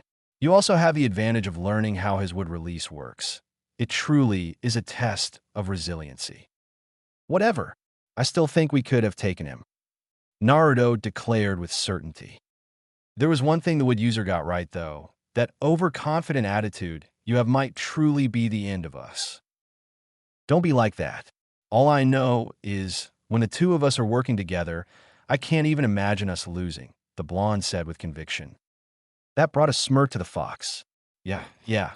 Keep the training light today and get ready for whatever he has planned for you tomorrow."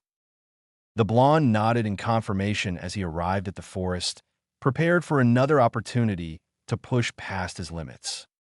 At the Hokage office. "How was it?" Hiruzen asked as the wood-style user entered the office. "It was very interesting," Yamato responded. "Did he show anything out of the ordinary?" Hiruzen questioned. "He showed a range of skills and abilities that I didn't think he had, and spoke about certain things in a way that surprised me," said Yamato. "Such as?" Hiruzen probed.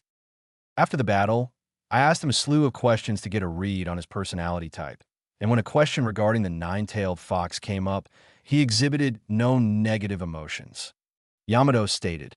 The way he responded felt positive and somewhat prideful, if anything. However, it did feel like he was still holding back on some things. The third gained a contemplative look on his face. "And your thoughts on the matter?" "If I may speak freely, sir," the wood user asked, receiving a nod in return from his leader. "He's definitely ready for the field. The way he navigated the training grounds after recently finding out about it was better than I expected." "But," the third questioned, "there were times where I could not accurately read him," Yamato responded. "The way he fought felt like he was testing me rather than the other way around. It didn't feel like he was necessarily looking for a weakness, more like he was simulating a battle for something." The aged leader contemplated as he took the information in. "I see," was a short reply. "Anything else to add? Did he use the beast chakra at all?" "No, sir," Yamato replied. "What will be the course of action moving forward?" "A few more training sessions to establish adequate skill level, then possibly some missions to gauge any positive motives out," said the third, receiving a nod from the wood-style user and subsequently dismissing him after. Now alone with his thoughts, the aged leader pondered the happenings of future events that could possibly take place and disrupt the flow of the elemental nations. Ch10. Are you ready? Early morning, training ground near Hokage Tower. Naruto stretched his arms wide, letting out a massive yawn as the early morning light filtered through the trees of Konoha. He was ready for whatever the shinobi had planned for the day. A sudden rustle in the leaves above him made him pause. A figure dropped down with a soft thud. It was his new sensei, the wood-style user Yamato, with his usual calm, somewhat deadpan expression. "Morning, Naruto," Yamato said simply, adjusting his flak jacket. "Did you rest well?" The blonde grinned. "I'm always well rested. What's the plan for today?" Yamato nodded his head. "That's good, because you'll be burning a lot of energy today with the schedule I got planned." "Bring it on. I wouldn't have it any other way." "Great. Every morning, we'll begin with a quick overview on what we'll be doing for the day," he began to explain. "We'll engage in either a light spar or a brief training exercise. Following that, we'll take on a couple of manageable missions. Then we'll come back here and do some more practical training. After that, we'll either do another spar or take on another mission. It all truly depends on what opens up." "Awesome." Naruto pumped his fist. "Let's do this." Right then, Yamato said, walking towards a newly refurbished part of the training ground. "Come at me." Naruto nodded and charged forward with a knee strike. Yamato dodged and countered with a jab, only for the blonde to dodge and counter with a strike of his own. The spar went on like this for about 20 minutes, until Yamato called the practice to a halt. "All right, that should be enough. It's time for us to get to the mission assignment station," he said, dusting off his flak jacket. "Moments latte."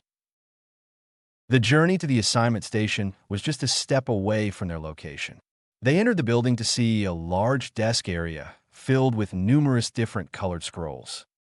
"Good morning," Yamato stated as the duo entered. "Good morning," replied a shinobi, tending to the desk. "You two are actually the first of the new teams to come in." "That's good. That means we have opportunities to get the higher quality ones," Yamato said. "Any specific mission you're looking for?" the shinobi asked as he looked through scrolls.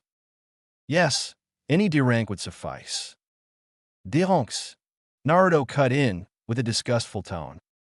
"Yes, D ranks. They're the most manageable for our schedule," Yamato responded. The shinobi searched through the sections of allocated D rank scrolls accordingly. "Here we go," the shinobi said, handing a scroll to Yamato. "You know the drill.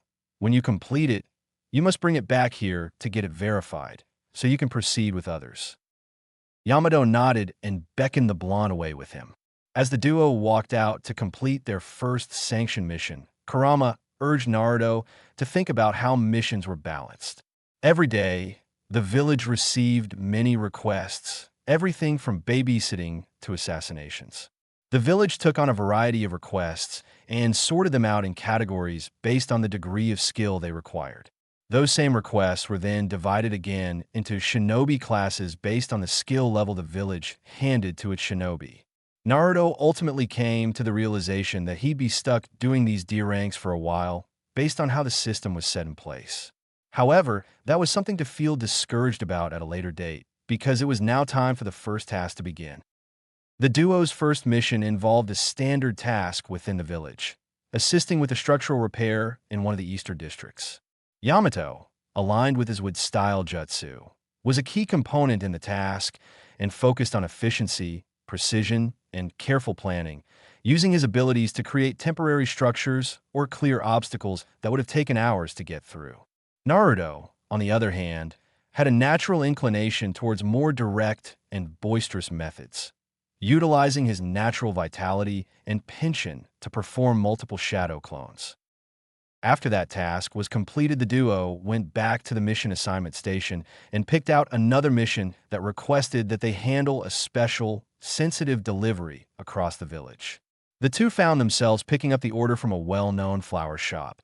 As they entered the place of business, they heard the greeting of "Welcome to Yamanaka Flower Shop" from a young feminine voice.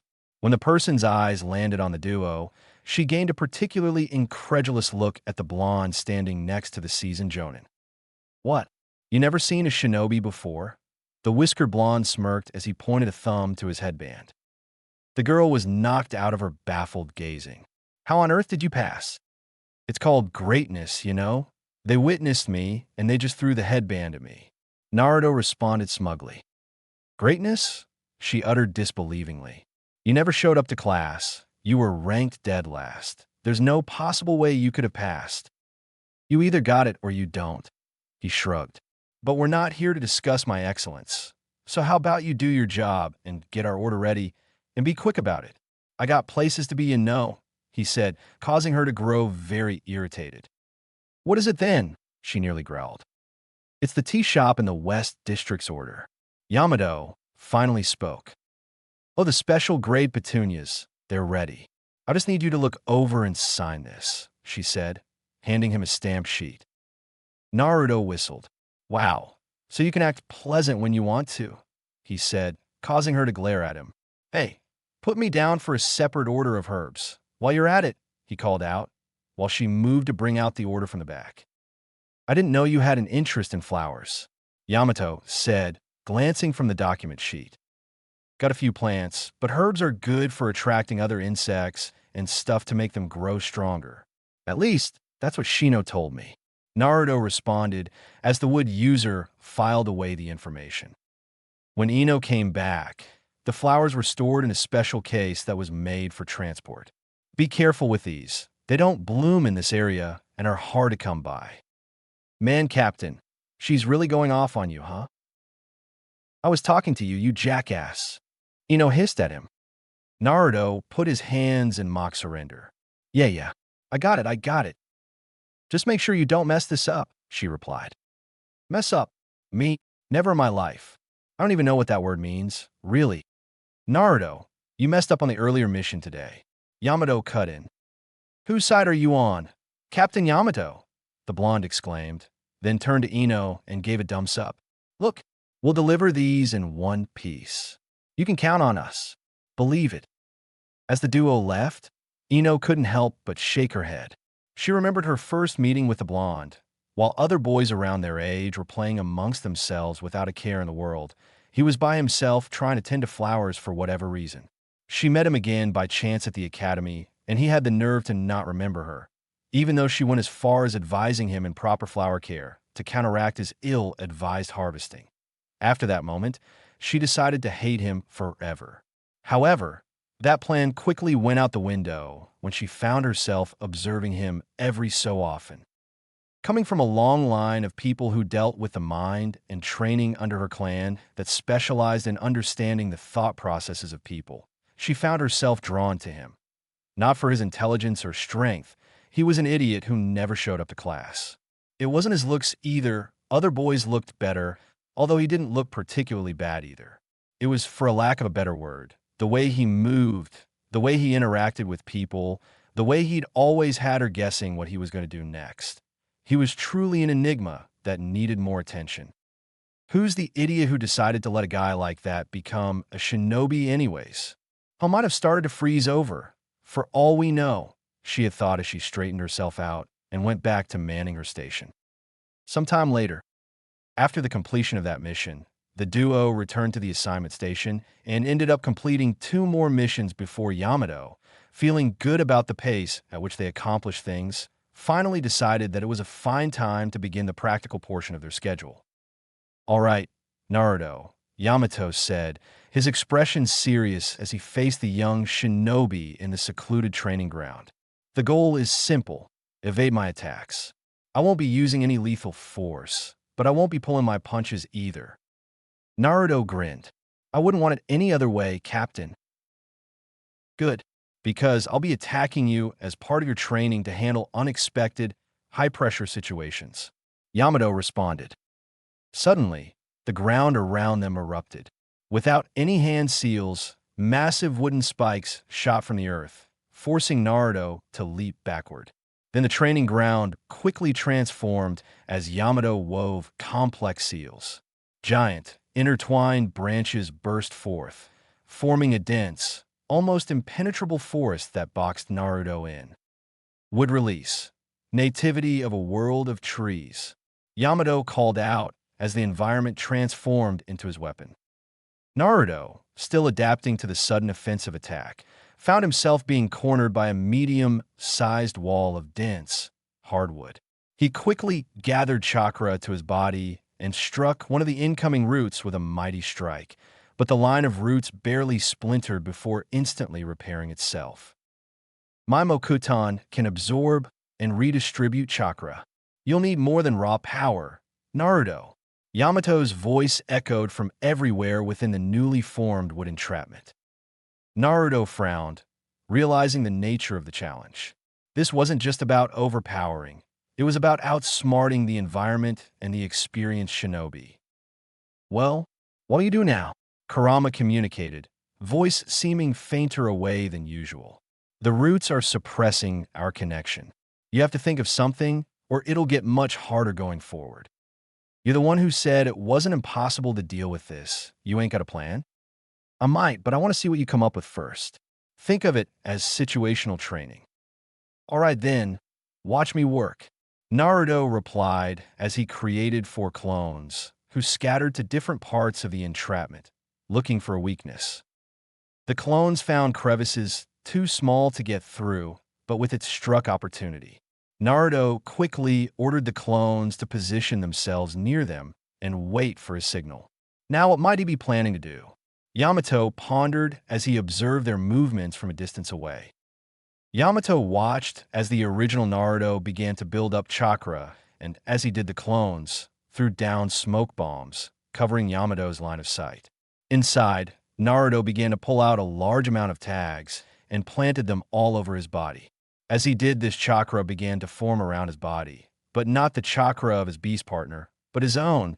Then he signaled the 4 clones to detonate, causing an impact wave to go outwards, destroying a number of the roots used to ensnare the blonde. What in the world? Yamato thought as his eyes widened fully. When the smoke and debris cleared, he found that the boy was gone.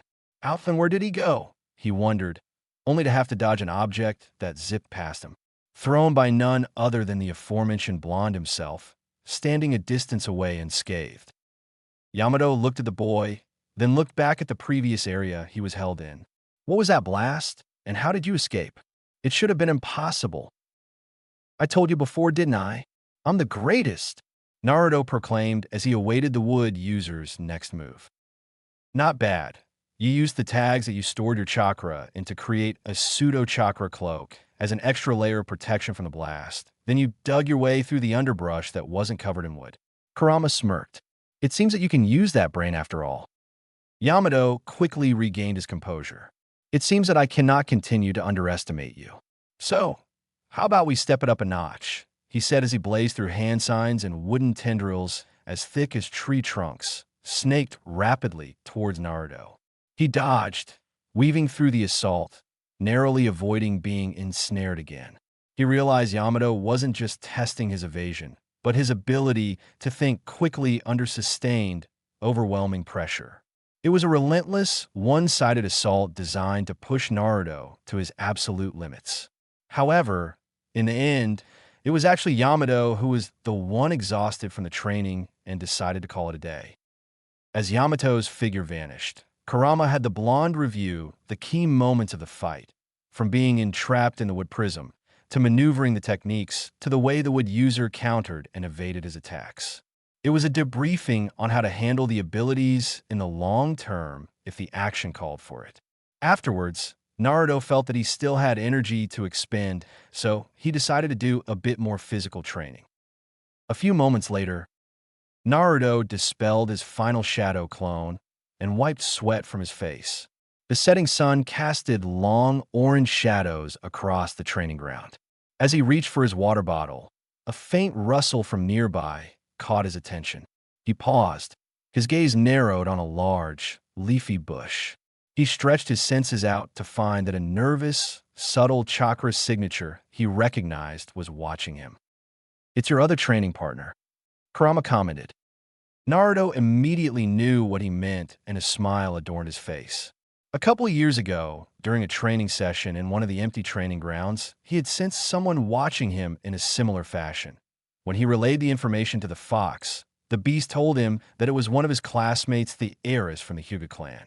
When Naruto tried remembering who that was, his mind quickly registered that it was the weird, quiet girl that always looked away when she made eye contact with him and always got picked on because of her eyes. He wondered what she was doing watching him. When he asked the fox what he thought her goal was, the beast just sighed, called him an idiot, and told him to figure it out. In Naruto's mind, the only logical conclusion to be made was that she was training to practice her stealth skills. So how could he not help her out? She was already pretty good at it, being able to appear when he least expected it. The only problem was he didn't know how to help her. Anytime he revealed her location and confronted her, she would freeze up or faint. When he asked Kurama about what was afflicting her, he said that she was hampered by a lack of assurance, something an idiot like him could not relate to. Dealing with a shy kunoichi in training might have seemed like a barrier to overcome for some. But for Naruto, it was merely a challenge worth taking head-on. The blonde decided to work his way around the problem and would disappear anytime she would appear, turning him from the one being watched to the viewer. The blonde looked towards her direction and disappeared from sight. Now here she was, Hinata Hyuga, Byakugan deactivated and frozen in a perfect state of panic. She had been spotted again.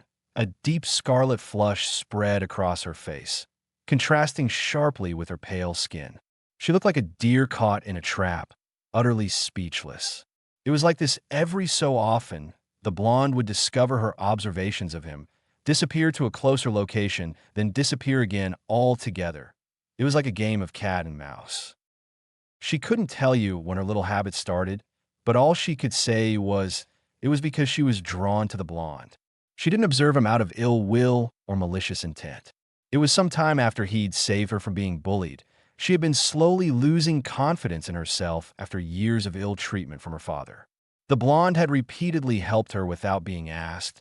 She wanted to thank him, but couldn't muster up the nerve to approach him.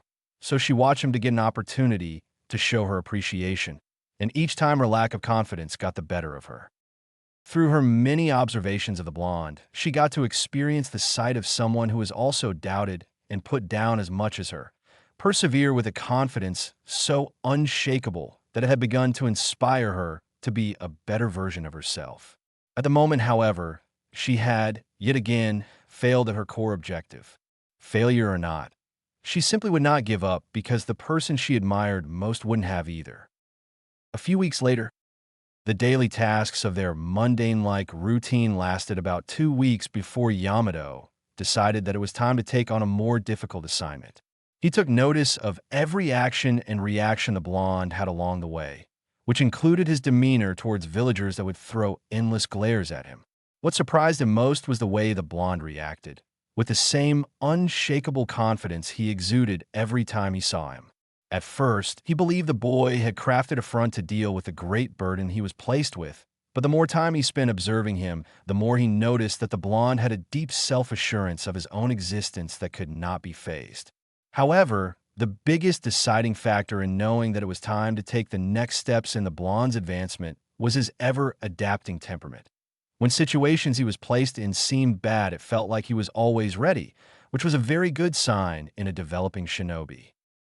The duo approached the station, ready for another assignment. Today, I think we're ready for a higher-ranked assignment, the wood-style user said, eliciting a look of surprise from a blonde. Really? Naruto asked, getting a nod from Yamato in return. The shinobi manning the station rummaged through the stack of scrolls. We have a C-rank one. It involves traveling and dealing with a small ring of bandits who've been harassing a trade route near the Land of Fire's border. That one's fine, we'll take it, Yamato said, taking the scroll from the shinobi. Naruto grinned, bouncing on the balls of his feet. Awesome. Real action at last. Just leave it to me, Captain. I'll take him down. Settle down, Naruto, Yamato said, his expression unchanging but a slight twitch in his eye revealing his internal exasperation. Yamato pulled a rolled-up scroll from his tactical vest. We depart in an hour. This is an excellent opportunity to test our teamwork in a low-risk environment. The terrain is a dense forest, perfect for ambush tactics. I expect you to follow orders, not rush headlong into traps. You got it. Naruto agreed enthusiastically, though Yamato suspected he'd do exactly that the moment a fight broke out. The Wood-style user sighed internally, wondering if a simple bandit mission was quite enough to contain the boundless energy the blonde had always exhibited. He unrolled the map, pointing out a small, red X near Mountain Pass. Our target area is here. The mission briefing is complete. Ready your gear, we move out sharp. The blonde saluted and dashed off to prepare for the assignment. Now things get real interesting, Kurama voiced as his mind began to strategize key information about the mission. Go for it, brat. We have our heading. Chapter 11. And away we go. Naruto and Yamato arrived at the outskirts of a dense thicket bordering the Land of Fire's primary southern trade route. Their C-rank objective was straightforward: neutralize the small ring of bandits that had been intercepting merchant wagons and stealing seasonal grain shipments. Remember, Naruto, Yamato cautioned, this is a mission of precision. We don't want to damage the road or scare off the merchants we're here to protect. Naruto grinned and adjusted his forehead protector. Right, precise and nothing destructive. Got it. A short while later, the duo watched as a group of 6 bandits emerged from the brushes of the forest to corner a lone supply carriage. Yamato moved with silent efficiency. He performed a series of rapid hand signs, whispering, with style, binding nest. Thick, supple roots erupted from the earth, snaring 4 of the bandits before they could draw for their weapons. The remaining 2 lunged forward, but Naruto was already a blur of orange. He intercepted them with a swift kick, followed by a flurry of well-placed punches. You picked the wrong road to mess with, he shouted, pinning a bandit to a tree. Within minutes, the ring was dismantled, the stolen goods were recovered, and the trade route was secured for the local villages. After the last of the bandits was secured, Naruto dusted off his hands with a triumphant grin. Too easy, Captain. These guys didn't even stand a chance. Yamato, however, didn't share the enthusiasm. He remained still, his hand resting on the bark of a nearby oak as if listening to the forest itself. Stay sharp, Naruto. A C-rank mission shouldn't involve this many well-organized traps. Look at their equipment. He gestured to one of the fallen men, whose rusted scimitar sat next to a far more sophisticated blackened kunai, standard issue for a specialized mercenary, not common bandits. Naruto crouched next to an unconscious bandit. He stared deep into the bandit. His soul wasn't pulsing with the erratic, jagged saffron color of a desperate criminal. It was rigid and cold, pulsing with a fear of something specific. It doesn't seem like they're just bandits, Naruto said. The way they moved, it felt like they were desperate to succeed or scared to fail or something like that. Yamato looked at his student, surprised by the sharp intuition. He pocketed the kunai. This metal isn't from the Land of Fire. It's an alloy typically used in the north. He stood up, his face grim. If foreign operatives are posing as common bandits to destabilize trade routes, this is bigger than a C rank. We need to report this immediately. Naruto stood up, brushing dirt off his knees.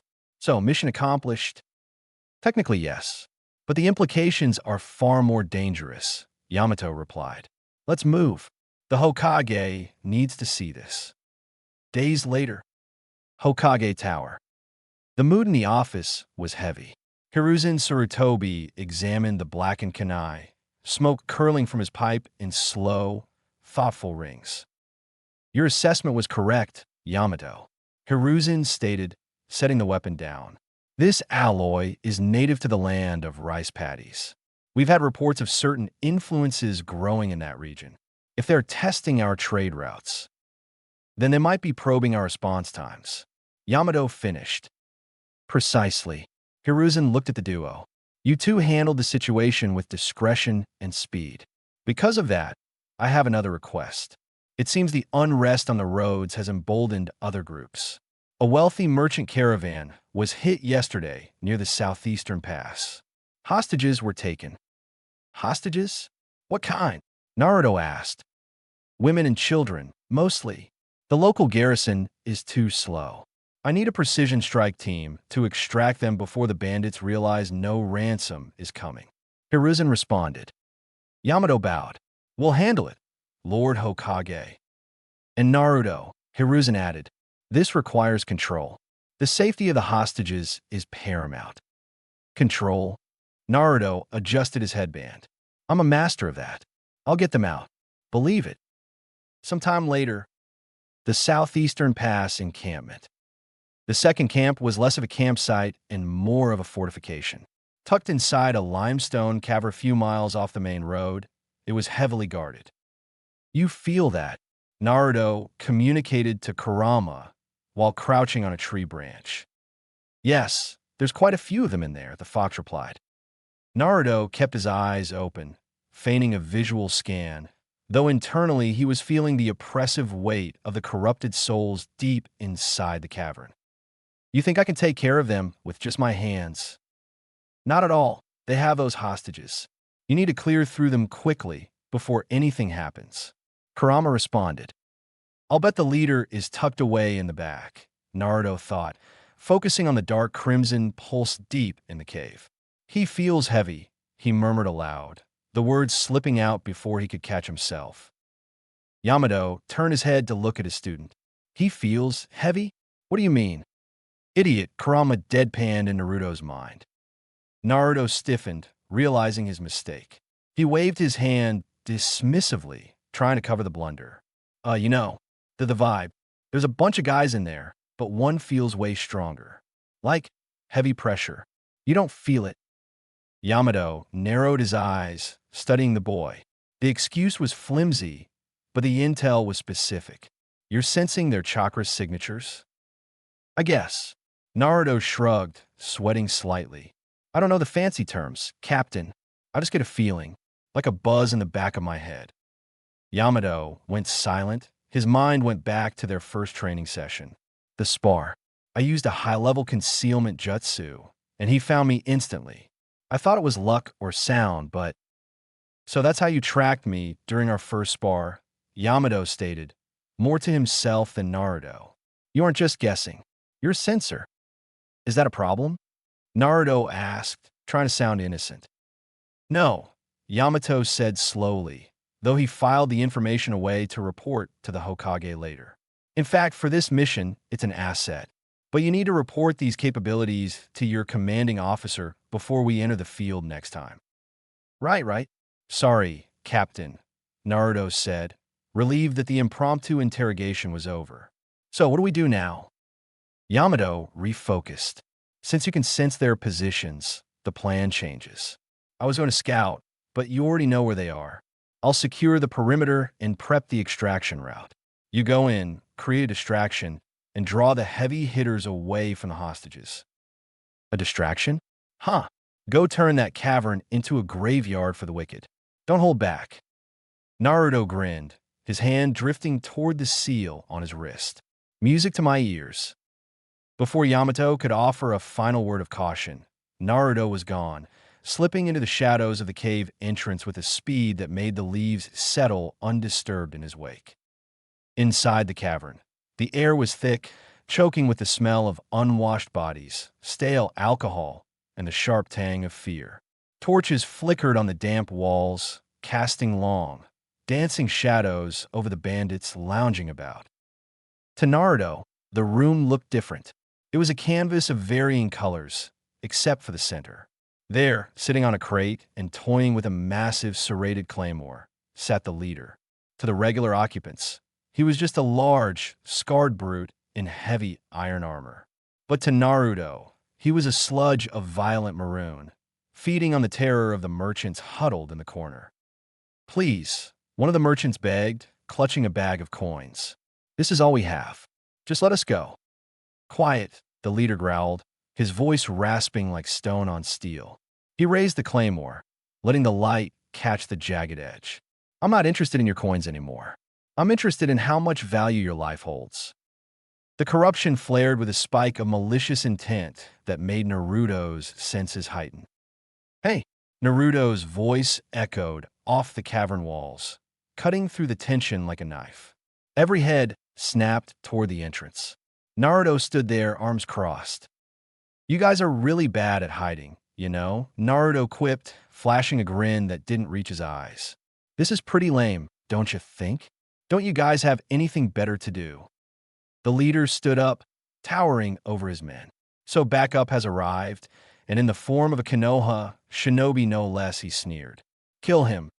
"I guess not," Naruto said. As three bandits drew their weapons and lunged, Naruto didn't weave a hand sign or reach for a pouch.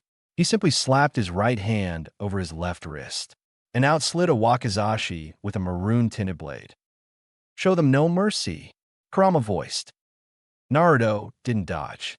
He parried the first strike with lazy precision, spun inside the bandit's guard, and slammed the heavy hilt of the blade into the man's solar plexus. The bandit folded instantly. Then he moved through the others with a fluid grace. A sweep of the leg here, a hilt strike to the neck there. Within seconds, 3 more men were on the ground, groaning.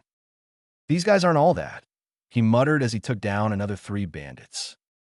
The leader, having had enough of the display, roared as he swung his massive sword in a horizontal arc meant to cleave the boy in two. D.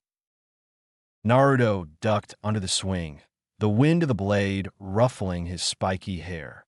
His eyes locked onto the swirling corruption in the man's chest. "He's too far gone. Put an end to this," Kurama said. "Your soul is loud," Naruto whispered, stepping into the man's guard. "It's time to remedy it." Naruto slashed upwards, and the bandit leader staggered. He swung again, downwards, forcing the leader to one knee. Then he balled up his fist and sent a punch straight into the leader's chest, causing his eyes to roll back into his head. He let out a breathless gasp, not of pain, but of sudden emptiness. The maroon essence was expunged from his body, dissipating like smoke before being quickly absorbed into Naruto's blade. The leader collapsed, hitting the stone floor with a thunderous crash, unconscious before he landed. Naruto instantly felt the residual power begin to flow into him as he slid the wakizashi back into his wrist just as a shadow dropped from the ceiling. Yamato landed softly, with clones already branching out to secure the perimeter and bind the remaining unconscious bandits. He scanned the room. Threats neutralized, hostages safe. His eyes landed on the unconscious leader, then snapped to Naruto's empty hands. "Clear," Yamato announced, though his tone was sharp. "Secure the hostages." Naruto walked over to the corner where the merchants and children were huddled. The adults were shaking, but the children were hyperventilating, traumatized by the leader's malicious aura. Naruto crouched down in front of a sobbing girl who was clutching her knees. He reached out, placing a hand gently on her head. He didn't let his hand glow. He didn't chant. He simply pushed a very specific wave of his chakra out through his palm. The effect was instantaneous. The girl's sobbing hitched and stopped. Her breathing slowed. The panic vanished from her eyes, replaced by a sudden, heavy drowsiness. He moved to the next child, a boy gripping his father's leg, and placed a hand on his shoulder. The boy immediately relaxed, his muscles unclamping as the lingering fear was washed away. From across the room, Yamato watched, stunned. He couldn't see the chakra, but he could see the results. The kid stopped crying instantly. That's not normal. Is he using a low-level Jinjutsu to calm them? Or does he just have that kind of presence? "You're good with kids," Yamato noted, walking over as he finished tying up a bandit. His tone was probing. "I'm just a likable guy." Naruto stood up, flashing his signature grin, masking the slight fatigue of using his powers. "Let's get them out of here, Captain. This cave smells terrible." Yamato didn't smile. "Naruto, step over here." Naruto suppressed a sigh and walked over to his sensei. "Mission accomplished, right?" "It did," Yamato agreed, crossing his arms. "But I have a question. During the fight, I saw you wielding a wakizashi, but you don't carry a weapon scroll, and you certainly don't have it strapped to your back." Yamato narrowed his eyes. Where are you pulling them from? Naruto blinked, then grinned, rubbing the back of his neck. Oh, you saw that? I was trying to be fast. Naruto, a shinobi reveals his tools to his team leader. So explain. Naruto sighed and held out his left arm. He rolled up his sleeve, revealing the intricate three-ring tattoo on his wrist, the mark of the herald. To Yamato, however, it looked like a complex script. It's a storage seal, Naruto lied, tapping the black ink. I don't need scrolls. I store them right here. Yamato leaned in, inspecting the markings. His eyes widened slightly. Direct skin application? That requires incredibly high-level chakra control to maintain the barrier stability. If you mess that up, you could lose your arm. He looked up at Naruto, perplexed. Who taught you this? This is advanced Fuinjutsu. This isn't academy material. Better think quickly. Kurama spoke. Naruto shrugged, pulling his sleeve back down. I'm an Uzumaki, Captain. Sealing jutsu is kind of our thing, right? I found some old notes in the library and, well, it just sort of clicked. Yamato stared at him. The explanation was plausible. The Uzumaki clan was legendary for their sealing prowess. If the boy had inherited even a fraction of that instinctual talent, it might explain how he bypassed the usual learning curve. It's risky, Yamato warned, though he seemed to accept the answer for now. But useful. We'll have to test the limits of that later to make sure it's stable. For now, good work. Naruto grinned, hiding his relief. Was there ever any doubt? I told you I was the greatest, you know. Moments latte. Having handed the grateful hostages over to the border patrol and securing the bandits for transport, the duo began their trek back toward the main road leading to Konoha. The sun had begun to dip below the horizon, casting long, orange shadows across the forest path. The mission was a resounding success, and the mood between teacher and student was light. They reached a crossroads near the southeastern river when Naruto suddenly stopped mid-step. He tilted his head, his relaxed posture instantly vanishing. Hold up, Captain. Yamato paused, his hand instinctively drifting toward his pouch. What is it? Something's coming, Naruto said, his voice dropping low. Small, fast, and it feels familiar. Yamato tensed, shifting into a defensive stance. Enemy. No. Naruto squinted as a small dust cloud approached rapidly from a distance. A moment later, a small blur shot out of the brush. It was a pug wearing a standard Konoha blue vest and forehead protector, running with a surprising amount of speed and urgency. Stop, Yamato commanded, stepping into the path.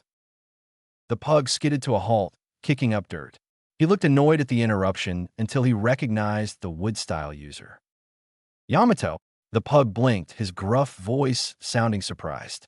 And a kid? What are you two doing out here? Packin'. Yamato lowered his guard, recognizing Kakashi's Ninken immediately. We just finished a C rank near the border. Why are you running toward the village without Kakashi? Packin didn't waste time on pleasantries. Kakashi sent me. The C rank escort mission for the bridge builder Tizuna went south. Way south. They ran into Zabuza Momochi, the demon of the mist. Yamato's face hardened instantly. Zabuza? One of the 7 swordsmen? That elevates the mission to A rank immediately. Exactly, Packin barked. Kakashi is down. Chakra exhaustion. We suspect Zabuza is still alive and has an accomplice. The kids are guarding the bridge builder, but if Zabuza comes back before Kakashi recovers, they're dead. I'm going for backup. Naruto's eyes glinted. Demon of the Mist. A-rank mission. 7 swordsmen. It seems that the excitement never ends for you. Kurama said. We're the backup, Naruto stated firmly, stepping forward. Yamato looked at the boy, then back at the dog. He didn't hesitate. The bureaucracy of the village was slow. The reality of the field was fast. If Kakashi was down, Team 7 was a sitting duck. Packin, Yamato commanded, his voice snapping into ANBU precision. Continue on to the village. Report the situation to the Hokage immediately so he can prepare a medical team and further reinforcements if necessary. What about you? Pakken asked. We're closer, Yamato stated, pointing towards the coast. We're diverting to the land of waves immediately to reinforce Team 7. Tell the Hokage that Yamato has assumed command of the field until further notice. Pakken nodded. Understood. Don't let them die before I get back. With a burst of speed, the pug shot off toward Konoha. Yamato turned to Naruto. You want a challenge? You got one. A seven swordsman is in a different league than bandits. Naruto cracked his knuckles. A confident grin spread across his face as he looked toward the ocean. Demon of the Mist, huh? Let's see if he lives up to the hype. Double time, Naruto, Yamato ordered, leaping into the trees. Move! Right behind you, Captain.